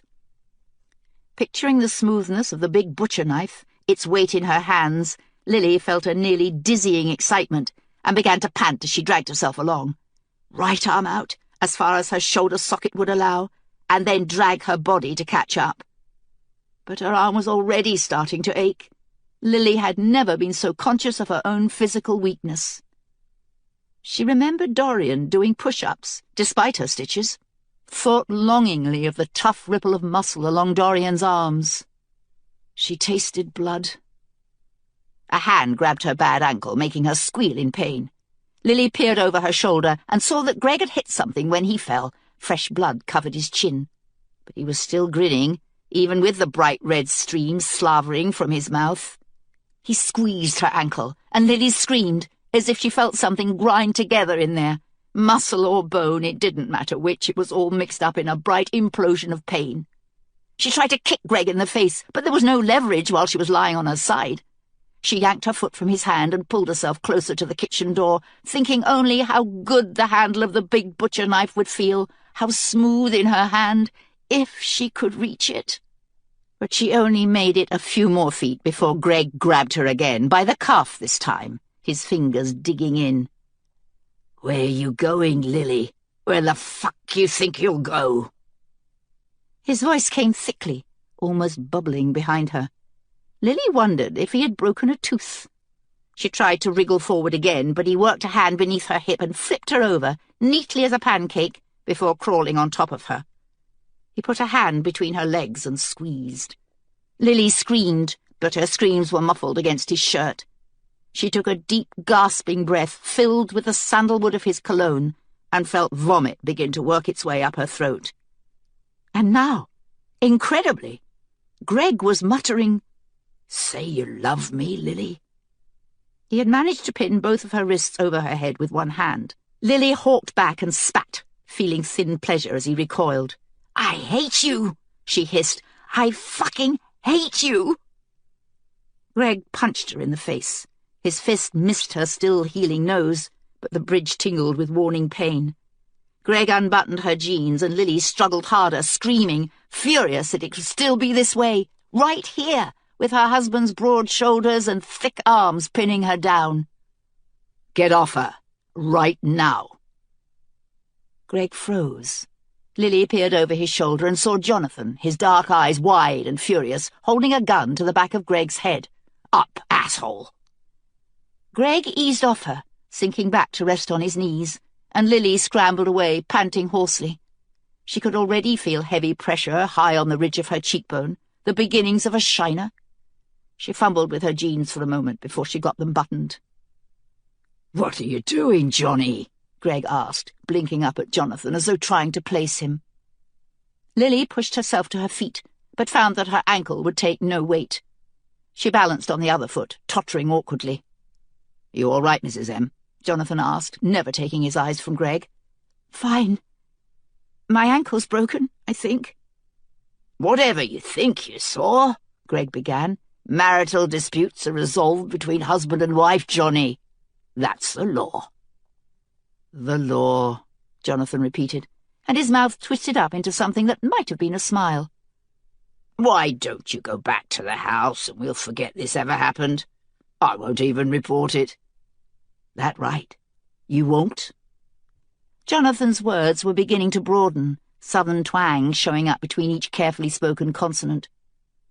Dorian had called him South Carolina, Lily remembered, in an early morning that already seemed like years ago. She stared, transfixed, at the gun barrel pressed against the back of Greg's skull. "Come on, Johnny. You know me." Jonathan grinned, a rictus that showed all of his white teeth. "Yes, indeed, Mr. Mayhew. We have boys like you where I come from. 3 of them took my sister for a ride once." He turned to Lily. "Go inside, Mrs. M." "No." "You don't need to see this." "Of course I do." "Johnny, put the gun away. Remember who you work for." Jonathan began to laugh, but it was hollow laughter, and his dark eyes blazed. "Oh, I do. And I'll tell you a secret, Mayhew. The man I worked for wouldn't even think twice." He shot Greg in the back of the head. Lily couldn't stop a small shriek as Greg's body fell forward to land at her feet. Jonathan leaned down, planted the gun at Greg's temple, and fired another shot. The reverberation was very loud, bouncing off the backyard walls. Security would come now, Lily thought, whether they found the Mercedes yet or not. Jonathan wiped the gun barrel on his dark pants and put it away. At Lily's feet, half of Greg's head was blown away, leaking steadily into the bright green perfection of the lawn. Lily looked down and found herself covered with gore, but most of the blood was hers, from the cuts on her arms. "You need a doctor," Jonathan told her. "I have bigger problems now," Lily replied, then reached out and grasped his shoulder. "Thank you." The words were not enough, but she could think of nothing better. And now she heard the first siren, still distant, somewhere downtown. Someone must have called security when Lily went through the glass doors. "They're coming. You should go." "No." Jonathan's face was resigned. "We take responsibility." "You can't stay here." "Sure I can." "Jonathan, they'll never listen. Even if I told them everything, they wouldn't listen. They'll kill you." "Probably. But I had to do it." Lily nodded, trying to think. Even now, at the strangest of all times, the better world was in her head, crowding out all else, every other consideration. It was the river that held her, she saw now, the river with its deep blue water. She had failed in Boston, but here was another chance. "Give me the gun." "What?" "Give me the gun, and get out of here." Jonathan shook his head. "Listen to me. They'll be coming for me anyway, sooner or later. I can tell the same story, and I have better evidence. Look at me. I'm a mess." "You won't do any better, Mrs. M. Security is Farewell's organization, right down to its bones. They'll look at your face and arms, believe every word you say, and find you guilty all the same." "He won't let me go, Jonathan. On the ship. I asked. And he said no." "I'm sorry." "But you have to go." Lily looked down at Greg's corpse, wishing she were as brave as the rest of them, but she knew she was not, and she needed Jonathan to leave now, before she lost her nerve. "We take care of each other, yes? You did this for me. Now I want you to go." "They execute wives who kill their husbands." "I'm dead anyway," Lily retorted, taking a shot in the dark. "On September 1st, right?" Jonathan swallowed. "Isn't that what's going to happen?" "Mrs. M." She reached out and grasped the barrel of the gun. Jonathan resisted for a moment, then let it slide bonelessly from his fingers. The sirens were louder now, leaving downtown and entering the quiet maze of streets that had made up Lily's adult life. "Go. Think about him, not me. Help him." Jonathan's dark face had gone pale. "They'll check your hands for powder. Fire a shot to the ground." "I will. Go." He hesitated a moment longer, then headed for the wall and climbed it, in almost the exact spot where Dorian had fallen down. Even in the midst of her terror, this symmetry pleased Lily. She felt that she had now come full circle, completed the journey from the woman she had been pretending to be to the woman she really was. At the top of the wall, Jonathan turned and gave Lily a last reluctant look, but she waved him away with the gun, relieved when he dropped soundlessly into the Williamses' yard, out of sight. Lily planted herself, aiming the gun at the ground several feet away. She knew that guns recoiled, but she was still unprepared for the force of the shot, which sent her sprawling backward. The gunshot echoed around the garden, and as it faded, Lily heard the squeal of tires turning onto her street. "I killed my husband. He was beating on me, and I shot him." "How did you get the gun?" "I took it from Jonathan, the last time he drove me downtown, Tuesday." "Bullshit. He would have noticed it was gone." That was true. Lily tried again. "What if I tell him it was Greg's gun?" "The gun's tagged. They'll only need to scan it to know it was Jonathan's." She couldn't think of a response. Jonathan was right. The story was too flimsy, no matter who did the telling. Greg was dead, shot by 2 bullets from Jonathan's gun. Last night, Lily had gone outside the wall alone and come back with Jonathan. He would either think that Jonathan had killed him, or that she and Jonathan had done it together. No one would care about Lily's black eye, the cuts on her face and arms. It was all over now. She was a woman who had killed her husband. She thought of the executions that played regularly on the giant screen in the living room. Men and women turning pale as the poison hit their veins, drowning them in their own lung fluid. Their agonized gasping always seemed to go on forever before they finally succumbed. And Greg would laugh at Lily when she tried to cover her ears. They died with bulging, pleading eyes, like fish in the bottom of a boat. Lily dropped the gun and closed her eyes. When security burst into the backyard, she was standing on a high brown hill, miles of grain all around her, staring down at the deep blue river that ribboned the land below. She didn't hear them speak to her, didn't understand their questions. She was caught by the world around her, Tear's world, Tear's creation, the sights and sounds of the land, even the smell. Freshly turned earth, and a tang of salt that reminded her of childhood trips to the main shore. Lily didn't feel them pin her arms behind her back and march her toward the front door. She didn't feel anything at all, not even when they pushed her into the back of the truck. For the first time, Kelsey opened her eyes and found herself not in her library, but in the arms room. "There you are, lady." She blinked and found Penn on one side, Elston on the other. "What am I doing here?" "You wandered in." Penn released her. "You've been all over the Queen's Wing." "What time is it?" "Almost midnight." Less than 2 hours gone. Lily's life was moving faster now. Kelsey blinked and saw, as if through a thin veil, the dark tin box of the security truck, its armoured inner walls. It was night again, flashes of streetlights spilling intermittently through the small slats near the ceiling, fleeing over her hands and legs before it disappeared. Lily was right there, not centuries away, not over the borders of unconsciousness as she had once been, but right there, inside Kelsey's mind. If she wanted to, Kelsey could reach out and touch her, make Lily scratch her forearm or close her eyes. They were bound. "Only crossing," Kelsey whispered, clutching her sapphires. Who had said that? She couldn't remember any more. Only crossing. "Lady?" "I'm going back, Penn." "Back where?" Elston asked crossly. "Sooner or later, lady, you'll have to sleep." "Back under, I think," Penn replied, but his voice was already distant. Dimly, Kelsey remembered something she was supposed to do, something about the Red Queen.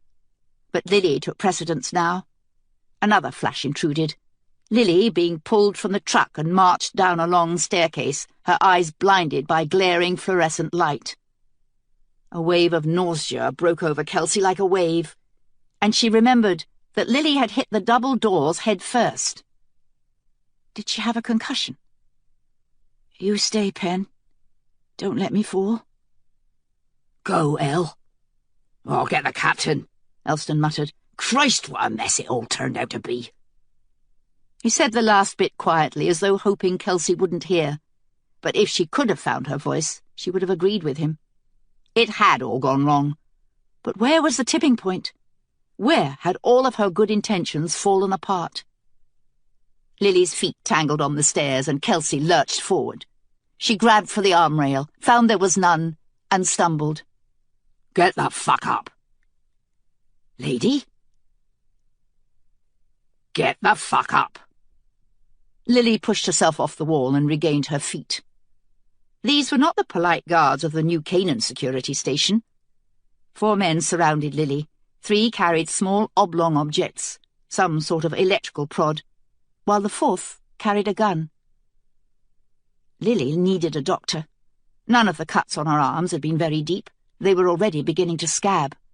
But she had taken an ugly slice on her scalp when she went through the glass doors, and blood was steadily oozing through the hair on the right side of her head. From time to time, nausea beset her. The last attack had been so bad that she nearly collapsed. But she fought it hard, because those taser-type weapons looked well used. As a child, Lily had once stuck her finger into the socket of a desk lamp that was missing its bulb, and she would never forget the brief burning agony that had taken her hand in that moment. The 4 men who surrounded her didn't seem the sort to think twice before giving her a jolt. They had kept her at the New Canaan station until early afternoon, in a dingy cell that was still years removed from the terrible conditions Lily would have imagined. There was no one else in the cell with her. It was dirty from disuse, not overuse. New Canaan's security probably never hosted prisoners. There was no petty crime there. Lily was in the cell for hours, but she never spotted so much as a single roach. She hadn't slept in more than 30 hours, and she was exhausted. Hungry, too. But the sharpness of that hunger quickly began to fade against her thirst. She didn't know if they would have given her water at the station, but she had forgotten to ask. Now her throat felt as though someone had gone at it with sandpaper. When the sun was just beginning to set, they had taken her from the cell and loaded her onto another truck. Lily didn't know how long the journey had been, only that night fell long before they came to a halt. And when they pulled her from the truck, she found herself in a wasteland of bright fluorescent and asphalt. The better world had never seemed farther away than it did in that moment. Lily, freezing cold from the long journey in only her t-shirt and jeans, blinded by the bright lights and the slow trickle of blood from her scalp. She tried to remember why she was here, but at that moment William Tear and his people seemed infinitely distant. Tracking backward through her memory, Lily realized that it was still only August 30th, that September 1st was still 2 days away. 2 days until the carnival, Parker had said. But Tear would never let a creature like Parker into his better world. So, what was the carnival? What does it matter now? But no matter how many times Lily had asked herself this question during the interminable truck ride, she remained unconvinced. Carnivals were excess and abandon, doing anything you liked. Lily was no extraordinary empathist, but it took only a few minutes for her mind to slip into Parker's, conjure an image, and spread it out before her like a mural. Parker's carnival would be the same as any other, excess and abandon, brought now into the limitless range of the monstrous troubled world they all lived in, a world of walls that separated the privileged from the deprived. And the deprived were angry. Lily's mind created the pictures faster than she could push them away, and by the time they reached the security compound, she had seen the end of the world inside her head, a bacchanal of rage and revenge. Parker's glee was easy to understand now. He might be too debased for the better world, but on the 1st of September, Tear meant to turn him loose in this one. I should tell security, Lily thought. I should warn someone. But that was impossible. Even if anyone would believe her, there was no way to tell them about Parker without also telling them about Tear. They were going to ask her about Tear anyway, no doubt, and despite Tear's words, Lily suspected that she wouldn't last long under interrogation. I can't tell them anything. Lily steeled herself against another wave of nausea. I keep quiet until the 2nd of September. That's my job. It's all I can do for them now. One of the guards opened a plain black metal door and stood back. "Find her an empty room." They marched Lily down a narrow corridor filled with doors. Lily was swamped with sudden déjà vu, so strong that it crashed over her mind like a wave, obscuring everything. She had been here before. She was certain of it. They sat her down in a small room whose fluorescent light barely provided enough of a thin, sickly glow to illuminate a steel table and 2 chairs that were bolted to the ground. The man with the gun cuffed Lily to the chair, and then she was left, staring blankly at the wall as the door closed behind them. Greg was dead. Lily kept this idea firmly in front of her, for despite her current predicament, there was comfort in it. No matter what happened now, it would not be Greg, not ever again. She fell asleep and dreamed that she was back in the backyard trying to crawl toward the kitchen door. Something terrible was behind her, and Lily knew that if she could only reach the door, there would be solace there.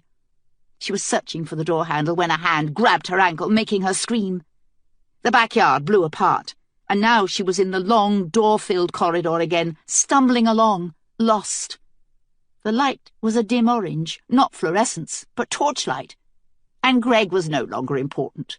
Greg was nothing, because she held a great fate in her hands, the fate of a country, the fate of— "The Tearling," Lily muttered, jerking awake. The dream dissolved, leaving her with a confused after-image of a torch behind her eyes. Someone had just doused her with water. She was soaking wet. "There you are." The back of the chair seemed to have dug claws into her spine, and Lily groaned as she straightened. She felt as though she had slept for hours. It might even be morning, but there was no way to tell inside this tiny, cramped room. Across from her sat a thin blade of a man, with a pointed face and wide dark eyes punctuated by arching, neatly sculpted, black eyebrows. His legs were crossed, one on top of the other, his hands folded on his knee. His posture was very prim, but somehow it fit the room around him. Beneath his dark security uniform, the man looked like an accountant with several secret nasty habits.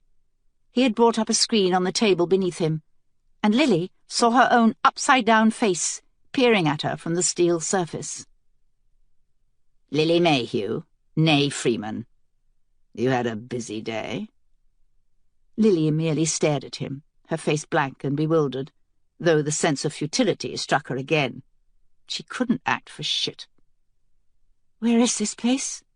"You don't care," the accountant answered pleasantly. "All you care about is how you can get out. Isn't that right?" "I don't understand." "Oh, you do, Mrs. Mayhew. One of the qualities that gained me my present position is a great talent for sniffing out a member of the Blue Horizon. You have the same look as the rest of them. Something around the eyes. You all look like you'd seen Christ himself and come back to tell the tale. Have you seen Christ, Mrs. Mayhew?" Lily shook her head. "What did you see?" "I don't know what you're talking about," Lily replied patiently. "I thought I was here because of my husband." "You are, certainly. But national security trumps local crime, and I have a lot of latitude in such matters. It could go either way, really. On the one hand, we have Lily Mayhew, the brutally battered wife whose life was in danger, who acted to defend herself. And on the other, we have Lily Mayhew, the cheating cunt who screwed her black bodyguard, a separatist black bodyguard, just to add to the fun, and then convinced him to help her murder her husband." He leaned forward, still smiling the pleasant smile. "Latitude, you see, Mrs. Mayhew. It really could go either way." Lily stared at him, unable to reply.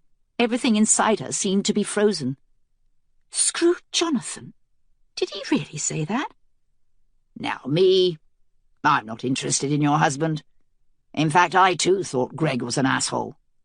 But I am extremely interested, one might almost say obsessively interested, in what you were doing down at the port of Boston early yesterday morning." "I wasn't," Lily replied. A frog was in her throat, and she coughed it out.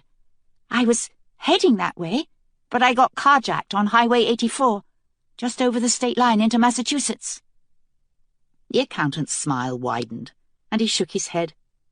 "A tragedy. Do go on." "I called my bodyguard to come and get me, and he brought me home." "That is very neat." His fingers played over the steel surface of the table, and a moment later Lily heard her own voice echoing from speakers on her left. "Jonathan?" "Where are you, Mrs. M?" The static that had covered the call was entirely gone now. Jonathan's voice crystal clear. "Mrs. M?" "I'm on my way to Boston." "What's in Boston?" "The warehouse. They're in trouble, Jonathan, all of them. Greg had Arnie Welch over for dinner." "Mrs. M, I can't hear you. Don't come to Boston." "Jonathan?" The call broke off. "Your tag tells a better story than you do, Mrs. Mayhew. Last night you travelled up to Boston, to Connolly Terminal, and you were there most of the night." The neat little man in front of Lily smiled again, and Lily noticed that he had a real mouthful of teeth, white and square and neat. Too neat to be anything but implants. "There are only two ways for this to play out. You can tell me what you know, in which case I will be tempted, though I promise nothing, to paint you as Lily Mayhew, the sympathetic battered wife. It's a terrible crime to kill your husband, but there are ways around that, even when your husband was Greg Mayhew, Defense Department liaison and all-around good citizen. I'm not God, so you'll likely serve a couple of years. But they will be soft years. And when you get out, your husband's money, your beautiful house in New Canaan, your 3 cars, all of it will be waiting for you. You can start a new life." His words made Lily think of Kath Alcott, who had gotten into her car one night with her 3 children and simply vanished. She wondered if Kath had had any money. It changed everything, money. It was the difference between vanishing without a trace and simply dying in some dark place with no one to know or care. Lily thought of the group of people she had seen hunched around the bonfire beside Highway 84. And then the man's voice jerked her back. "If you say nothing, we go to work on you, and you'll tell anyway. Don't even kid yourself that you'll be able to stay silent. There's never been a member of your little group that I couldn't break. But if you waste my precious time and delay my investigation, I guarantee that you'll be Lily Mayhew, the cheating whore who shot her husband, and after I'm done with you, you'll die by the needle." Lily held silent during this speech, though his words made her stomach twist into thick, ropey knots. She was no good with pain, never had been. She feared the dentist, even a cleaning. It was all she could do to drag herself into Manhattan once a year to allow Dr. Anna to poke the horribly uncomfortable speculum between her legs. But the thought of Dr. Anna steadied Lily as well, reminded her that William Tear wasn't the only one who could be hurt if she opened her mouth. "I'll give you 30 minutes to think it over," the accountant told her, rising from the table. "In the meantime, I'm sure you're hungry and thirsty." Lily nodded miserably. She was thirsty, so much so that she could feel each individual tooth throbbing in its own dry socket. He left the room, and she bent to lay her head on the table, feeling the sting of tears behind her eyes. She searched for the better world, but there was nothing now. She could not call it up in her imagination as she had so many times before. The better world was gone, and without it, she wouldn't last long. Am I really this weak? She thought that the answer might be yes. There had always been something flimsy inside her. Greg must have sensed it. In fact, Lily saw now, Greg might have understood her better than anyone else ever had. All of Lily's bravery only kicked in when there was little risk involved. When the chips were down, she folded.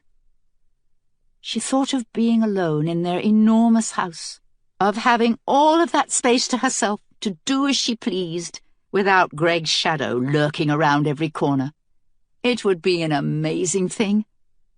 "Bullshit," Maddie whispered. "They're never going to let you go. And even if they did, You think they let a single woman keep all of that money, do as she pleases, in New Canaan, in any city?" Lily smiled gently. Maddie was right. It was a pipe dream. The little accountant had looked straight through Lily and seen what she wanted more than anything. Freedom, the ability to live her own life, and then dangled it in front of her like a cheap toy. Lily Mayhew, née Freeman, had been weak all of her life, but she had never been dumb. "I won't break," she whispered silently into her crossed arms, into the wetness of tears.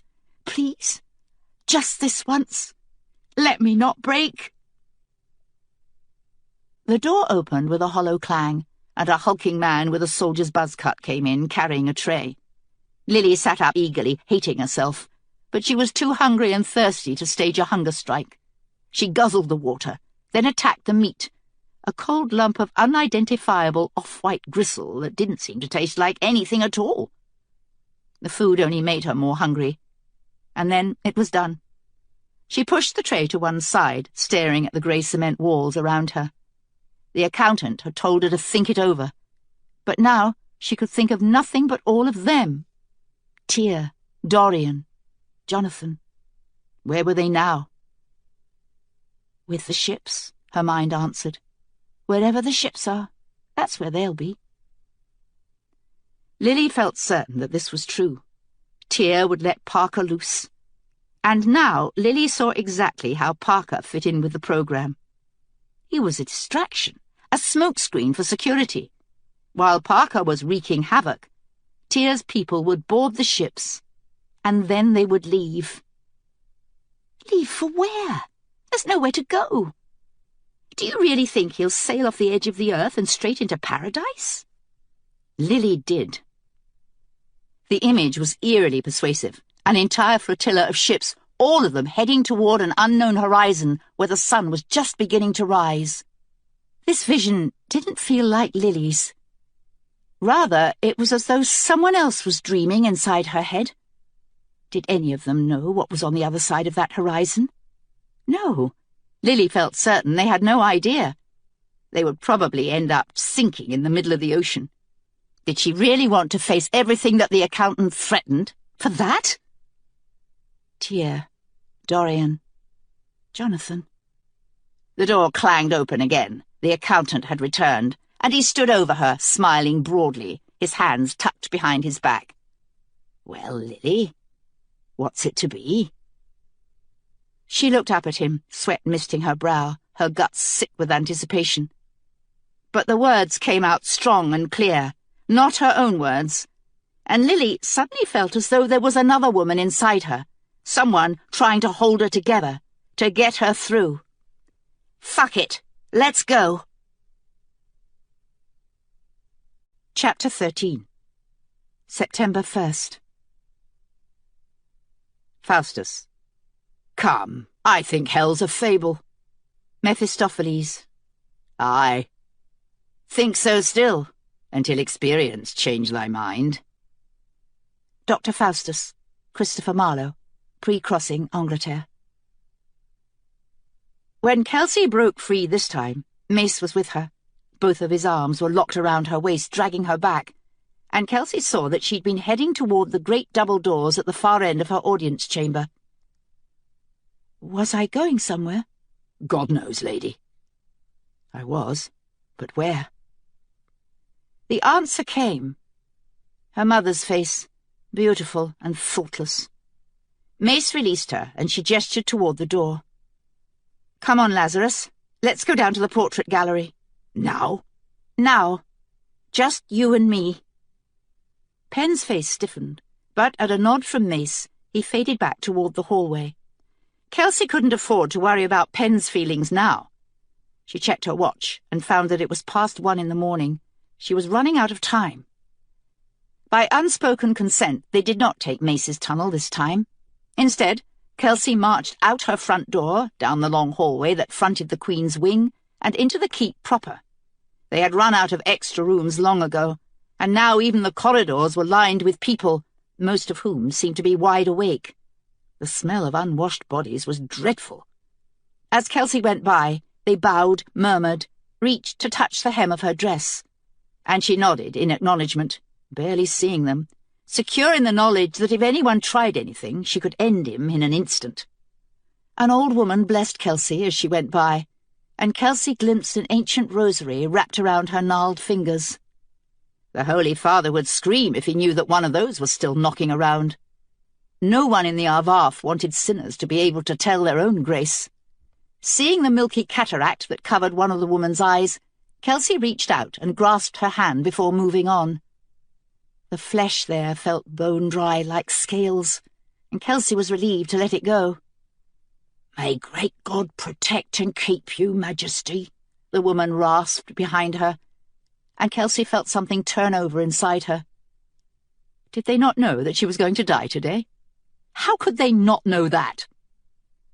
She quickened her steps, determined to reach the portrait gallery before Lily took her again. She could feel Lily's need now, Lily's pain, eating into the edges of her mind, trying to drag her back. And for a moment she resented Lily. Wondered why she couldn't pile her sorrows on someone else. "Has there been word of Father Tyler?" she asked Mace. "No. All I could find out is that he and a brother priest vanished from the Arvarth several days ago. And the Holy Father is livid. He's offering £1,000 for Father Tyler, alive." Kelsey halted for a moment, leaning against the wall. "If he hurts Father Tyler, I'll kill him, Lazarus." "You won't need to, lady. I'll kill him." "I thought you didn't like priests." "Why am I here, lady? You no longer need protection. I could drop you in the middle of the dry lands and you'd likely walk out unscathed. These people are no danger to you. Why have you brought me along?"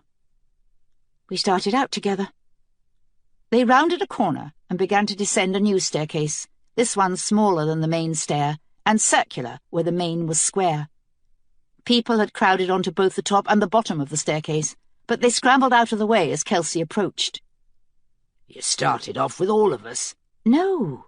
That morning with the hawk, you remember? That's when I first knew I was the Queen, and it was just you and me." Mace glanced sharply at her. "What are you planning, lady?" "What do you mean?" "I know you. You scheme." Kelsey veiled her thoughts, willing them out of her face. "When the sun comes up, I mean to go down to the bridge and try to parley." "The terms were non-negotiable." "Nothing is non-negotiable, Lazarus. Not if I have something she wants." "She wants this city and all of its goods in plunder." "True. It may not work, but I have to try. I'll take only 4 guards with me, including yourself and Pen.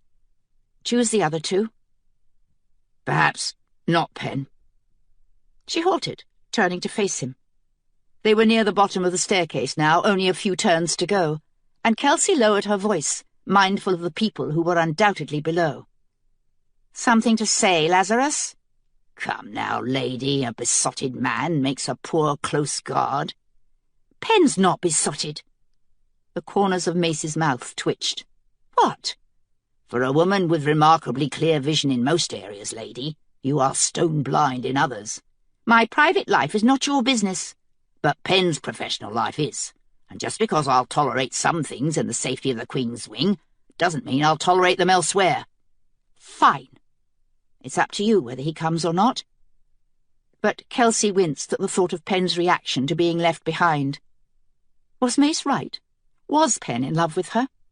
It seemed impossible. Pen had his woman, and although Kelsey had her occasional possessive moments, the woman served a purpose, allowed Kelsey to feel as though she was doing no harm. She didn't want Pen invested in their arrangement. She wanted it to be private, something that never needed to be dragged into the light of day. She wished Mace had not said anything. No point in fretting over it, she reminded herself. Everything ends in a few hours.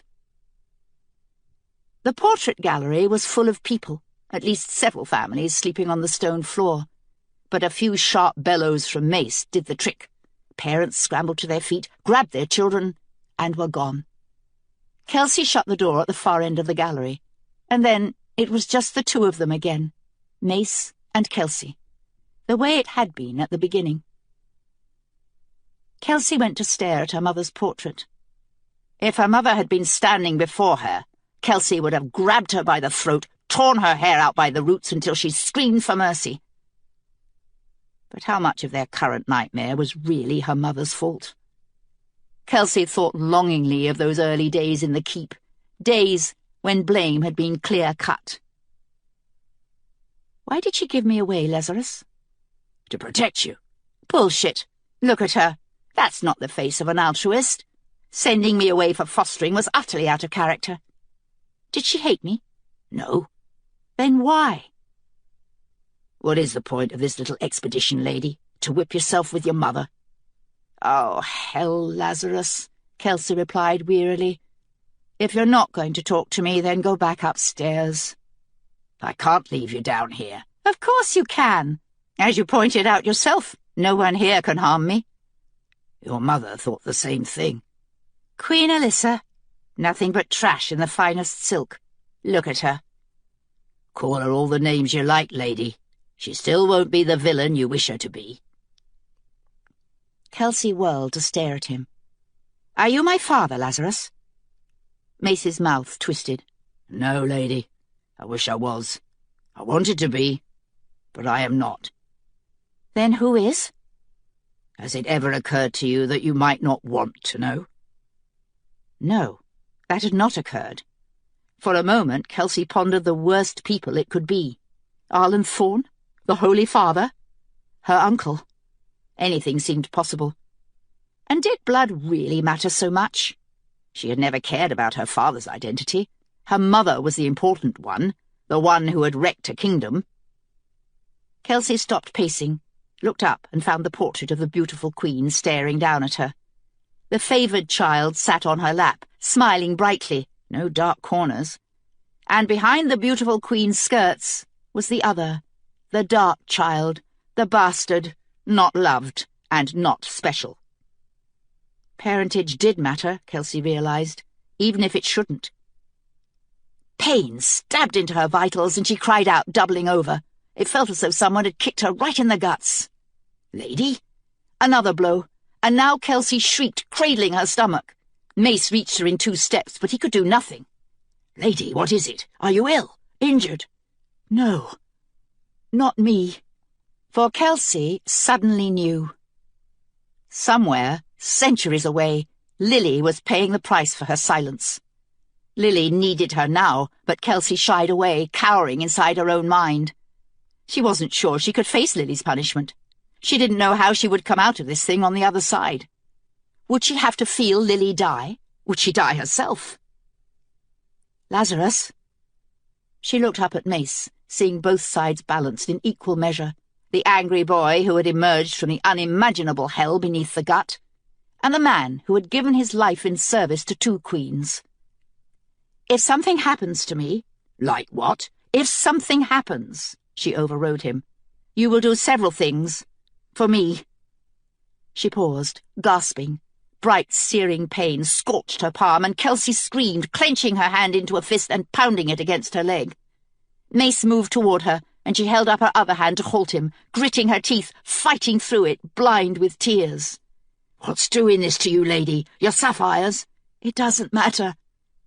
If something happens to me, Lazarus, I trust you to look after these people and keep them safe.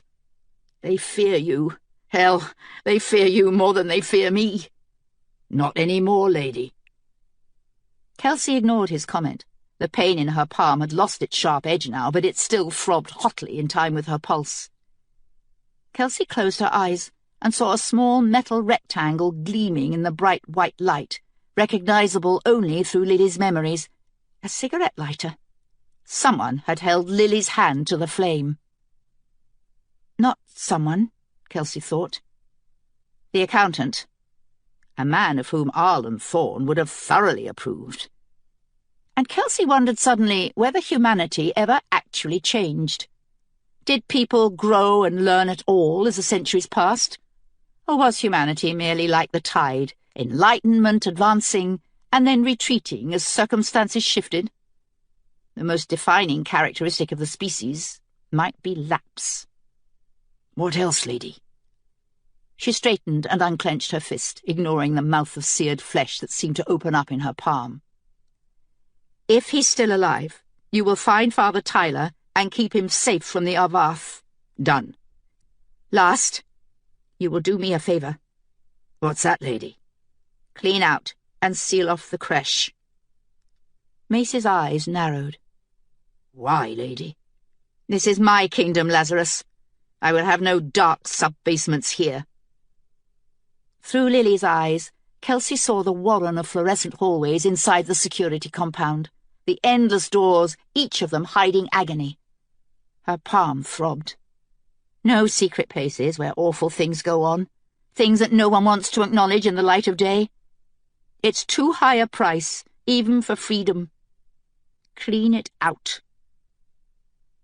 Mace's face twisted. For once, Kelsey read his thoughts easily. What she was asking would be terrible for him, and he didn't think she knew. She put a hand on his wrist, clutching the leather band that held several small knives. "What's your name?" Lazarus. "No. Not the name they gave you in the ring. Your real name."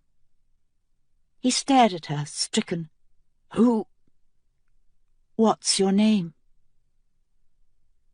Mace blinked, and Kelsey thought she saw a bright sparkle in his eyes, but a moment later it was gone. "My first name is Christian. I don't know my surname. I was born in the gut, to no parents at all." "Fairy-born. So the rumours are true." "I will not discuss that phase of my life, lady, not even with you." "Fair enough. But you will clean the place out." The room wavered before Kelsey's eyes, torchlight becoming electric for a moment before fading back. She wanted to see. She didn't want to see. She heard Lily screaming. Kelsey clenched her fists, willing the past away. "You talk like one condemned, lady. What do you mean to do?" "We're all condemned, Lazarus." Kelsey's head jolted as a blow landed across her face. Lily was beginning to lose hope. Kelsey could feel despondency creeping in, a deadened numbness that echoed all through her mind. "You might need to take me back up, Lazarus. I don't have long." "We can go back through the tunnels." Mace played with the wall for a moment, opening one of his many doors. "Where do you go in your fugues, lady?" "Backward. Before the crossing." "Backward in time?" "Yes." "Do you see him? William Tear?" "Sometimes." On her way through the door, Kelsey reached up to touch her mother's canvas, the painted hem of her green dress, feeling rogue regrets surface in her mind. No matter how hard she tried to hate the smiling woman in the portrait, she would have liked the chance to speak to her, at least once. "You knew my mother well, Lazarus. What would she have thought of me?" "She would have found you too serious, lady. Alyssa wasn't one to feel anguish on behalf of others, let alone of circumstances that couldn't be changed. She surrounded herself with similar people." "Was my father a good man?" A pained expression darted across Mace's face, then was gone so quickly that Kelsey might have imagined it. But she knew she had not. "Yes, lady. A very good man." He gestured into the darkness. "Come, or I'll end up carrying you. You've got that look about you." "What look?" "Like a drunk about to pass out." With a last glance at her mother's portrait, Kelsey followed him into the tunnel. Through the walls she could hear the murmur of many voices, even in the middle of the night, people too worried to sleep. They were all in equal danger now, low-born or high-born. The army outside the wall would not make distinctions. Kelsey tried to picture the coming dawn, but could get no further than the end of the New London Bridge. Something was blocking her vision. Burning fire spread through Kelsey's arms, a tingling pain that moved onto her chest before attacking her legs. The pain intensified, and Kelsey halted in the darkness, unable to move. She had never felt anything like this. Each nerve in her body seemed to have opened up wide, become an infinite conductor. "Lady?" "Make it stop," she whispered. She squeezed her eyes shut, feeling tears leak beneath the lids. Mace fumbled for her in the dark, and Kelsey grabbed his hand, clung like a drowning man. "I don't want to see." She couldn't hold herself up. Felt as though her nervous system had collapsed. All muscle control had gone from her legs. Mace grabbed her, lowering her softly to the ground, but the pain didn't stop. Every cell seemed to be on fire, and Kelsey screamed in the darkness, writhing on the rough stone. "Take them off, lady." Kelsey felt him tugging at the chains around her neck, and she slapped his hand away. But she didn't have the strength to fight him off. None of her muscles were working correctly, and the pain controlled everything. She tried to roll away, but could only wriggle helplessly on the floor. "Quit, damn it!" Mace dug a hand beneath her neck and lifted her head from the floor. Strands of hair ripped from her scalp. "A warning," the dark part of her mind whispered. "That's all he needs." She concentrated on the hand that held the sapphires, first pressing, then digging. Mace grunted in pain but did not let go, so Kelsey clawed at him now, opening up scratches. "I know how valuable your hands are, Lazarus. Don't make me take them from you." Mace hesitated, and she pressed even harder, digging inward toward the muscle until he swore and scrambled away. Kelsey pulled herself into a sitting position, then rested her head on her knees. The pain had begun again, in her legs this time, and she realized now that she had no choice. Lily's time was an open doorway, and there was no going halfway through. "Lazarus," she croaked into the dark. "Lady." "I'm going back. I can't stop it." She stretched out on the floor, feeling the blessed coolness of stone against her face. "Don't try to take them off while I'm gone, either. I'm not responsible for what might happen." "Keep telling yourself so, lady." She wanted to snap at him, but now Lily was upon her, Lily's mind slipping inside her own the way a hand would slip inside a perfectly fitted glove. The pain had faded again. Lily had taken refuge in her own imagination, her vision of the better world, fields and a river seen from atop a hill. Kelsey recognized the view, the Almont, as it looked from the hills of New London, and the Cadell stretching into the distance. But there was no city yet in Lily's dreams, only the wide open land running toward the horizon. A clean slate. Kelsey would have given anything for that land, that opportunity. But it was too late. "Had enough yet?" Kelsey barked laughter, a helpless dog-like sound. She looked up and saw the grinning, shark-like face of the accountant, and the laughter died in her throat. "I said, have you had enough?" Lily blinked as sweat ran into her eyes, stinging and blinding. She had found that once she answered an innocuous question, it became that much easier to answer a question that mattered. Now she held silent. "Ah, Lily," the accountant shook his head sadly. "Such a waste of a pretty woman." Bile collected in Lily's throat, but she swallowed it down, knowing that if she got sick, it would make everything hurt more. She blinked the sweat from her eyes and shot a glance at the assistant who controlled the box. A tall, bald man, with dead, watery eyes that seemed to focus on nothing.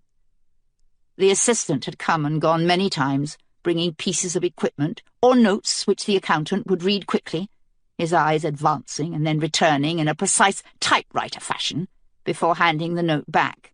Then the assistant would leave again. But now he appeared to be here for good, his finger on the console that made agony travel all over Lily's body. Tiny wireless electrodes seemed to be strapped everywhere. They hadn't put one between her legs yet, but Lily felt certain that they would get there in time. She had no idea how long she'd been in this room. There was no time, only the lulls that the accountant gave her. She felt sure to contemplate what he might do next. She could have asked him for the date, but even that seemed like it might alert him that something was going on, that time mattered somehow. She was trying to hold on until the 1st of September, but in truth it could already have been the 5th or the 6th, for all Lily knew. Her muscles throbbed, her hand throbbed. They had stitched the wound in her scalp, but no one had tended to her hand, and the burning hole in her palm had blackened and then crisped over with pus like a crust on a filthy pie. The assistants' comings and goings were the only way to mark the passage of time. Sometimes the accountant would leave the room as well, shutting off the lights. Another purposeful manoeuvre, Lily was sure, leaving her alone in the dark. And yet she was not alone. With every hour that went by, Lily became more aware of the other woman. She came and went, sometimes merely flickering on the edge of Lily's consciousness, and sometimes right there. The feeling was nothing Lily could explain to anyone, even herself. But nevertheless, the woman was there, just beyond a thin veil, feeling Lily's pain, her fright, her exhaustion. And this woman was strong. Lily could sense that strength, like a great lamp shining in the darkness. She was strong the way William Tear was strong, and that strength buoyed Lily up, kept her from opening her mouth and screaming out the answers the accountant wanted to hear. As the hours went on, Lily became more and more certain of something else. This woman knew about the better world. She had seen it, understood it, longed for it with all her heart. "Who are you?" Lily wanted to ask. But then the assistant pressed the button again, and it was all she could do to cling to the other woman, like a child, to its mother's knees, begging for solace. When the electricity was on, Lily forgot all about the better world. There was only pain, white-hot agony that flared beneath her skin, wiping everything else away. Except the woman.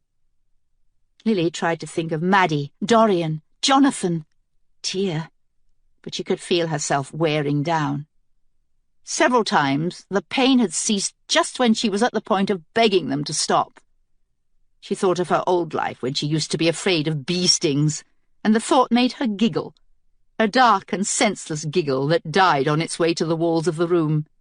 This room that was the only thing left. "Keep on laughing, Lily. You can end this at any time."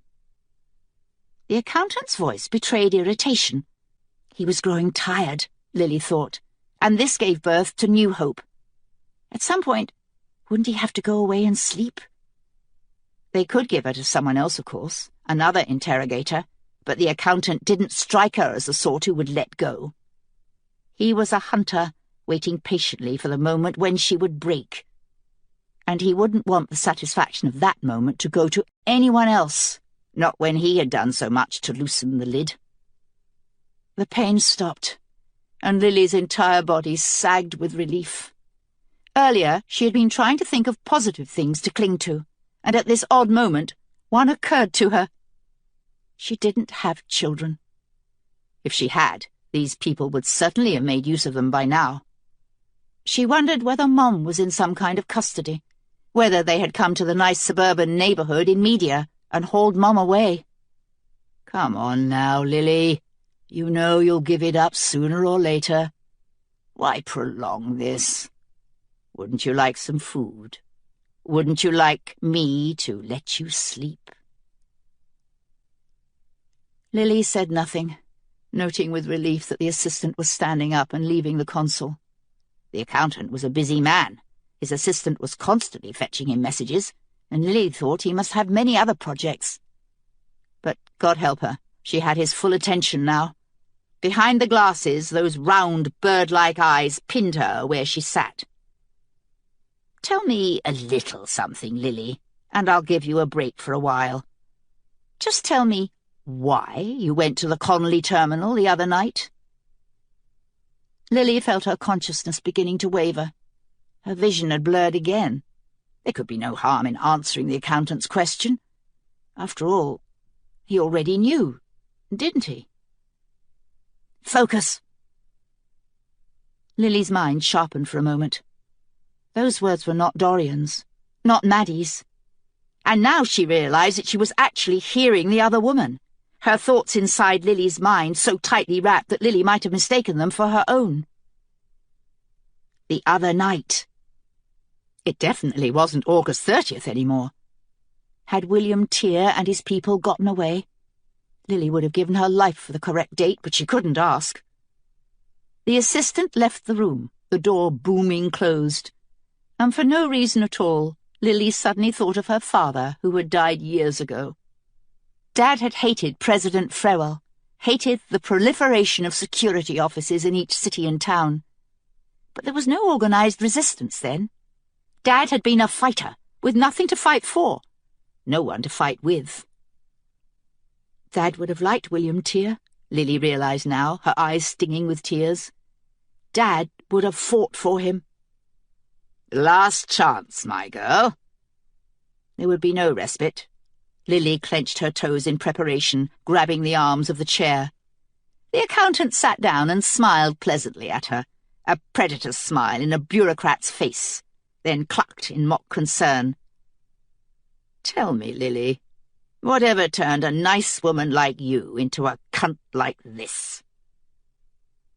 He reached for the console, and the lights went out. For a long moment, Lily could only hear her harsh, frightened breathing in the darkness. Then she heard shouts and cries in the hallway outside, muffled by the metal door. Beneath her feet the ground trembled, and Lily was seized with a fierce joy that's bordered on ecstasy in the dark. September 1st, her mind exalted. She knew suddenly that it had come, the end of the old diseased world. September 1st! Somewhere, far away, an alarm began to squawk. More muffled screams echoed from the hallway. The accountant's chair scraped back, and Lily drew up into a ball, expecting him to find her at any moment. She could hear the grating crunch of his feet on the concrete floor, but whether he was near or across the room, Lily couldn't tell. She began to feel her way around the arms of her chair, looking for a sharp edge, a nail, anything, tugging as hard as she could against the short reach of the handcuffs. This was her only chance, and if she didn't take it, if they managed to get the lights back on, the pain might go on forever. The door thrummed, a deep metal gonging sound, and Lily jumped, banging her head against the back of the chair. Several sharp beeps punctuated the darkness, a gun being loaded. Lily could find no sharp edges on the arms of the chair. Of course not, she thought. Of course there wouldn't be. And so she began to work on one of the handcuffs that bound her to the chair's arms. She was fine-boned with thin wrists, but no matter what she did, the cuff wouldn't slip off the protrusion below her thumb. She continued to pull at it, not stopping even when she felt the first trickle of blood. Sometime in the last 48 hours, Lily had discovered the great secret of pain. It thrived on the unknown, on the knowledge that there was a greater pain out there, something more excruciating that might yet be reached. The body was constantly waiting. When you took away the uncertainty, when you controlled the pain yourself, it was infinitely easier to bear. And Lily yanked at the handcuff, gritting her teeth, hissing the pain away through pursed lips. The door boomed again, a much deeper sound, metal hitting metal. And a moment later the hinges burst apart, emitting a silver rectangle of light from some sort of halo device. When Lily was little, they used to take such lights camping, but this one was infinitely brighter, turning the door into a rectangular sun in the darkness. Lily threw up a hand to cover her eyes, but it was too late. She was already blind, her eyes burning, leaking salt. The room was full of gunfire, quick, sharp clicks and the metallic ping of bullets bouncing from metal walls. A thin slice of pain tore across Lily's bicep. The backs of her eyelids seemed to be on fire. "Mrs. M." A hand clasped her shoulder, shook her hard, but even when Lily opened her eyes, all she could see was white fire. "Jonathan?" "Hold still for a minute." Lily held still. There was one sharp crack of metal, then another, impacts that reverberated all the way up her arms. "There, you're out. Come on." "I can't see." "I can, but I can't hold you up. You need to walk." Lily let him pull her to her feet, though pins and needles awoke roaring in her feet and calves. She stumbled along, Jonathan's arm tucked behind her shoulders. To her left, she heard a gagging rattle, the sound of someone choking. She could see shadows now, bright beams of flashlights in the darkness. The choking intensified, becoming a loud gargling sound that made Lily wince. And then it ceased. "We have to go!" A voice squealed so high and panicky that Lily couldn't tell whether it was a man or a woman. "They're bringing the secondary backups online. The power's already on in Building C." "Keep your pants on," a woman drawled, and Lily swung toward the voice, though all she could see was another bright blue shadow. "Dorian?" "Come on, Mrs. M." Jonathan took her arm, pulling her along. "Gotta move. Time is short." "Is it September 1st?" But there was no time for her to ask. They hustled her out the door. Lily skinned her elbow on the busted frame on the way out, but said nothing, and down the hallway, which was still dark. Lily blinked continuously, trying to force her sight back. Scattered light arced across the hall, flashlights, and Jonathan's hand urged her to go faster. Lily heard pounding on the doors as they passed. People were still trapped in there, behind magnetic locks. And now Lily understood Jonathan's urgency. All security facilities were supposed to have several sources of emergency power in case of a failure. Dorian and Jonathan must have sabotaged more than one, but they had not killed them all. Beneath her feet, buried deep in the stone, Lily felt intermittent thumps as someone tried to bring the building back online. A figure stepped into the flashlight beams some 10 feet in front of them, and Lily halted, recognizing a security uniform. The man was big and rangy-looking, and he held up a huge black machine rifle, one that could fire either bullets or darts. Greg used something very similar whenever he went deer hunting with his cronies in Vermont. "Where are you going with her?" Behind Lily, someone snarled, a soft sound that made the hairs stand up on the back of her neck. "She's being transferred to Washington." Lily knew that voice. It was the accountant's assistant, the bald man who had spent most of the night with his hand on the console. He was on Jonathan's other side, still in his uniform, but when Lily screwed up her eyes to focus, she saw that his face was a grotesque white mask of panic. She was beyond surprise now, beyond reaction. The presence of the assistant merely registered, poking the bubble of her mind with a soft finger, then retreating. "On whose orders?" "Special orders. From Major Langer." But the assistant's voice was unsteady, and the guard wasn't buying it, even Lily could tell. Dimly, outside the glow of their flashlights, she spotted someone moving down the hallway wall, a sliding shadow in the darkness. "Where is Langer?" "He's writing his report." The assistant licked his lips, and Lily heard the dry rasp of his tongue. "I'm supposed to take her outside to the car." "Who are these others?" The shape on the wall launched itself onto the guard, knocking him to the ground. The gun chattered as the guard went down, bullets pinging off the walls and floors. Jonathan's arm dropped away from Lily's back, and she heard the thud of his body hitting the ground. Jonathan's flashlight had fallen to the concrete, and in the dim light she saw William Tear, his knee planted in the guard's stomach, both thumbs jammed into the man's eyes. Lily grabbed the discarded flashlight and shone it around until she found Jonathan's feet. The guard screamed, making her jump, and the light jigged crazily around the hallway. For a moment, Lily was back in her nightmares, in that other hallway with its endless doors. "Shine it up!" Dorian grabbed the flashlight from her, focusing it on Jonathan's stomach. "Ah, damn!" A narrow trench of blood, sparkling almost black, stained Jonathan's shirt just above his belt buckle. Lily's vision crystallized, the warm bubble around her mind evaporating. "Help me pick him up." Lily wrapped an arm around Jonathan's waist and helped Dorian haul him from the floor. Ahead in the darkness, the guard's screams ended suddenly, a strangled sound that cut off in a grunt. "Move!" William Tear shouted. "Jonathan needs a doctor," Dorian panted. "Gut shot." "There's no time. Parker's people will already be started." "I'm fine," Jonathan wheezed, his breath whistling against Lily's neck. "Come on, South Carolina." Dorian hauled him forward, and Lily followed suit, trying not to jostle him.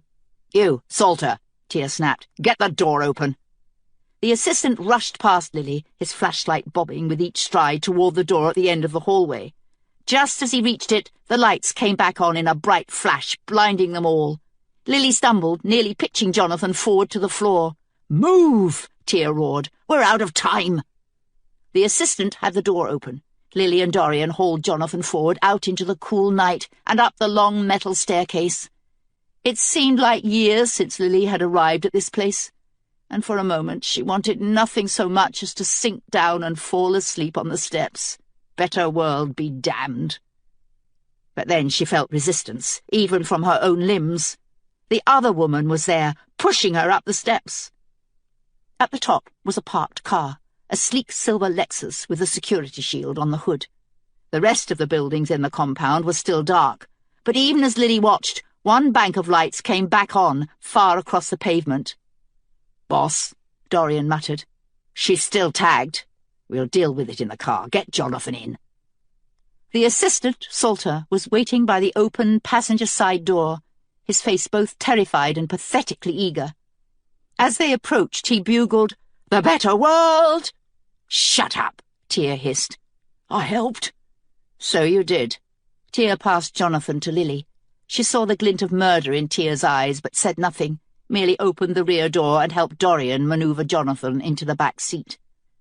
"You helped us at the 11th hour, wanting to get to the better world, yes?" In one quick movement, Tear grabbed the back of Salter's head and smashed his face into the hood of the car. When he pulled Salter back up, the man's features were nothing but a bloody mask. "Think on them, Salter," Tear murmured. "All of my people you've helped to break over the years. I wouldn't let you within 100 miles of the better world." He flung Salter away. Lily looked across the compound, at the miles of fencing that seemed to surround everything. If the power came back on, how were they going to get out? This was going to be a trick, even with Jonathan behind the wheel. Tear shook his head, biting at the inside of his cheek. "I need to work on Jonathan. Take out her tag.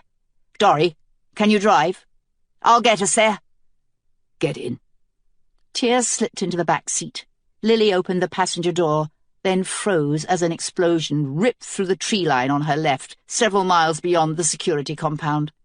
An orange fireball bloomed in the dark, illuminating the silhouettes of infinite trees before they were consumed in flames. "Into the car, now!" She got in and slammed the door. Dorian floored it, and the Lexus roared forward across the pavement. Tear turned on the overhead light. 20 degrees left, Dory. The 5th segment from the end. "I know, boss. I know." Dorian nudged the wheel to the left. Another bank of lights came on above them, and Lily saw that they were heading toward the perimeter fence, doing 40 now, their speed still increasing. Lily thought of electrocution, then dismissed it from her mind. Tear would take care of these things, the way he seemed to take care of everything. Metal hammered behind her, bullets puncturing the trunk and back bumper. The car skewed, and Dorian fought with the steering wheel, cursing a steady slew of profanity that would have made Maddie proud. A groan came from the back seat.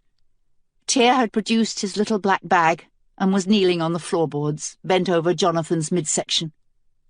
Lily was glad she couldn't see the wound, for she already sensed how things would play out.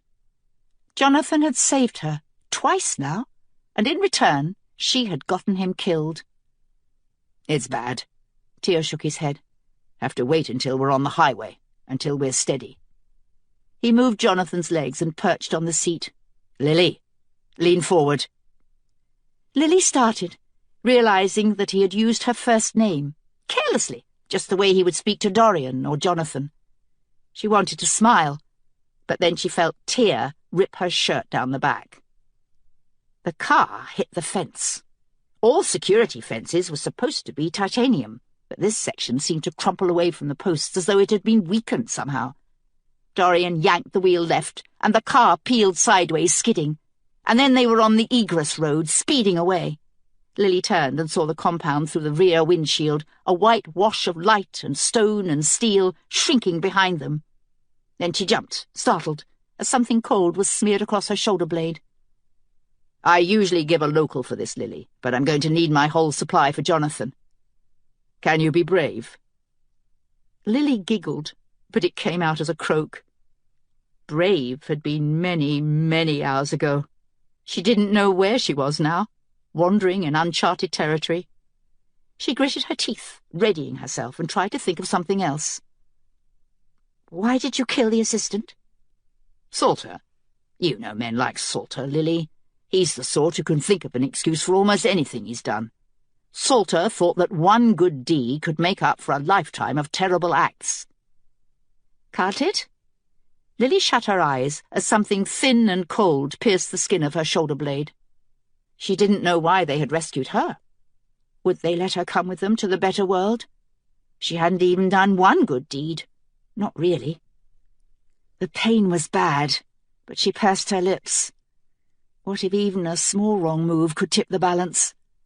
Holding them shut. Depends on the deed and the lifetime. In this case, no. Salter's been Langer's right-hand man for nearly 20 years. Major Langer, Lily realised. The man in charge. The accountant. No roadblocks yet, Dorian remarked, her gaze pinned straight ahead. That's something, but there's a lot of fire. Parker, Tear replied dismissively. That bunch is ridiculously impressed by loud noises. The sharp instrument worked inside Lily's shoulder. She couldn't stop a small moan from escaping her throat. Not much longer, Lily. A spray can hissed, and burning cold spread across her open shoulder. Thank Christ Parker and his crew never knew what else we had. But I'll bet £100 most of the eastern seaboard's on fire before the night is through. Why? Lily gasped, as another sharp point sank into the muscle of her shoulder. Why would you let him do that? Tear grunted. Hold very still, Lily. Tricky fucker. Lily thought he had ignored her question, but a moment later he replied, This country is diseased. The fortunate celebrate on the backs of the starving, the ill, the terrorized. The law affords no recourse to the disadvantaged. That's a historical sickness, and there's only one cure. But I won't lie to you, Lily. We need the diversion as well. Tear left her shoulder for a moment, and there was a clink of metal. Little fucker's buried deep in the muscle.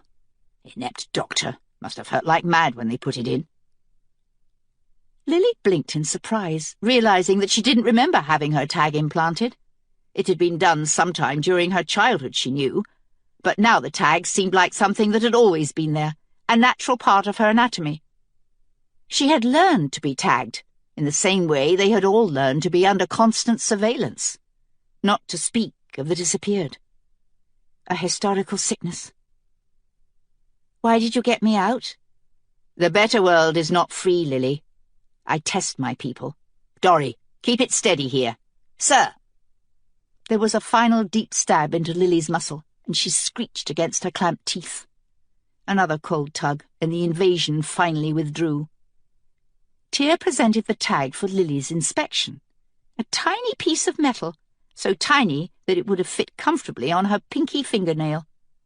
Marvelling, Lily held out her hand, and Tear dropped the tag into her palm. Controls your whole life, Lily. Do us a favour and toss it out the window. After staring at the tiny metally lips for another moment, Lily rolled the window down and threw her tag into the night. Feel better, Mrs. M? She turned to stare at Jonathan, ignoring the fierce pain in her shoulder. He was smiling, but his face was pale beneath its dark skin, and his entire shirt front gleamed with blood. I'm so sorry. Jonathan waved his hand. I'll be fine. But Lily knew better.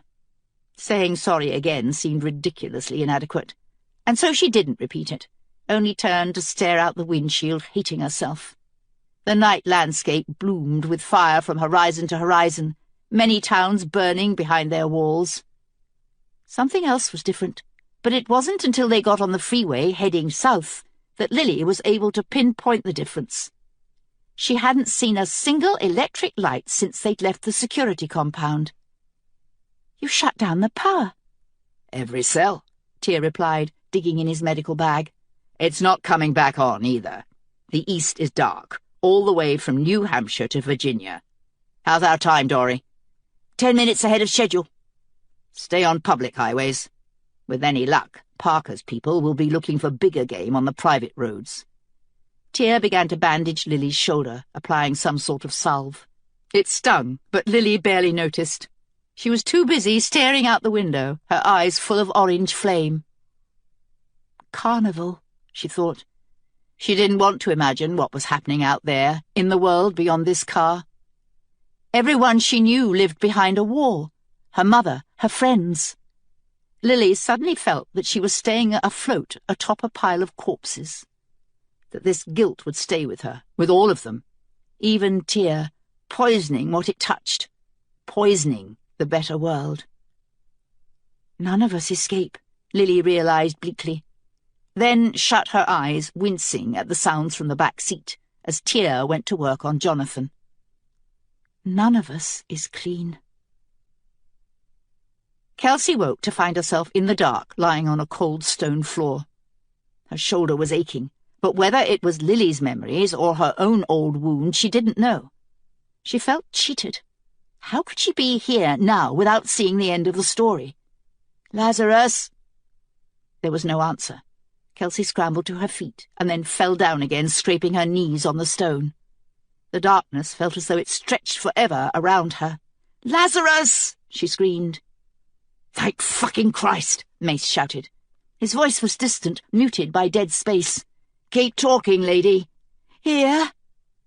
The glimmer of a torch appeared far off, and Kelsey pulled herself to her feet, wandering toward it, her hands outstretched against obstacles. But there was nothing, only the vast dark space around her. As Mace approached, she saw that his face was white and strained, his eyes wide in the torchlight. "I thought I'd lost you, lady." "What?" "One moment you were on the ground making a racket, and the next you were just gone. I've been looking for you at least half an hour." "Maybe I rolled away in the dark." Mace laughed bitterly. "No, lady. You were gone." "Then why am I back?" she nearly asked, but held quiet, recognizing the selfishness of the question. She was back because there were things to do before the morning, before she walked into death. "Only crossing," she whispered, taking comfort in the words, though she didn't know what they meant. It was time to talk to Rove Finn. All was quiet as they approached the Queen's wing. Kelsey hoped that everyone had gone to bed, for it would make this easier if she only had to say goodbye to the night guard. But here she was mistaken, for when the double doors opened, she found her entire guard, more than 30 of them, still awake, with Pen in front. Andalai was waiting too, as neatly put together as though she'd had a full night's sleep. Even Isha was there, though Kelsey noted that she did not stand with her mother. She stood with the guard. Kelsey took a deep breath. The rest of them would be easier to lie to than Mace, but she worried about Andalai, who always saw through everything. "At dawn, I'm going down to the bridge to try and open negotiations with the Mort." "With what, lady?" Corin asked. "You have nothing to offer." "Lazarus will decide who comes with me," she continued, ignoring him. 4 guards, no more." "Elston," Mace announced. "Myself?" His eyes roamed the room for a moment before fixing on Isha. "And you, Hellcat. The Mort are tricky bastards. I want your knife." This was nonsense, but seeing the way Isha's face lit up in the torchlight, Kelsey said nothing. Recognizing Mace's words as a gift, a kindness, just as she had shown to Ewan. She scanned the rows of guards and found Ewan stationed near one end. She had been prepared to send him back down to the dungeon if Mace demanded it, but he had not. The guard could have reacted to Ewan in many different ways, but they had taken him in, much in the manner of a mascot, giving him responsibility in minor matters, innocuous errands where he could do no harm. Venner clapped Isha on the back and murmured in her ear, and she scampered off down the hallway. "And Corin." Several guards gasped. Pen stared at Mace, his face turning pale. Kelsey's heart ached for him, but she understood that she could not get involved in this. More. As Pen began to argue with Mace in furious whispers, she saw that she was being handed an opportunity. She turned and hurried down the hall to her chamber, relieved when no one tried to follow, and bolted the door shut behind her. The fire in her chamber was still going. Andalai, thorough as ever, had tended it throughout the night. Kelsey sat down on the hearth, staring into the flames, willing Rove Finn to come. But where would he come from? Kelsey wished she understood, for it seemed like it might matter. She felt exhausted, as though she had travelled countless miles, the weight of Lily's life on top of her own. She longed to go back to Lily, to see the rest of the story. But there was no time. It was 4:15, and dawn was coming. Kelsey balled her hand into a fist, digging the nails in until thin blood emerged beneath their crescents, until she felt vaguely awake. "Tear air." She looked up and found him standing beside the fireplace. He was not so pale as she remembered, Now his cheeks were ruddy and his eyes gleamed with a sparkle that seemed unnatural. Her earlier dreams recurred. This man, buried inside her, while all around them the fire burned and burned. Kelsey stood up, wiping her bloody hand on her dress. "You want your freedom?" "Yes." "Speak," she snapped. "I'm tired of silence." "I want my freedom." "How do I kill the Red Queen?" "Are you ready to bargain, Tear-Air?" His eyes gleamed redly. A trick of the light, Kelsey had once assumed. And now she remembered Marlowe's old fool, who had decided to make a bargain with the devil. But even the lessons of a good book could not stand up against the weight of the tide that stood outside the city walls. The mort were the only issue. All other considerations had become secondary. "I'm ready to bargain." Finn approached, and Kelsey saw hunger burning in his eyes, a great excitement held in check. Whatever freedom meant to him, he had waited a long time. "Take your sapphires in your hand." Kelsey did.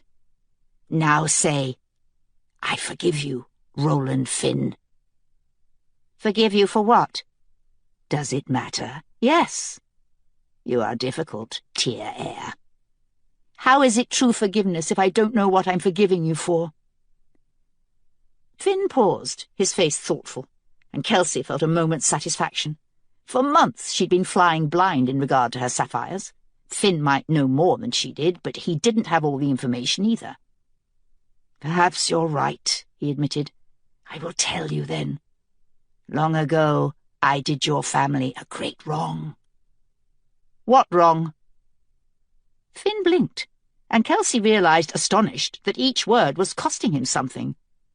Was it possible for this creature to feel remorse? "I betrayed Jonathan Tear." This wasn't what Kelsey had expected. "The fetch said you were a liar."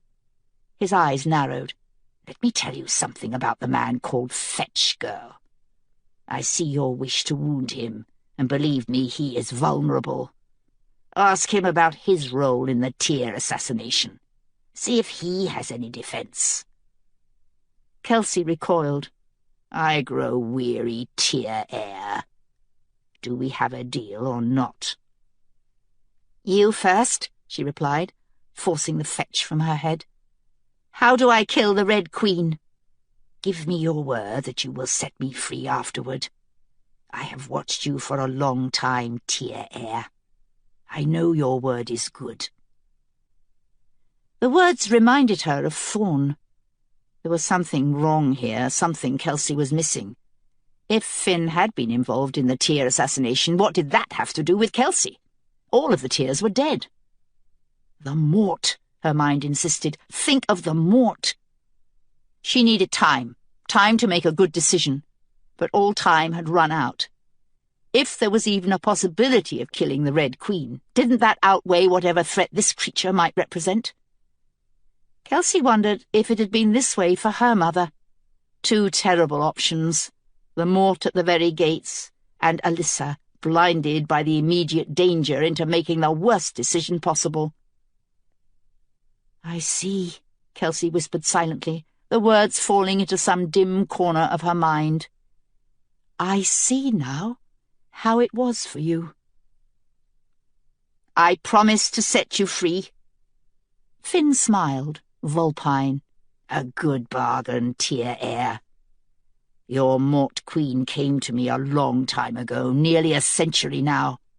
She was not seeking me, but found me by accident, and once she realized what I was, she begged me to help her."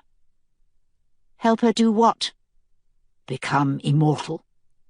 She was a young girl then, barely a woman, but already her life had been terrible, and she wished to be so strong that nothing could harm her again. Not man, not fate, not time." Thorn had been right, Kelsey realized. "You helped her, then?" "I did. She has distant Tear blood, and for a long time I thought she was the one I was looking for. But she is flawed. Her early years left too deep a mark on her, and she focuses only on her own safety and her own gain. Your heritage is much clearer, undiluted. Sometimes I can even see him, just there, in the expressions of your face." "Who?" Kelsey wondered, but she could not afford diversions. "You said she could be killed?" "So she can. She has a bit of your family's talent, and I taught her to refine it, to manipulate flesh, to cure herself when her body failed her. You know these lessons, Tear. You have been teaching them to yourself. But the Mort Queen is still vulnerable.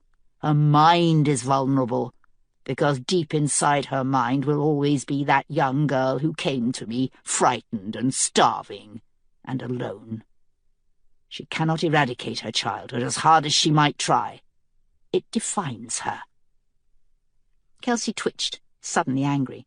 She did not want to think of the Red Queen as a vulnerable child like Isha. Kelsey wanted her to be the figure of great power and terror that she had always imagined. She felt as though Finn had made everything more difficult. "How is this useful to me?" "The woman cannot be killed, Tear, but the child can. She knows this, and so she must have your sapphires." "What do they have to do with it?" "Time, Tear, time. Surely you must have realized by now that you hold much more than 2 pretty necklaces. There are many magic gems out there, but Tear's sapphire is unique. You must have discovered this, no?" Kelsey said nothing. "There are many things the Red Queen would like to change in her own history. She believes your jewels would allow her to do so, to wipe away the past that makes her weak. She wants them very badly." So Thorn had told the truth about that as well. For a moment, Kelsey pictured the bleeding man writhing in agony at her feet. Then she thrust the image away. How would someone else make use of that past, though? Surely anyone she might fear from childhood is dead now. "Not necessarily, Tear. She fears me. But even more, she fears you." "Me?" "Oh, yes. She may not admit it even to herself, but she fears you, and fear is a monstrous weakness that an industrious woman like yourself might use. The Red Queen has many defenses, but if you find the child, you find the vulnerability." Finn splayed his hands. "Have I fulfilled my end of the bargain?" "I'm not sure. What if you've lied?" Finn chuckled bitterly, his handsome face twisting. "Believe me, I learned a long time ago not to play at truth with your family. The lesson came at a bitter cost." "All right. Your end of the bargain, Tear. What do I do?" "Let me see your sapphires." Kelsey held them out, but he recoiled. "No closer. I can't touch them." "Why not?" "Punishment, Tear. The worst punishment imaginable." The worst punishment imaginable. Someone else had used those exact words with Kelsey not long ago. The fetch, of course, standing in almost the exact spot where Ro Finn was standing now. "Take both sapphires in your hand." "Wait a minute," she interrupted. "You said you had done my family a wrong. The Raleighs. What wrong?" He smiled. "The Raleighs, the grasping Raleighs. You may have their blood, but you're no Raleigh. You're a Tear." "The Tears were slaughtered. None survived." "Are you so dense, child? Look in the mirror." Kelsey turned and looked. From old habit she expected to see a girl there, but instead she found a woman, tall and lovely, her expression grave, her face prematurely lined with sorrow. Lily. For a moment Kelsey thought it must be a trick, some illusion concocted by Finn to sway her. She raised her hand, watching her reflection do the same. She might have been Lily herself, standing in front of the floor-length mirror that stood in the front hallway of the New Canaan house. Only Kelsey's eyes were still her own, deep green, rather than Lily's cool blue. Was my mother one of the Tear line, somehow? Alyssa. Finn giggled, a sound that chilled Kelsey. Do you know who my father was? I do. Who? He shook his head, and in his eyes Kelsey saw the most alarming thing she had seen during this entire nightmare evening. A thin vein of pity. Believe me, Tear, you don't want to know. Mace had said the same thing, but Kelsey pressed onward. Of course I do. Too bad. That isn't part of the bargain. Finn gestured toward the sapphires. Keep your end, Tear. She clasped both sapphires in her right hand. So bad that she wouldn't want to know. Which of the rogues gallery in her mother's generation could it be? I forgive you, Roland Finn, he prompted. Kelsey closed her eyes. Her mother's face swam up before her, but Kelsey ignored it and spoke clearly. I forgive you, Roland Finn. In the dark of her tent, less than 5 miles away, the Queen of Mortmain woke, screaming. Finn smiled wide, showing bright, sharp teeth. Do not even consider revoking your forgiveness, Tear. You gave it on your sapphires, and oath-breakers are punished. Badly. Ah. Kelsey sat back, staring at him. I see. What was your punishment, then? Different, I'd imagine, from that of the fetch? Finn stared at her for a moment, then shrugged. I'm going to pay you a great compliment, Tear. He circled his perfect face with one hand. It pleases them, and flatters them, and muddles their thinking. But you are too clever to be distracted, and you're too honest to be flattered. Kelsey wasn't sure of that. Her pulse had elevated, as it always did when Finn was near. But if he had been fooled, then so much the better. You asked, so I will show you my punishment. See who I really am. Finn's face began to change, the colour bleeding away. His hair thinned, became a ragged patchwork on his scalp. His skin whitened, the lips reddened, the eyes grew their own dark hoods. The face was that of a clown, perhaps the Joker in a deck of cards. But there was no humour in those eyes, only a killing joy that embraced everything and nothing. Kelsey nearly screamed, but she clapped her hand over her mouth at the last moment, realising that it would only bring her entire guard running. It burns, Finn rasped. All the time it burns. What happened to you? I have been alive for more than 3 centuries. I have wished for death many times, but I cannot inflict it on myself, only on others. Kelsey had backed up until her knees met the bed, and now she sat down, staring at him. Do not be frightened, Tear. I am dangerous, infinitely so. But I have no immediate business with you. My hatred lies east with the Mort Queen. If you fail, I will succeed.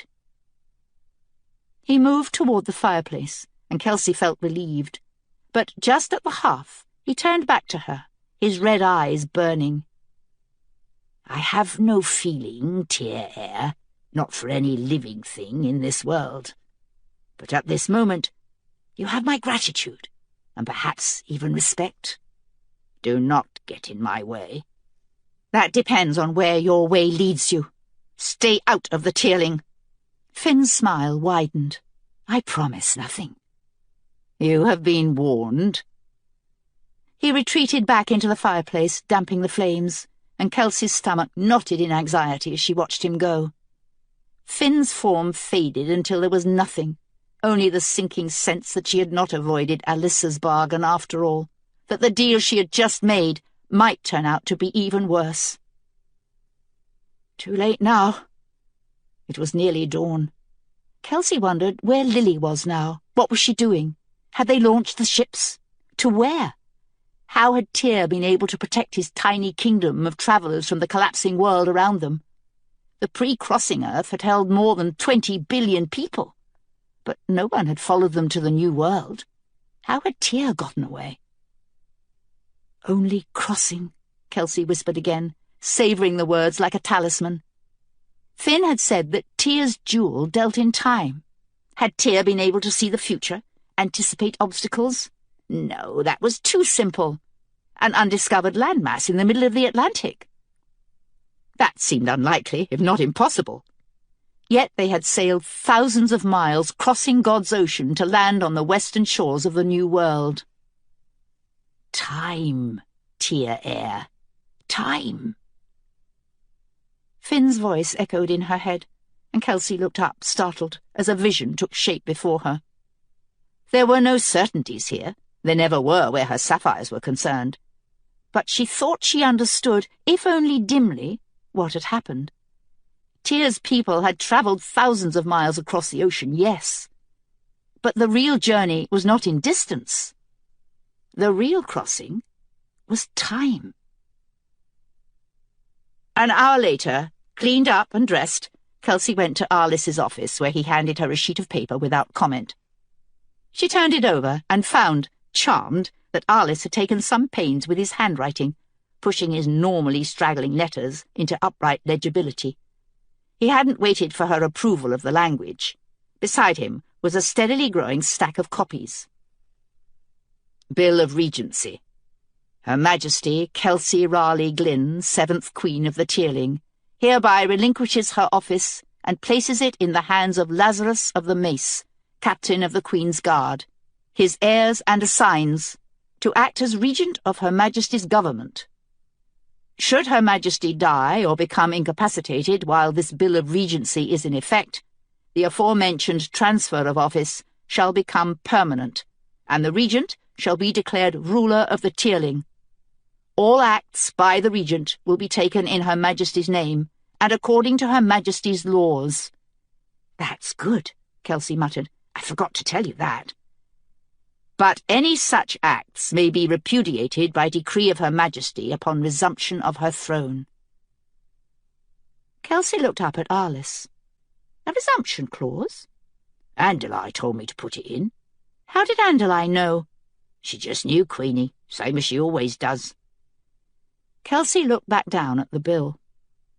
At such time as Her Majesty may return and resume her throne, this bill will be declared null and void. The regent will relinquish all powers of office to Her Majesty, or Her Majesty's heirs, upon sufficient evidence. Kelsey shook her head. A resumption clause is a bad idea. It weakens Lazarus right out of the gate. You need one, Queenie. Both Andalai and that little Sybil of hers say you'll come back. She looked up, startled. They do. The little one seemed particularly sure of it. Vastly changed, she said you'll be, but you will come back. Kelsey didn't see how this could be. If she tried to kill the Red Queen, she would either succeed or fail. But either way, it seemed unlikely that she would live long after the attempt. But it was too late to change the bill now. They needed enough copies to distribute throughout New London. Kelsey sat down in the chair opposite Arliss and began to sign her way through the stack. The work was soothing but monotonous, and Kelsey's mind wandered back to the conversation with Rove Finn. Again, the nagging question recurred. Who had fathered her? If the Tyr line had survived somehow, it could only be because someone had been hidden during the bloody period after Jonathan Tyr's assassination. A secret that old would be nearly impossible to discover. But Kelsey's paternity might provide a start. Lady. Mace was in the doorway. Kelsey straightened automatically, drawing her hand over the bill she was signing. But Arliss was far ahead of her. He had already whisked the entire stack of copies out of sight. What is it? I need you to weigh in on something. Kelsey got up from the desk, heard a slither of paper behind her as Arliss made her bill disappear as well. What is it? Mace closed the door behind him. Penn insists on accompanying you this morning. I've said no, but he won't listen. I could have him restrained when we leave, but I don't wish to do that. What's the question? Do you think he should come? Kelsey nodded slowly. It would be cruel to leave him behind. All right. Mace lowered his voice. But when we get back, lady, you and I will have to talk about Penn. He cannot be your close guard and your paramour all at once. Paramour? It was such an antiquated concept that Kelsey almost laughed. But after a moment's thought, she realized that Mace had chosen the right word. Paramour. That was exactly what Pen was. Fine. We'll discuss it. Mace looked over her shoulder. What goes on here? We're going over the tax situation. That's so. Mace fixed his keen glance on Arliss. Taxes a crucial issue right now? Whatever Queenie wants to talk about is the issue on my desk, Mr. Mace. Mace turned back to Kelsey. He stared at her for a very long time. Spit it out, Lazarus. Why not tell me what you're planning to do, lady? Don't you think I could help? Kelsey looked down, blinking, suddenly near tears. He would not understand, she thought, not until it was all done, and at that point it would be too late to ask his forgiveness. But Mace was a Queen's Guard right down to his core. He would knock her unconscious if necessary to keep her from her intended course, and so she could not explain to him, nor to the rest of the Guard. She would not be able to say goodbye to any of them. She thought of the day they'd all ridden up, tired and impatient, to collect her from the cottage. That departure had been terrible, just as this one would be. And yet the world had opened wide from that day onward. She remembered riding down the length of the Almont, farms all around her, the Cadell, still a blue twinkle in the distance. How she had been struck by the land, its vastness, its sweep. And remembering, she felt a tear slide down her cheek. I can't fail, or everything is lost. Get the other three together, Lazarus. It's time to go.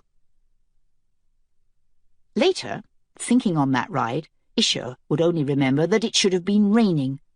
Rain would have been fitting, but instead the sky was a deep, clear blue, blushed with pinkish-orange clouds in the coming dawn, the light just bright enough to reveal the ocean of people on either side of the great boulevard.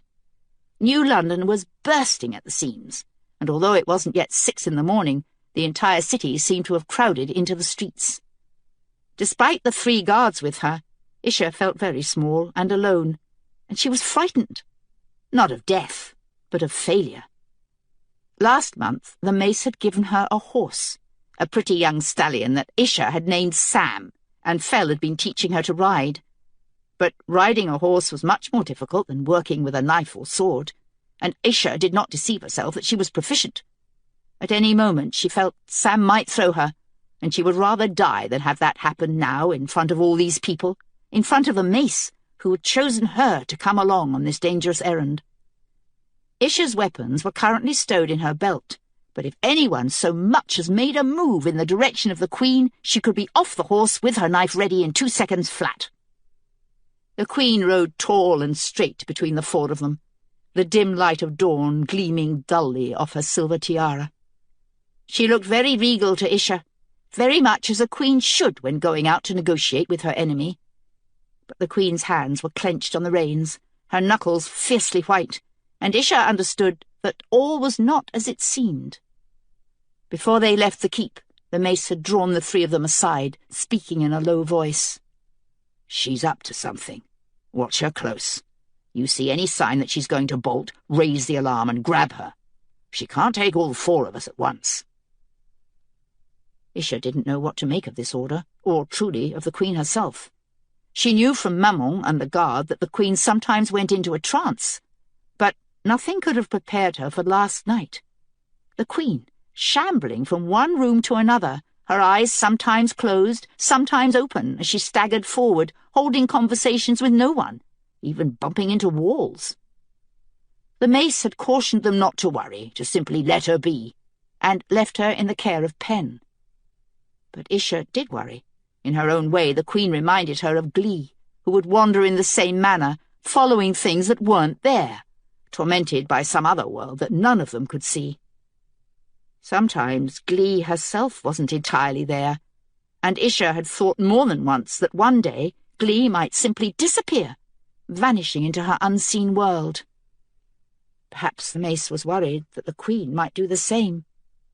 "Queen Kelsey!" a man shouted, and Isha swung that way automatically, putting her hand to her knife. but it was only an old man, standing near the front of the crowd, waving at the Queen. His was the first voice they'd heard raised above the murmur of the crowd. The city seemed to be stunned, all of them staring at the Queen with wide, lost eyes. After perhaps 10 minutes of riding, Isha also noticed another anomaly. They had passed many thousands of people, but she had not seen a single glass of ale, not even when they passed the Cove, New London's notorious run of pubs. Why, they're scared sober, Isha realised. They didn't know that the Queen was going out to parley, but Isha suspected that it would have made no difference. She, like everyone, had seen the massive force spread across both banks of the Cadell. What could the Queen offer to counter? Isha thought this was a fool's errand, but she was proud to be chosen, proud to be with them. When the Mort came, she would not stand there defenceless, her eyes lost. She would fight to the end to keep them from reaching the Queen.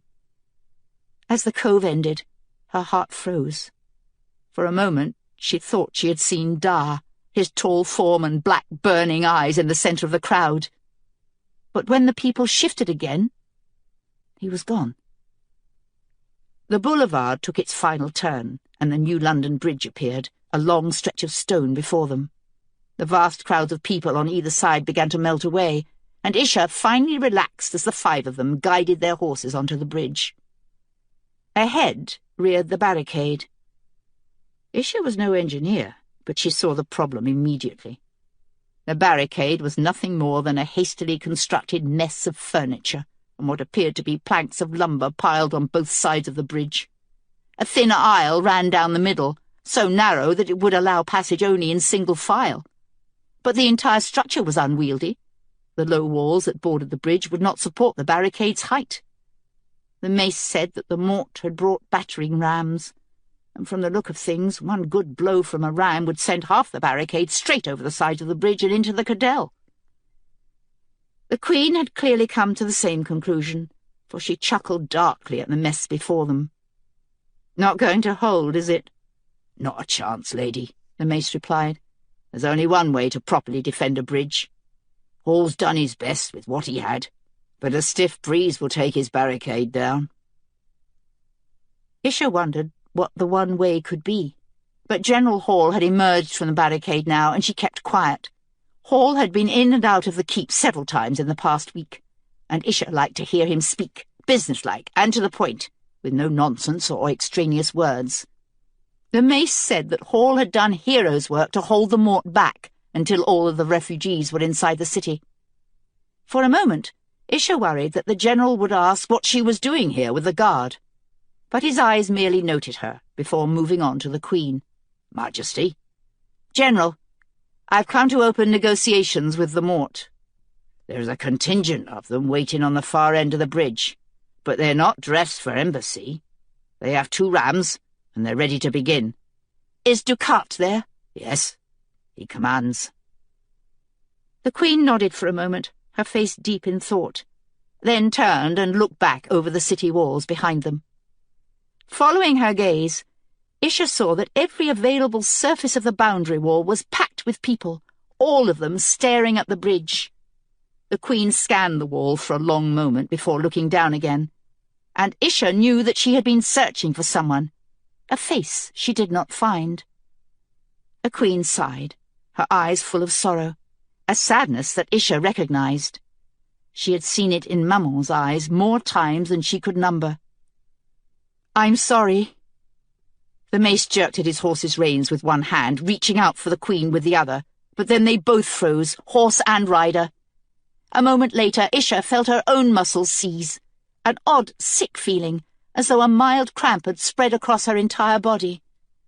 From the corner of her eye, she could see that Penn and Elston too had frozen, Penn already off his horse and in the very act of charging forward. Isha had been part of late-night discussions among the guard, had heard their recountings of the strange power the Queen wielded.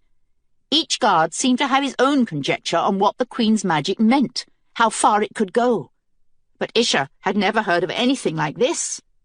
She tried to speak, found that her throat would not even allow her to make a sound. "I'm sorry," the Queen repeated. But none of you can protect me where I'm going." She dismounted, walked over to the mace, and looped the reins of her mare around his outstretched hand. The mace stared down at her, immobile, but his eyes were terrible, twin pools of hurt and fury. "Forgive me." The Queen grasped the mace's motionless hand for a moment, smiling sadly. "I'm the Queen, you see." The mace's mouth twitched, but nothing came out. "You're my regent, Lazarus. It's been arranged. I trust you to look after these people and keep them safe." The Queen stared at the mace for another long moment, then turned to the three of them, Isha and Elston and Penn. "You can't guard me any longer, so do this for me. Guard my regent." Isha stared at her, bewildered, for the idea of anyone guarding the mace seemed laughable. The Queen moved over to General Hall, and for a moment Isha thought that the General might be able to stop her. But then she spotted the cords standing out on his throat, and understood that he was held immobile as well. "Retreat from the bridge immediately, General, and prepare for siege.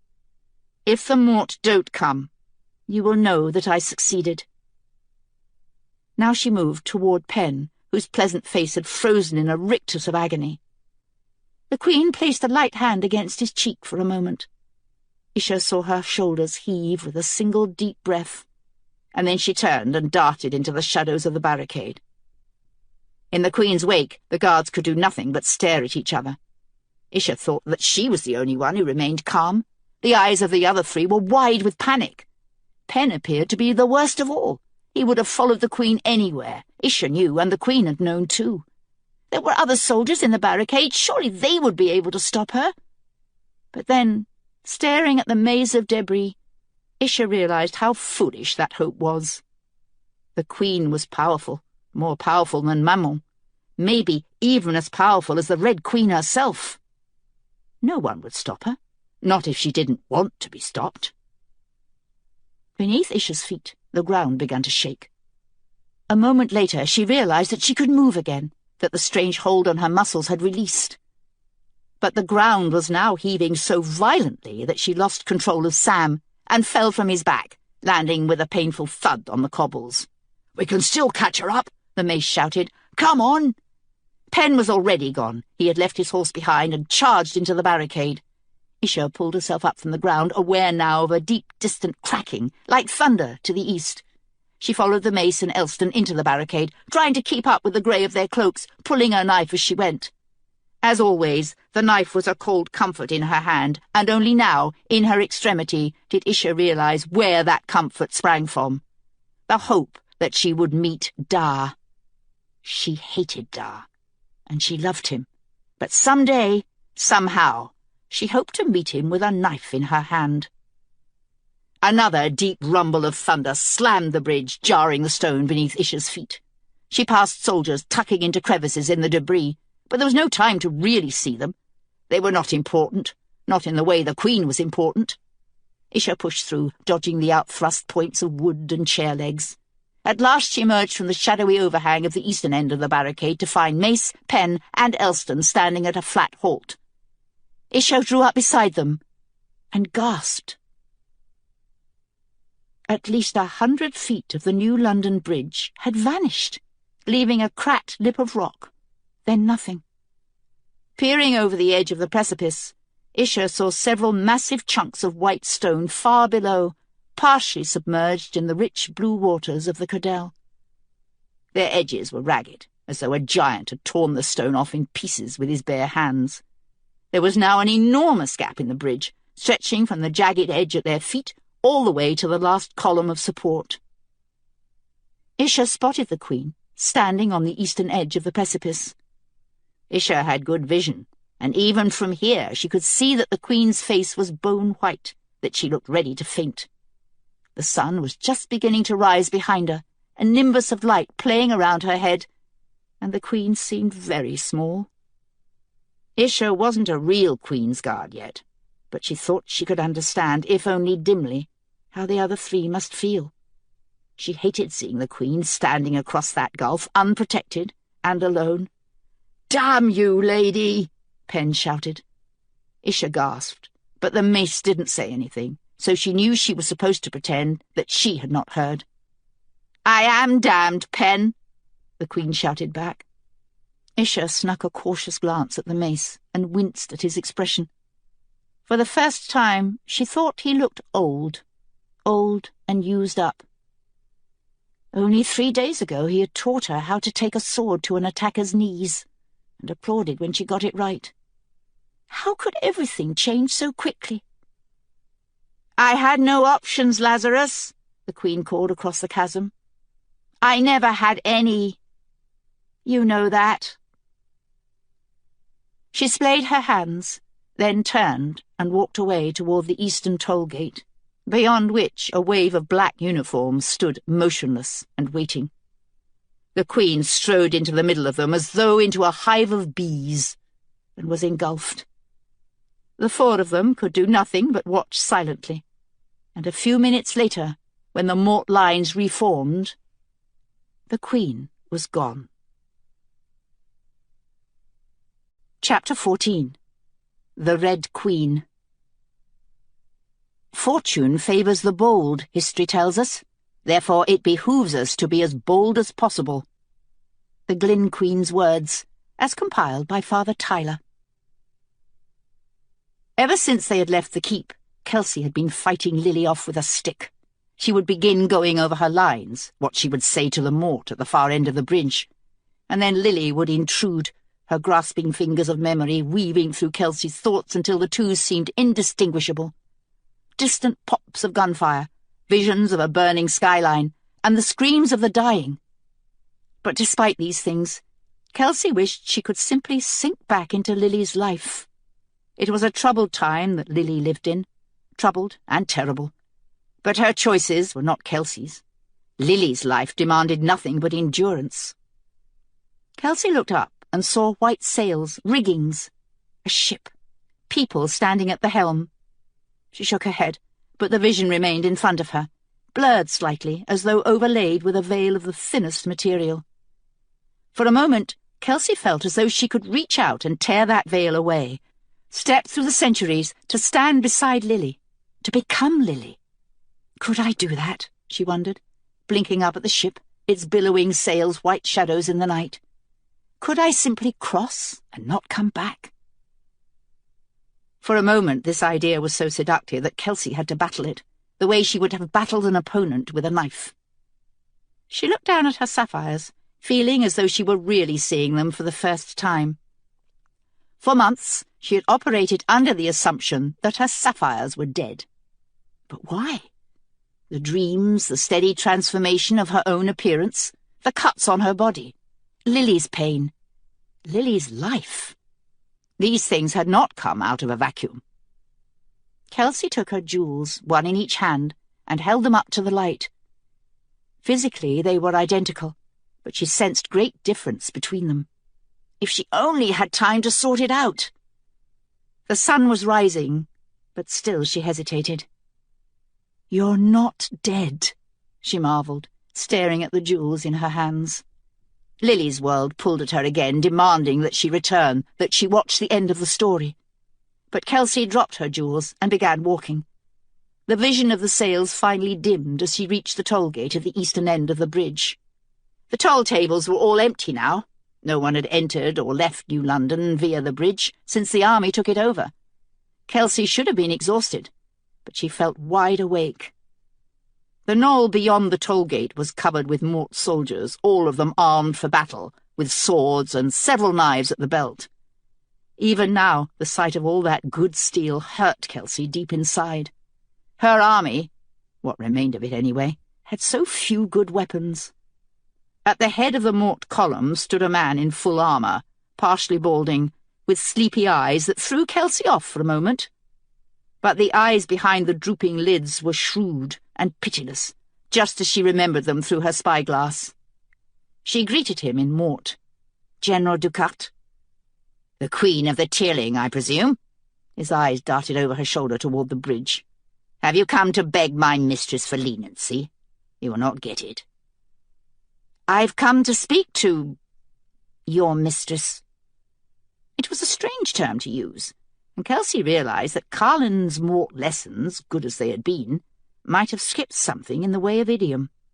Ducarte's heavy-lidded eyes blinked toward the fallen bridge again, and then blinked away. She will not see you. I think she will. Kelsey stepped closer, and was astonished when he took a half-step back, several of the soldiers behind him doing the same.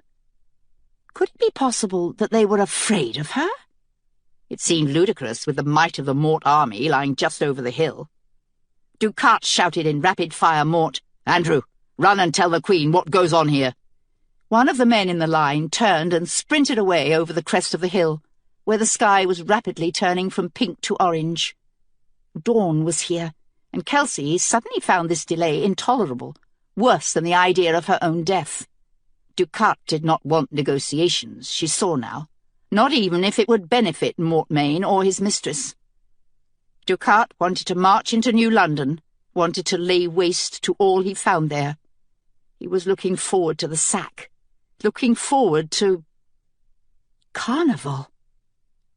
That was the right word. The man in front of her might as well have been Parker, anticipating the fall of the world. William Tear had said something about men like Parker, that they were built for this, built to spoil things. And Kelsey suddenly saw that at all costs she must keep this man out of her city. She had broken the bridge, but that was not enough. On the other side of the hill was siege towers, rams. New London was not built to withstand assault, and the Mort army was hungry for plunder. Once they started, they would not stop. "You want to let me pass, General?" "That's for my mistress to decide." But Kelsey could not wait. She had already begun to probe at Ducarte, browsing through him in the same way she would have looked through Carlin's library. Here was a man who was not afraid to die. Like Mace. But nothing else was similar. This man was cold, not one to be swayed by pleas or pity.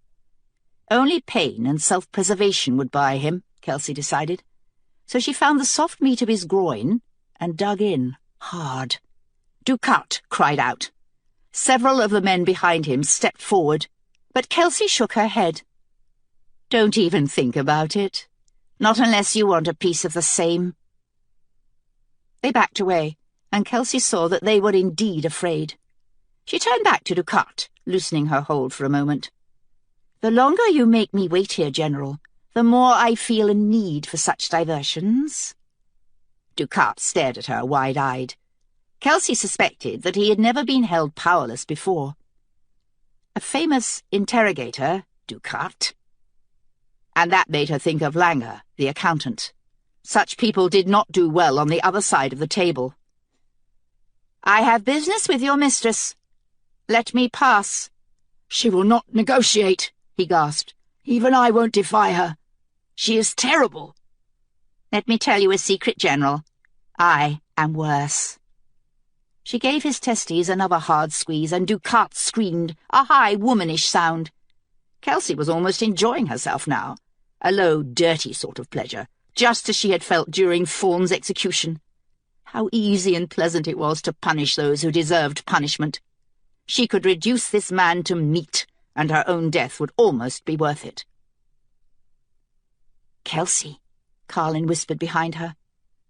The voice was so close that Kelsey turned her head, half expecting to see Carlin standing just over her shoulder. But nothing was there. Only her city standing behind her, wide open, in the blue light of early dawn. The sight shook Kelsey, reminded her that she did not belong to herself. Even the magic she used now, magic that she had essentially taught herself, was not hers. It belonged to William Tear, and Tear would never have allowed anything to divert his attention from the main prize. The better world. "Take me to her, General, and I will stop." All of the blood had drained from Ducarte's face now. He looked up and over the hillside behind him, his gaze frustrated at the battering rams that stood ready. Kelsey saw the tenor of Ducarte's thoughts now, his ambitions, and she had to stomp down her anger to leash it as one would a dog.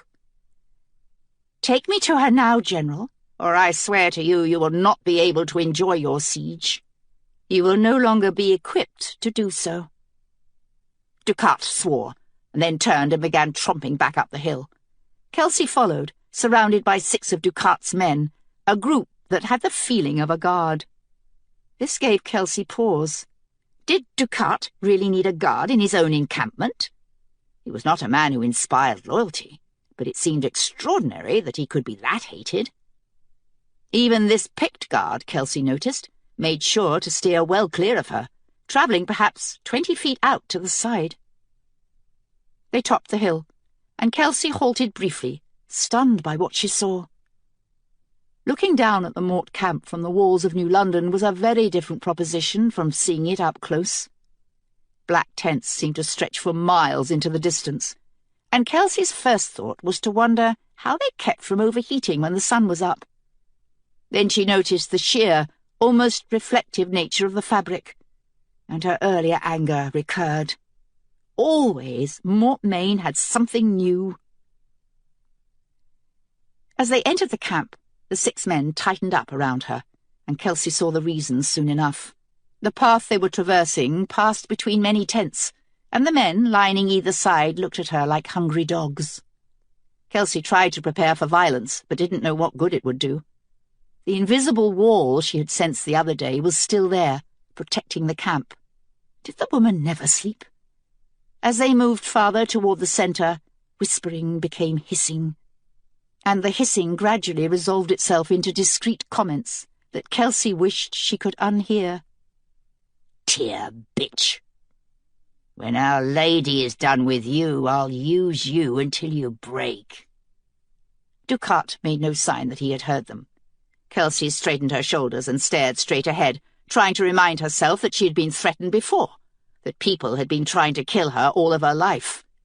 But this, the hostility and bile raining down from all sides, some in Mort and some in Broken Tear, this was very different, and Kelsey was afraid. "She'll make you beg for death." So much hate. Where does it come from? Kelsey wanted to weep, not for herself, but for the waste, the thought of how many extraordinary things could have been accomplished in the new world. She could not close her ears to them, so she searched for Lily, and found her, just beneath the surface, staring up at the night sky, the white sails in the moonlight. But the sails were billowing now, as though stirred by a strong wind. I missed it, Kelsey realized sadly. She had missed the launch. But Lily had made it. Lily was on board one of the ships. Grief threatened to overwhelm Kelsey, but she battled it, thinking of William Tear, of the main prize. They turned another corner, and now Kelsey glimpsed a hint of scarlet through the mass of black. The Red Queen. Soon Kelsey would stand in front of her, face to face. In all the long, blurred night past, this was the one thing she had avoided thinking about. A piece of discarded metal caught her left foot, and Kelsey nearly fell in the mud, landing heavily on her ankle. The jeering of the men seemed to double in volume. Her body was exhausted from more than a day without sleep, and it was beginning to show. But her mind felt bright and sharp, sure of its course, if she could only hold herself together a bit longer. The crimson tent loomed ahead, and Kelsey was frightened, but there was relief as well. A sense that her approaching fate was now so final that it couldn't be averted. She was nearly done. The Queen was nervous. She didn't know why. All things were proceeding better than she could have devised. The girl was coming, actually delivering herself, when the Queen had thought they would have to fight tooth and nail to get into the keep. She was wearing both jewels. Ducat's runner had been very definite on that point. This development simplified matters enormously, but the Queen didn't trust it, for it seemed too easy. She had not seen the Tear sapphires in more than a century, and even as a child she had never been able to study them as she would have liked. Elaine never took the heir's necklace off, and the Queen's mother had never let her close enough. The sapphires would be the last piece of the puzzle, the Queen was sure of it. But all the same, her heartbeat was up, and her left leg twitched madly, tapping and tapping beneath her skirts. How to get hold of them? From the dark thing, she knew that she could not simply snatch the things off the girl's neck, not without suffering a terrible consequence. The dark thing had been working on the girl, that much was obvious, but the Queen had no idea how far that work had progressed, what the girl could do. Did she present an actual threat? It seemed unlikely, not with her crown city under the knife. But the dark thing was an extraordinary liar, one of the best the Queen had ever encountered. Who knew what the girl might have learned, what she believed? The Queen couldn't know, and not knowing tormented her. She had few vulnerabilities left, but in this moment she was excruciatingly aware of those which remained, and it seemed unfair that they should come to the forefront now, when she was so close to holding the solution in her hand. Now she heard a new sound, the gathering roar of her soldiers. What could the girl hope to accomplish by coming here? Did she seek martyrdom? The girl had already demonstrated a marked weakness for the grand gesture, although such demonstrations were so revealing that the Queen felt they constituted weakness in themselves. The din outside grew louder, and the Queen drew herself up straight, casting around the tent to make sure that everything was ready. Ducat had procured a low table for her to eat meals on, an extravagance that would now come in handy. She would kill the girl, certainly, but first they would have a conversation. There were so many things the Queen was curious about. For a moment she considered drawing the flaps of her tent so that she could watch as the girl approached. But no, the girl was coming as a supplicant, and the Queen would treat her as one. She remained standing, hands at her sides, though her heartbeat kept climbing, and her leg went like mad beneath her dress. "Majesty!" Ducat called. "Come." Ducat pulled back the flap of the tent, creating a doorway, and the girl ducked through. The anxiety that had been growing on the Queen in the past 10 minutes suddenly crystallized, and when the girl straightened, revealing her face to the light, it took all of the Queen's years of control to keep from taking a step backward. Before her stood the woman in the portrait. Everything was the same. Hair, nose, mouth, even the lines of deep sorrow around her eyes. Is it a trick? The Queen wondered. But how could that be? She had smuggled the portrait from the keep more than 100 years ago. Her eyes dropped to the girl's stomach, and she was relieved to notice at least one difference. This girl was not pregnant, but otherwise the detail was exact, and the Queen felt suddenly as though something had been stolen. The portrait, the woman, these things were hers alone. The girl had no right to stand here wearing the woman's face. She stood straight, her posture defiant, with no hint of begging about her, and this deepened the Queen's unease, her sense that something had been tilted askew. "The Queen of the Tearling," Ducat announced, rather unnecessarily, and the Queen flicked her hand toward the door. "Perhaps I should stay, Majesty." "Perhaps not," the Queen replied. She had spotted another difference now, and this one steadied her, lessened her sense of disorientation. Unlike the woman in the portrait, the girl had deep green eyes, the same Raleigh eyes that the Queen had once wished for with all her heart. Both sapphires lay on the girl's chest, just as Andrew had reported, and once the Queen had noticed them, she could not tear her gaze away. "Majesty, the new London Bridge—" "I know all of this, Benin. Go." Ducat left, dropping the flap of the tent behind him. "Please, sit." The Queen offered the far chair, and after a moment's hesitation, the girl stalked forward to take it. Her eyes were bloodshot, and the Queen wondered at this. What did the girl cry for? Not herself, surely. She had already proven that she had no interest in her own safety. Perhaps she was merely tired, but the Queen thought not. Grief sat on her plainly, like a raven perched on her shoulder.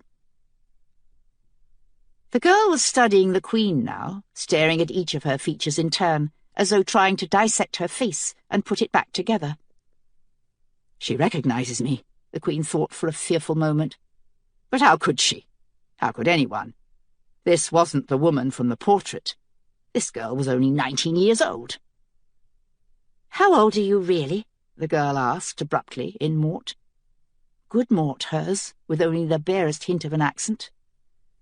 Far older than you, the Queen replied steadily, pleased to hear that her voice betrayed none of the upheaval in her thoughts. Old enough to know when I have won. You have won, the girl replied slowly, but her eyes continued to dart across the Queen's face as though seeking clues. Well? I've seen you before, the girl mused. We all have visions. No, the girl replied. I've seen you. But where? Something tightened in the Queen's chest. Only 19, she reminded herself. What can it possibly matter? You want these? The girl held the sapphires up on her palm. Even in the diffuse light that filtered through the fabric of the tent, the jewels sparkled, and the Queen thought she could see something far in their depths.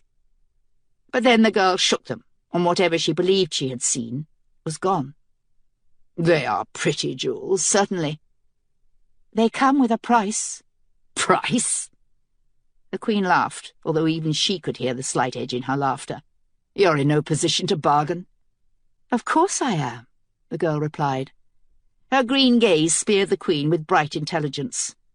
Sometimes one could look in the eyes and simply see it, in the focus of the pupil, the sharpness of the gaze.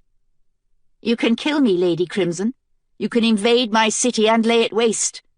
But neither of those things will get the sapphires from around my neck. I'm sure you know what happens if you try to take them by force. The Queen sat back, discomfited. The girl did have a bargaining chip, after all. And the Queen wondered who had talked. Thomas Raleigh? Thorn? I can simply order some other poor soul to kill you and take them off, the Queen replied after a long moment. What do I care? And that will work, will it? The girl asked. The arrogance in her voice staggered the Queen. Most information concerning the Tear sapphires was myth and legend. No one had tried to take them by force since the death of Jonathan Tear. But the dark thing had said it could be done. And now the Queen had a truly terrible thought, one that hit her right in her solar plexus. What if the dark thing had lied to her so long ago? What if it had only needed her to procure the sapphires, do its dirty work, and take the punishment? Good, the girl nodded. Think on these things. Because I tell you, anyone who tries to take them against my wishes will suffer agony. And if your hand merely guides them, my vengeance will find you as well. I have been cursed before. You don't frighten me. But the Queen was unsettled all the same. She had overcome the awful idea that the woman from the portrait had come to life before her, but still the girl's face mocked her, raising the ghost of the past. She could not be sure that the girl was bluffing. And the stakes if she guessed wrong. Those jewels have had no proper owner since William Tear. Wrong. The girl bared her teeth again, her eyes burning with a fierce emotion, something like jealousy.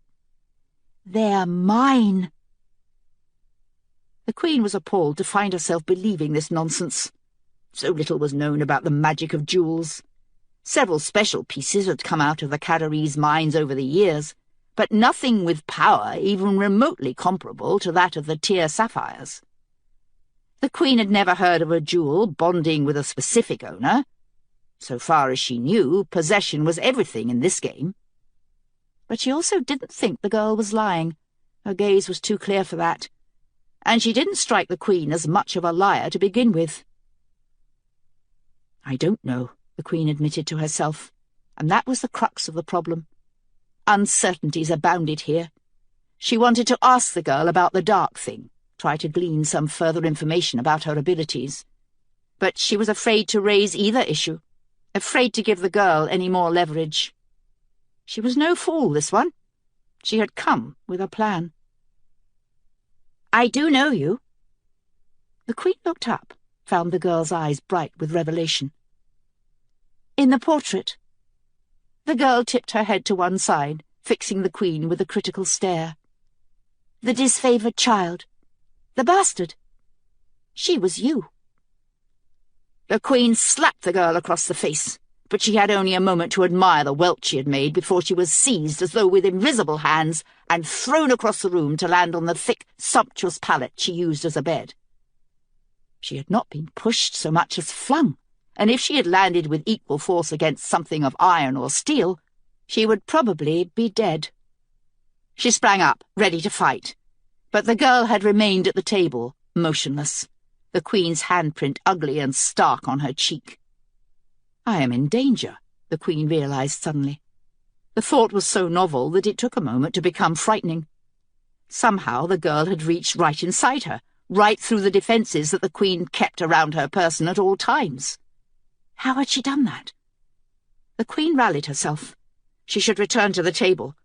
But something had shifted now, and even with her defences up, the Queen found that she did not want to cross the room. "You don't like being recognized," the girl mused. Was life with the beautiful Queen really so bad? The Queen snarled, an animal sound that lashed through her teeth before she could hold it back. She had forgotten about the damned portrait. It must still be lying around the keep somewhere, their last family moment before all hell had broken loose. But the Queen had shed that sad child as though she were emerging from a chrysalis. The girl should never have been able to connect the two. The Queen thought about calling for ducat, but she couldn't seem to open her mouth. "I have poor vision," the girl remarked, "but my jewels are useful. Sometimes I see. I simply see, where other people might notice nothing." She stood up from the table and approached the Queen slowly, her gaze appraising, and worse, pitying. "You're a Raleigh, aren't you? A bastard Raleigh, unloved and unwanted, and always forgotten." The Queen felt her guts twist. "I am not a Raleigh. I am the Queen of Mortmain." But the words sounded feeble, even to her own ears. "Why do you hate us so much?" the girl asked. "What did they do to you?" "Evie, come here. I need you." The Queen shuddered. The woman's face, her mother's voice, one was bad, but both were too much to bear. She tried to gather herself, to find some of the control she'd had when the girl first entered the tent, but whatever she took hold of seemed to melt in her hands. "Evie!" More impatient now, her mother's voice, a bit of steel showing through. The Queen clapped her hands to her ears, but that did no good, for the girl was already inside her head. The Queen could feel her there, reading the Queen's memories as though they were a novel, running through them, flipping the pages, pausing on the worst moments. The Queen stumbled away, but the girl followed her across the tent, across her mind, leafing through the past and discarding it behind her. Elaine, her mother, the keep, the portrait, the dark thing. They were all there, called up suddenly as though they had been waiting all along. "I see," the girl murmured, her voice laced with sympathy. "She traded you away. They all did. Queen Elaine got everything." The Queen shrieked, wrapping her arms around herself and clawing at her own skin. "Don't do that!" The girl pulled up the sleeve of her dress, and the Queen saw that her left arm was a mess of welts, some new, some healing. The sight was so shocking, so contrary to what the Queen thought she knew about the girl, that her hands dropped away from her own arms. "I do it too, you know," the girl continued, "to control my anger. But it does no good in the long run. I see that now." Ducat burst through the doorway of the tent, his sword drawn, but the girl whirled toward him, and suddenly Ducat was doubled over, choking, his hands clasped around his throat. "Don't interfere, Monsieur Général. Stay over there, and I will allow you to breathe." Ducat backed toward the far wall of the tent. The girl turned back to the Queen, her green eyes contemplative. The Queen's mind ached, a feeling of terrible violation, as though everything she kept locked away had been laid out in the open, under a corrosive sunlight. She could still feel the girl in there somehow, looking her over, picking through the debris. The Queen tried to summon anything, any of the 1,000 small tricks she had wielded over the course of her life. She had not felt so powerless since she was a small girl trapped in a room, The past was supposed to be past. It should not be able to reach up and drag her down. "What is your name?" the girl asked. The Queen of Mortmain. No. The girl walked up and stood right in front of her, only a few inches away, close enough for the Queen to wound. But the Queen couldn't so much as raise a hand. She felt the girl's mind again prying at hers, running fingers over everything, and now she understood that the girl might be able to kill her. No weapon would have done the job, but the girl had found her own knives in the Queen's mind. Each little piece of history that she touched was sharpened to a fine point, and the Queen felt her entire psyche shudder at the violation of that, of having another person handle her identity so easily. The girl had found her answer now, and the pressure in the Queen's mind finally eased. "Evelyn," the girl murmured. "You're Evelyn Raleigh. And I am sorry." The Queen of Mortmain closed her eyes. When Isha and the other guards entered the Queen's wing, they found the rest of the guards standing at attention. Even the night shift, who were now well past their bedtimes, had not retired. Bradshaw the magician was leaning against the wall, idly making a scarf vanish and then reappear. Maman was there too. Isha spotted her, standing at attention at the mouth of the hallway, as she always did while waiting for the Queen to come home. The sight of her made Isha want to cry. The mace stomped over to the dais, the grim cast of his face forestalling all questions. Isha followed him as quickly as she dared, keeping her hand on her knife. It was ridiculous, a 12-year-old girl guarding the mace.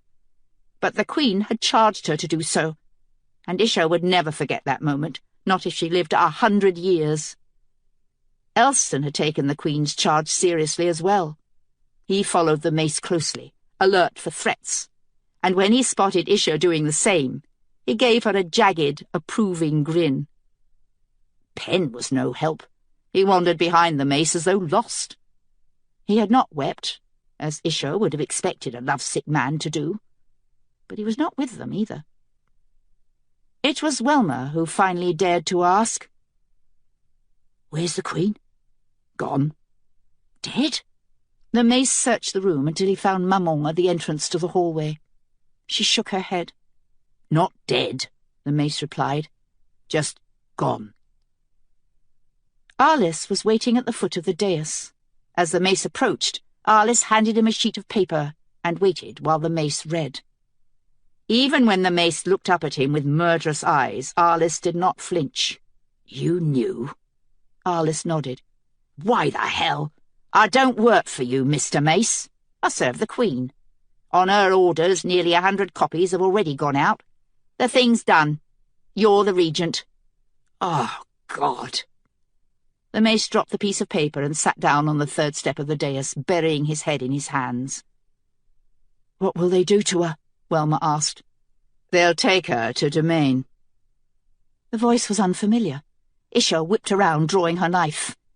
5 hooded men stood in a group just inside the closed doors of the Queen's wing. The mace pulled his head from his hands, his keen eyes fixing on the leader. "Kib, how did these men get into the wing?" Kib splayed his hands. "I swear so we shut the doors behind you." The mace nodded, returning his attention to the speaker. "I know your voice, rascal. So you do walk through walls, as the stories tell." "We both do." The leader shook back his hood, revealing a pleasing dark-haired face and a tan that spoke of the south. "She's valuable. The Red Queen won't kill her." Isha wondered how the stranger could be so certain. What value could Queen Kelsey have to the Mort? They could ask for ransom, certainly, but what ransom? Maman said the Tear was poor in everything but people and lumber. But the Mort had their own forests, and the Queen would never agree to a trade for people. "It would be a smart move to kill the Queen," the mace replied. "Leave the Tear without an heir, and throw us into chaos. All the same, she will not." The mace stared at the speaker for a long moment, his eyes measuring. Then he popped to his feet. "Then we need to start today." The stranger smiled, and it transformed his face from merely pleasant to handsome. "You need people in the capital. I have many. You will have all the help I can give you." Isha peeked at the rest of the guard and was shocked to see Penn smiling, though his eyes were filled with tears. "We need to get a message to Galen and Dyer in Domain. And Kib," Mace shouted across the room, "you get down into the wells and find that baker's boy, Nick. Time to call in that favour." Kib nodded, a small smile creasing his face. "Going to be an undertaking, sir? You're the regent now." "I can do both." "Sir?" Ewan had stepped forward, his friendly face bewildered and his cheeks wet with tears. Isha's heart seemed to contract for him. Everyone knew that Ewan worshipped the Queen, and it seemed likely that he didn't understand what had happened. "What is it, Ewan?" the mace asked, his voice betraying only the slightest touch of impatience. "What are we going to do, sir?" Ewan asked. And Isha saw that she had been wrong. He did understand. The mace descended the dais, clapping Ewan gently on the back. "We're going to do the only thing we can do. We're going to get her back." "I'm sorry," Kelsey repeated. She could feel that terrible side of herself, hovering, gleeful, waiting to be unleashed on the woman who stood before her. A different Kelsey, that one. A Kelsey who saw death as the most complete and effective solution to all problems. She expected the Red Queen to fall to her knees, but she did not. And a moment later, Kelsey realized that this was a woman who would never beg. It was easy to see, to browse through the woman's life in much the same way she browsed through Lily's, to see patterns forming. Evelyn Raleigh, the child, had begged, and it had gained her nothing. The woman would never beg again. Many memories sailed through Kelsey's mind, playing with a set of toy soldiers on the ruined flagstones of a floor, staring with longing at the blue pendulum of a jewel as it rested on a woman's chest, watching from behind a curtain as well-dressed men and women danced in a room that Kelsey recognized easily as her own audience chamber. Evelyn Raleigh had been desperate to be noticed, to matter to others. But in all of those childhood memories, she was alone. It was the adult memories that Kelsey shrank from. In fragments and pieces she saw a terrible story, how the disfavoured child had risen from obscurity into her own conception of greatness, channeling all of that hurt and disappointment into authoritarianism. Rove Finn had helped her, taught her to do her own form of magic, but Kelsey also sensed an innate emptiness in the grown woman before her, a certainty that an accident of birth had deprived her of greater opportunities, and the loss of the sapphires was a particular sore spot. There was a portrait there, too, in the jumble, and though Kelsey glimpsed it for only a moment, she recognized Lily with no difficulty at all. The Red Queen didn't know Lily from Adam, but she felt a deep connection to her all the same, and now Kelsey saw that Thorn and Rove Finn had only been partly correct. The Red Queen did wish for immortality, but she did not need to live forever. She did not fear death. She only wanted to be invulnerable, to decide her own destiny without being subject to the whims of others.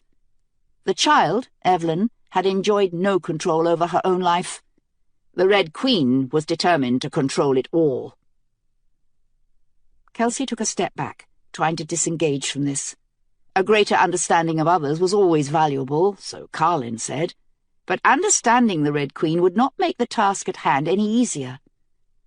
For the first time in several weeks, Kelsey thought of Mern, whom she had effectively anaesthetized before his execution. She had no drugs for the Red Queen, but she could at least make it a quick death, not the protracted nightmare she had inflicted on Thorn. But even as Kelsey tried to pull away, she caught and held on a memory. The young Evelyn, perhaps only 11 or 12, standing in front of a mirror.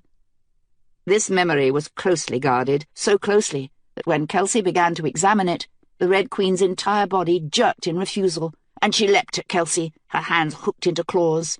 She went right for the sapphires, but Kelsey ducked and shoved her away.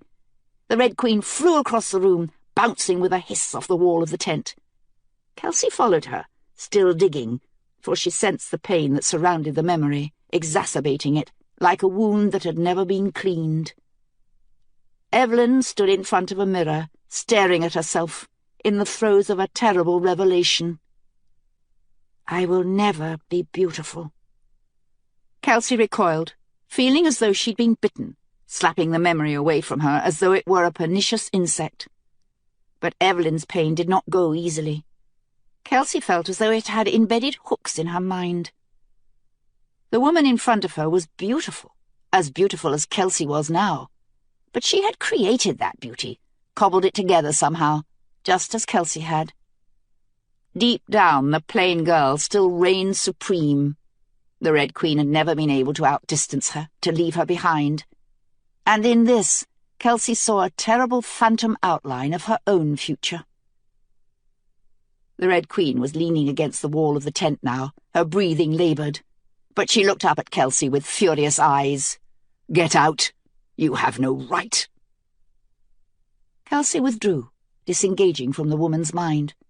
The Red Queen sagged to the ground, huddling there, her arms wrapped around her knees. Kelsey wanted to apologize, for she saw now the great ugliness of what she had done. But the Red Queen had closed her eyes, dismissing Kelsey somehow. The clear certainty that she would die had permeated the woman's thoughts, calming the tides that lapped there. The Red Queen had lived a long and terrible life, defined by her own casual brutality, and it would be easy, so easy, to dismiss the child who wandered inside her. The dark side of Kelsey wanted to ignore that child. Murder hovered in her mind, ravenous, like a dog straining to be let from the leash. But Kelsey paused, suddenly confronted by a nuance she had never considered. The woman in front of her deserved heavy punishment for the acts she had committed, the terror she had inflicted on the world. But the child, Evelyn, was not responsible for what had been done to her, and the experiences of the child had forever shaped the woman. Kelsey's mind clamoured, hectoring, demanding that she do something, that she act. But still she hesitated, staring at the crouching woman before her. The problems of the past. Her own voice echoed in her mind, and Kelsey wished Mace were there, for she felt that she could finally explain this particular conundrum, present him with a concrete example of how the problems of the past, uncorrected, inevitably became the problems of the future. I can't kill her, Kelsey realized. An army surrounded them, an army that would enter New London and lay it waste. This was Kelsey's only option, her only chance. But she could not bring herself to do the act. Compassion had ruined everything. "Open your eyes," Kelsey commanded, and as she spoke the words, she felt the dark shadow inside her crumple and limp away, its wings tattered. It might circle her mind forever, seeking advantage, but at that moment, Kelsey knew that it would never control her again. The Red Queen opened her eyes, and the rage Kelsey saw there made her flinch. She had intruded where she had no right to be, and this woman would always hate her for what she had discovered there. Again, Kelsey considered apologizing, but the memory of William Tear intruded. The main prize. "I propose a trade. I will give you my sapphires." "In exchange for what?" After a moment of initial surprise, the Red Queen's face smoothed over, and Kelsey felt unwilling admiration.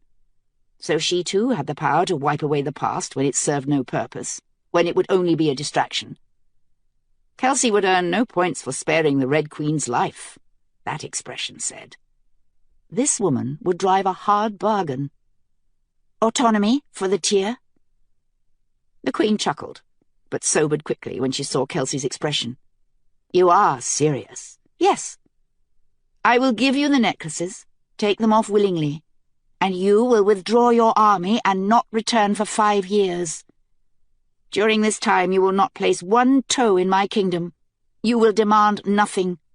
You will leave my people alone." 5 years' worth of lost profits from the shipment. You must be out of your mind. But beneath the smooth face of the hard bargainer, Kelsey read a different story. Here, at least, Thorn and Finn had been right.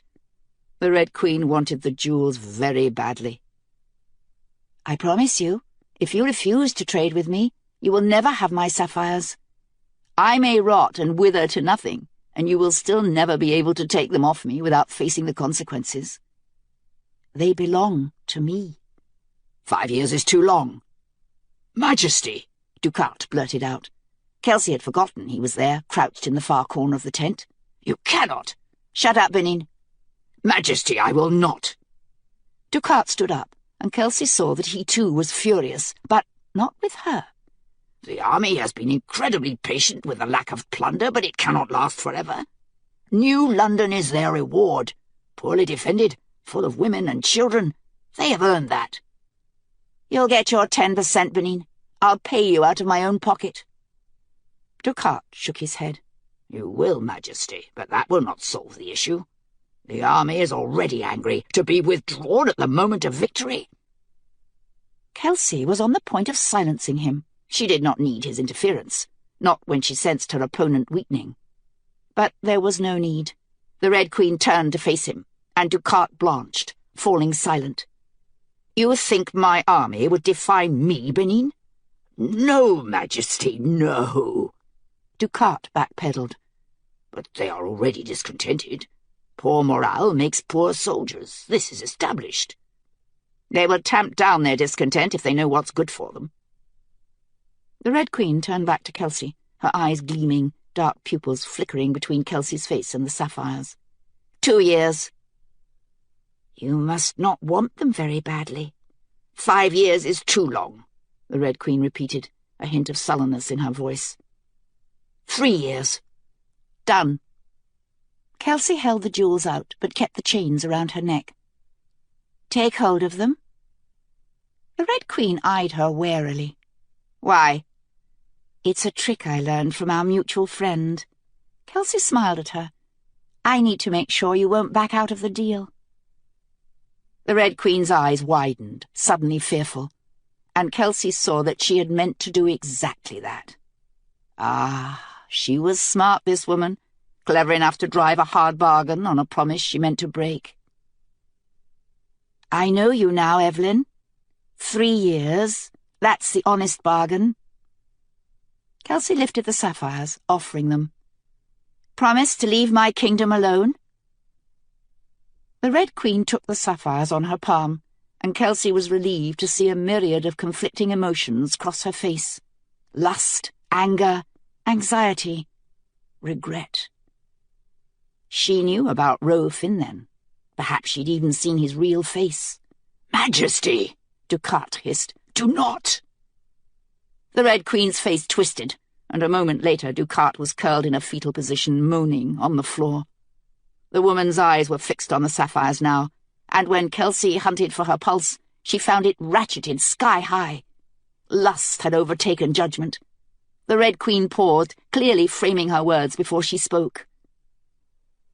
If you give me both tear sapphires, freely, of your own will, I swear to remove my army from the Tearling, and to refrain from interfering with the Tearling for the next 3 years. Kelsey smiled, feeling tears spill down her cheeks. You leak like a faucet, the Red Queen snapped. Give me the jewels. 3 years, Kelsey thought. They were safe now, all of them, from the farmers in the Almont to Andalai's children in the keep, safe in Mace's good hands. And that knowledge allowed Kelsey to reach up and pull the chains over her head. She expected the necklaces to fight her hand or inflict some terrible physical punishment when she tried to remove them. But they came off easily, and when the Red Queen snatched them away, Kelsey felt almost nothing. Only a small pang for Lily, for the end of Lily's story that she would never see. But even that loss was drowned under the great gain of this moment. 3 years was a lifetime. The Red Queen put on both necklaces and then turned away, huddling over the sapphires like a miser with his gold. It occurred to Kelsey in that moment that she might escape. Ducat was still incapacitated, and she could duck out of the tent, perhaps take them all by surprise. But no, the jewels were lost to her now, and without them she was just an ordinary prisoner. She would make it no more than 5 feet before getting killed. Or worse. And anyway, the bridge was broken. Kelsey had done it as a defensive measure, but now she wondered if she hadn't really been trying to ensure that there was no going back. The Red Queen turned, and Kelsey braced herself for the triumph on the woman's face, the vengeance that would surely follow. The Tearling was safe, and she meant to die a queen. But the Red Queen's eyes were wide with outrage, her nostrils flaring. Her outstretched fist had closed around the jewels, squeezing so tightly that her knuckles had turned white. Her mouth worked, opening and closing. Her other hand had clenched into a claw, and it reached for Kelsey, clutching madly. And then somehow, Kelsey knew. She began to laugh, wild, hysterical laughter that bounced off the gleaming red walls of the tent. She barely felt the bruising grip of the woman's hand on her shoulder. Of course it didn't hurt when I took them off. Of course not, because they're mine. The Red Queen screamed with fury, a wordless howl that seemed as though it would shred the walls of the tent. Her hand ground into Kelsey's shoulder so hard that Kelsey thought it might break, but she couldn't stop laughing. They don't work for you, do they? She leaned toward the Red Queen until their faces were only inches apart. You can't use them. They're mine. The Queen hauled back and slapped Kelsey again, knocking her to the ground. But even this couldn't stop Kelsey's laughter. Indeed, it seemed to feed it. She thought of the long night past. Lily, William Tear, Pen, Jonathan, Mace. And it suddenly seemed that they were there with her, all of them, even the dead. Kelsey had hoped to emerge victorious, but here was an outcome that she had never imagined. The jewels were lost to her. She would never find out how Lily's story had ended, but neither would anyone else. Rough hands were on her shoulders, pulling her from the ground. Men dressed in black like the soldiers outside, but by now Kelsey recognized close guards when she saw them, and she shut her eyes, preparing for death. "Get her out of here!" the Red Queen shrieked. "Get her out!" One of them, clearly the captain, pinned Kelsey's wrists behind her back, and she felt irons cuffing them into place. The irons were too tight. They pinched her skin as she snapped the clasps. But Kelsey still couldn't stop laughing. "You lost," she told the Red Queen, and knew that she would never forget the woman's face in that moment. The face of an enraged child denied dessert. Kelsey barely felt the guard's hands tighten on her arms, yanking her out of the tent. The Tearling was safe. Her people was safe. The sapphires belonged to her, no one else. And Kelsey roared with laughter, even as they hauled her away. And at the end, the crossing.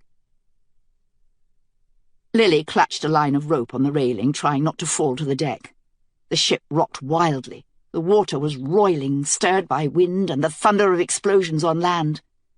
Above them, storm clouds were highlighted against the night sky, a swirling purple bruise.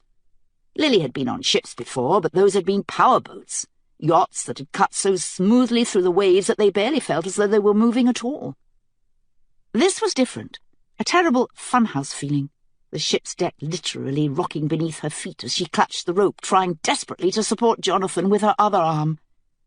Jonathan was barely conscious. Tear had removed the bullet and stitched him up in the car, but by the time he was done, the back seat was covered in blood, and Tear's grim expression had said it all. Far behind them was the skyline of New York, a smouldering orange wreck of dark buildings whose windows gouted flame into the black night. But Lily and the other people on the ship were not looking at the skyline. Their gazes were fixed on the sea behind them, on the two huge ships that had materialized from nowhere. From the shouted reports on deck, Lily also knew that there were several submarines out there rapidly closing beneath the surface. They had been all right as they sailed down the Hudson and entered the lower bay, but then a siren had gone off, and now, as they moved out into the Atlantic, security was closing. 5 minutes, William Tear shouted from the prow of the ship. All we need. He is insane, Lily realized. Oddly, it didn't seem to matter much. They weren't going to make it, and Lily was sorry for that. sorry that she would never get to see the deep, clean river beneath the bright sun. But these ships were free, and Lily was going to die a free woman, and she would not have been anywhere else at this moment for the wide world, submarines or not. "Ready!" Tear shouted, and the computer tech near Lily began to chatter into his earpiece in their strange language. A hollow boom echoed on Lily's left, followed by distant screams. When she craned her neck to see over the beams that covered the deck, she found that one of Tear's ships was on fire, its back end flaming, gouts of black smoke billowing up into the night. "Torpedo!" someone cried. A second explosion echoed, and then the ship wasn't even half a ship anymore, only a smouldering ruin on the heaving ocean. Everyone on the deck of Lily's ship had run to the railing, but Lily could not leave Jonathan, so only she saw William Tear turn away, clutching something in his outstretched right hand, all of his attention focused on the eastern horizon. "We're not even armed!" a woman cried. The destroyers were closing now, less than half a mile away. Lily wondered why they hadn't fired as well, but after a moment's consideration, she knew. They meant to take the rest of Tear's ships, to board them. Security loved its prisoners, after all. Lily's burn wound throbbed, even though her palm had scabbed over with a dark crust, and she knew that whatever happened, she wasn't going back. Bright light suddenly engulfed the ship, blinding. Lily threw her hands over her eyes, a low squeal escaping her throat, thinking of the halo device that Tear's people had used in the security compound. Terror suddenly overwhelmed her. The terror that it had all been a dream, that she would wake up and find herself back in that room, facing the accountant, the box. But when she peeked through her fingers, she saw that this light wasn't electric. It was plain old daylight, a soft glow on her arms. Lily turned toward the light and screamed. There was a hole in the eastern horizon. Lily had no other way to describe what she saw. The black shawl of night still covered the sky above her head, but as it dipped east, the shawl tore open, its jagged edges surrounding the hole like a broken portrait frame. Inside the frame was day, a pink and orange horizon above the azure water, as though the sun were about to rise. The light bathed everything, and Lily could see all of the other ships around her now, clearly, their flying sails stained orange in the dawn.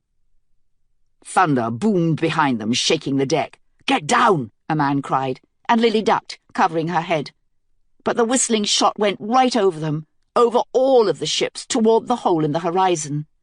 Hatred blazed inside Lily, so strong that if any security officer had appeared in front of her in that instant, she would have torn his heart out with her bare hands. They were trying to close whatever doorway Tear had opened, trying to take the better world. "Tell them to get through," Tear shouted from the prow. "We don't have long." Their ship was in the lead, nearing the hole, and now Lily could feel warmth on her arms, the heat of sunlight against her skin. A cacophony of screams rang across the deck, wild screams from the people at the railing, and now Lily was screaming herself, feeling as though her entire body were tethered to that open horizon. As they passed through, she let go of the rope and hoisted Jonathan up, shaking him awake. "The better world!" she shouted in his ear. "The better world!" But Jonathan did not open his eyes.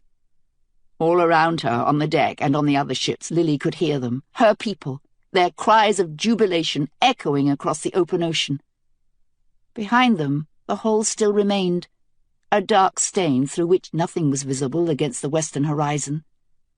At least 15 ships had made it through, but now the edges of the hole were collapsing inward, its circumference beginning to shrink.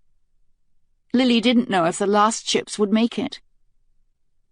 Turning back to the east, she found William Tear clutching the railing, his face white as a sheet. For a moment, his entire body seemed to glow pure blue against the rising sun, and then he collapsed to the deck. Lily turned to tell Jonathan, but Jonathan was dead. "Lily." She looked up, squinting in the dim moonlight, and scrambled to her feet. Tear looked exhausted. Lily hadn't seen him in 2 days, not since that night, and she was relieved to see him up and about. The longer he was absent from the deck, the more certain Lily became that he had somehow killed himself performing his miracle. That he, like Jonathan, would not wake up. Lily had asked Dorian about Tear, but Dorian was non-committal. Lily had tried to make friends with several of the other passengers, and found them kind, but cautious. No one knew who she was. A younger woman, perhaps Dorian's age, had patched her wounds, but for the past 2 days there had been nothing for Lily to do but sit by herself, watch the horizon, and wait for Tear. "Are you all right?" "I'm fine," he replied. But Lily still had her doubts. He looked like a man who had suffered some sort of wasting illness. "But I need your help. Come with me."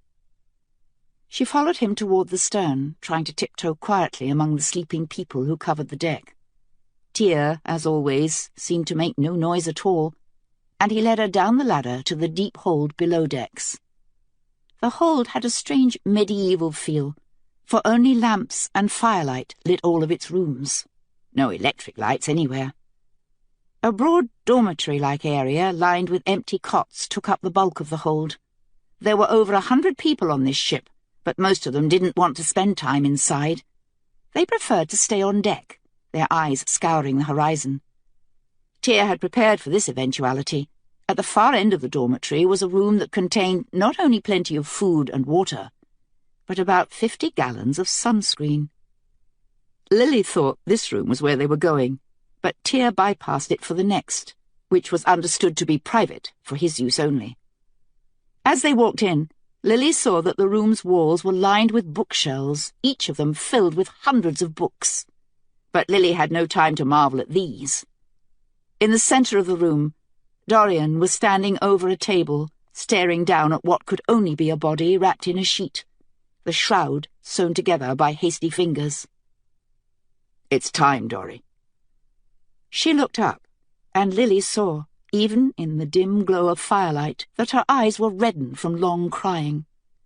She looked a question at Lily. "He would want her here," Tear replied. He levered an arm beneath the corpse's shoulders, hauling it up. "Come on, all together." Dorian grasped Jonathan's waist, leaving Lily to take the legs. Together they heaved the body off the table, balancing it carefully on their shoulders. Lily could smell the corpse now, a hint of decay that seeped right through the sheet, but she ignored it, thinking of Jonathan, who had thought she was worth saving, who would never see the better world. Her eyes watered, and she wiped at them savagely, stinging her corneas as they started up the stairs. On deck, everything was quiet except for the waves lapping gently at the sides of the ship. In the moonlight, Lily could just glimpse the other ships on either side of them, not too far off, keeping pace. In the end, only 17 of them had made it through. 3 were lost, sunk forever in Hudson Bay.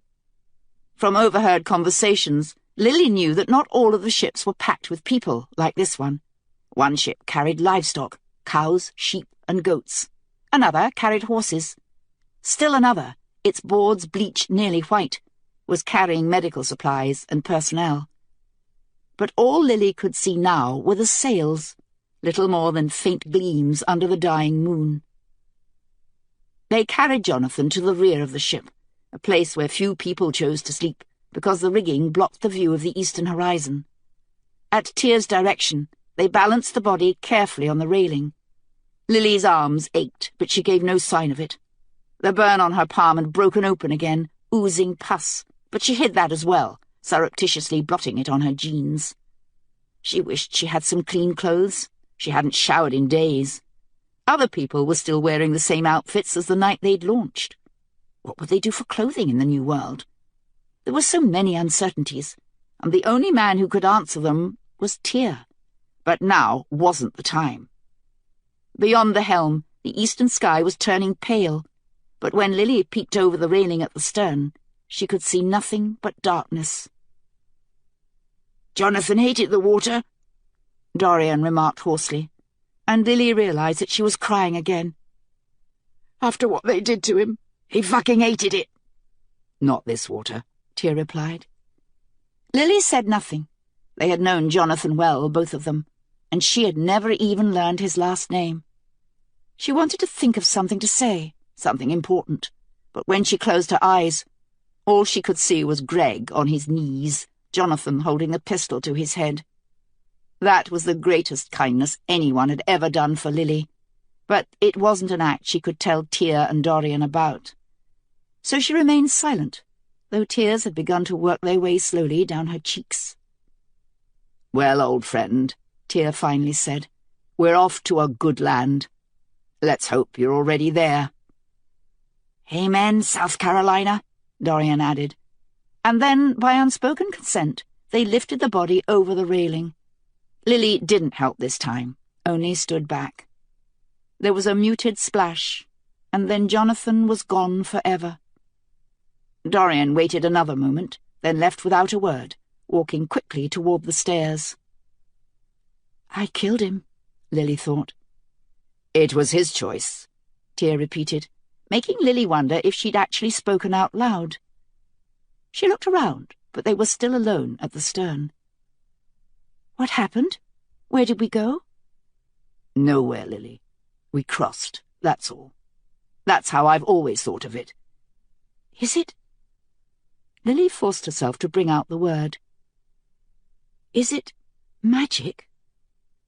"Magic?" Tear repeated. "I never thought of it that way. To me it seems the most natural thing in the world, but maybe magic is a good word." He reached into his pocket and came up with something clenched in his fist. "Have a look." Lily held out her uninjured hand and felt him drop something cold and hard into her palm. She held it up, squinting, trying to make it out. The sky had lightened now in the sudden way it did just before dawn, but it still took Lily a few moments to identify the object. "Aquamarine?" "Sapphire," Tear replied. "My family tree is documented all the way back to Cromwell, but that jewel has been with us since the Dark Ages. Maybe even further back than that." Lily held the sapphire to the light, trying to see through it, but the sun hadn't appeared yet, and it was only a dark rectangle against the pale sky. "How do you know?" "It told me." Lily snorted, but Tear hadn't cracked so much as a smile. She couldn't tell whether he was joking, so she handed the sapphire back and leaned over the railing, staring down at the dim lines of white left in the ship's wake. "Are you healing, Lily?" That was a difficult question to answer. During the day things were fine because the sky was wide open and Lily could look from horizon to horizon. But she didn't sleep more than a few hours at a time before jerking awake, certain that she would see the accountant standing in front of her. Or worse, Greg. They were out of reach of all of that now, the ship's prow cutting smoothly toward the better world, but Lily felt a sudden, terrible foreboding. All of the people around her, sleeping on the deck, surely they brought their own stories, their own violence? How could anyone build a better world, a perfect world, if people brought along their own nightmares of the past? "It won't be perfect," Tear answered, staring moodily over the railing. "I knew that, almost as soon as I knew I would try to do it. The world will be better, but not easy. In fact, in the early going, it's going to be very difficult." "What do you mean?" "Look at what we've left behind, Lily. We have no electricity, no technology. While I was asleep, Dory had the computer techs dump all of their equipment overboard, along with the guns. It has to be that way. Technology is convenient, but we've long since passed the point where convenience outweighed danger. Tools of surveillance, of control. I knew long ago that these would have to be the first things to go. But think of the other things we won't have. Fuel, heat, textiles. I've brought drugs and antibiotics on the white ship over there." He gestured northward. "But they'll go bad long before the decade is out. We'll have none of these things, unless we figure out how to make them ourselves with whatever we find." Lily struggled to remain silent. She worshipped this man, she realized now, and it was a difficult thing to hear him tear himself to pieces.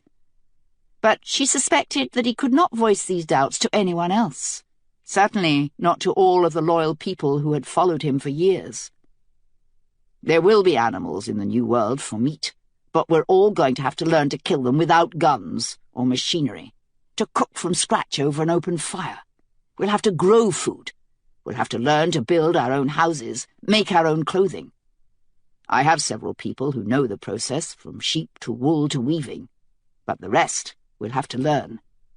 There was no way to do this without throwing nearly everything away, and if we want to keep anything, we're going to have to learn to do it all over again. You think we can't? We can, certainly. The question is whether we will. It takes effort to build, Lily. It takes effort to put the community's needs before your own. But in the coming period, everyone will have to do that, or we're doomed to fail. Socialism has never succeeded anywhere.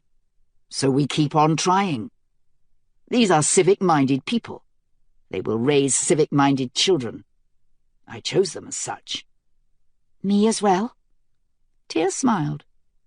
You as well. How do you know I'm civic-minded? Truthfully, even Lily didn't know if she was. There had been so little opportunity to find out. Her entire life with Greg played out inside her memory, an ugly feedback loop. I told you, Lily. I've known you all my life. Tear held up the sapphire, displaying it on his palm. I saw you here, long before I ever knew who you were. Why? Tear stared at her for a moment, his gaze contemplative. Are you healing? Yes. My shoulder barely even hurts, except when I try to sleep. My hand's being a pain, but I can bandage it again once there's enough light. You don't fool me, Lily. Your injuries aren't physical. You're not healing yet, but you will. Lily felt her cheeks flush, wondering if he could look straight inside her and see the nightmares, Greg constantly lurking. It seemed likely that Greg would always be there, dug into some part of Lily that refused to let the past go. It might be that way for a long time, Tear told her, but I promise you, you will heal. How do you know? Tear closed his fingers around the sapphire for a moment, staring off into some place that Lily couldn't possibly begin to imagine. Then he held it out to her. Have a look. Feeling foolish, Lily lifted the jewel to the sky again, squinting. For a moment she saw nothing, but then the sapphire began to glow from within, a tiny blue flame against the lightening sky. What? Shh! Look! Lily stared at the sapphire, trying not to blink, and after a moment she realized that a figure was forming, far beneath the surface. At first it was shadowy, only a silhouette against the blue background. But then Lily gasped, for she saw herself. This was a different Lily than the one she had seen in the mirror all of her life. Careworn and slightly hardened, her arms muscled, her skin dark with sun. The woman turned, and now Lily saw what Tear had meant her to see, her stomach, rounded with late pregnancy, protruding against the blue. "How are you doing this?" she asked. "Is it an illusion?" "No illusion, Lily. Only the future. I promise you, it will come to pass." Lily stared at herself, fascinated. The woman in the jewel had not had an easy life, clearly, and yet she radiated contentment. Flowers had been braided into her hair, and on her back was what appeared to be a bow and a quiver filled with arrows. But for the rounded belly, she looked like the picture of Diana in the old D'Aulaire Lily and Maddie had shared in their childhood. Then the image abruptly vanished. Distressed, Lily shook the sapphire, trying to bring the woman back, but there was nothing more. "I'm sorry," Tear told her.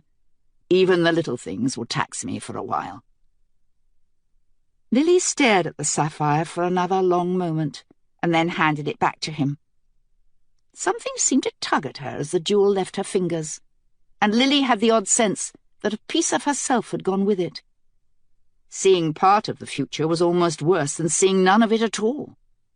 She turned the vision over, wondering whether it was real, whether the baby was a boy or a girl. "A boy," Tear murmured beside her. "It'll be a boy." "How can you know that?" Sometimes I just know. He smiled at her, but Lily had the sense of something hidden behind his eyes, some future that she couldn't yet glimpse. Tear didn't elaborate, only clasped her shoulder. But that's years away. I have something else for you. Something much closer. What? Look out there. Tear pointed to the north. That ship. The third away. The white ship? No, the one just past it. Lily squinted. The sky had lightened to a deep cornflower now, and she could just glimpse the ship he meant. A faint dark stain to the north, barely visible through the fog that clung to the surface of the ocean. What about it? One of my best people is in charge of that ship. She's been with us for a long time, ever since she was 14 years old. 2 prison sentences under her belt, and she's not afraid of anything. Dorian worships her so much that she even tries to dress like her, do her hair the same way. Something struck inside Lily, a deep vibration like a bell. She stared at him, her eyes wide and pleading. What's her name? Madeline Freeman. Lily turned to stare northward. I promise you, Lily, you'll heal. Tear's footsteps retreated, but Lily barely noticed, too busy staring at the third ship. Maddie's face the last time she had seen her, her hair tied in knots, and a black skirt 2 inches shorter than the dress code. A teenage girl, trying to look like a woman. But now, Maddie was a woman. Lily's eyes searched the eastern horizon, looking for the tiniest hint of white against the blue, the first faint sign that there might be land in the distance. She thought of something then, and called softly after Tear. Maddie's a diabetic. She needs insulin. No, she doesn't. Lily stared after him for a moment, then turned back to the north. She couldn't think of Maddie, she realized, or she would go insane with waiting for the journey to be over. So she boxed her sister up inside her mind, putting her away. Someday she might see Maddie again, if all of this was real. She thought again of that fantastic vision inside Tear's jewel, and for a moment she wondered if she was crazy, but she knew she was not. A boy, she whispered. Tear had said so, and she believed him. She placed a hand on her own flat stomach, her eyes full of tears. She could almost feel him in there, this child who was still years in her future. Tear was not lying, nor was he crazy. Lily would have a son, she would bear him in the better world, and she would raise him to be free. She had already named him Jonathan.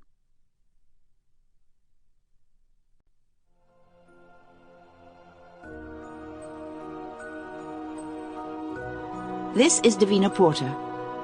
We hope you have enjoyed this unabridged production of The Invasion of the Tearling by Erika Johansen.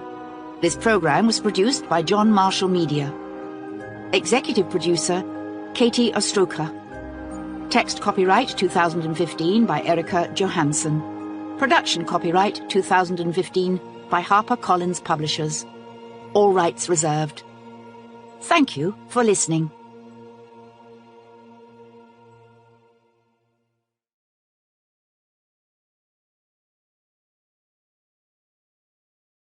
Audible hopes you have enjoyed this program.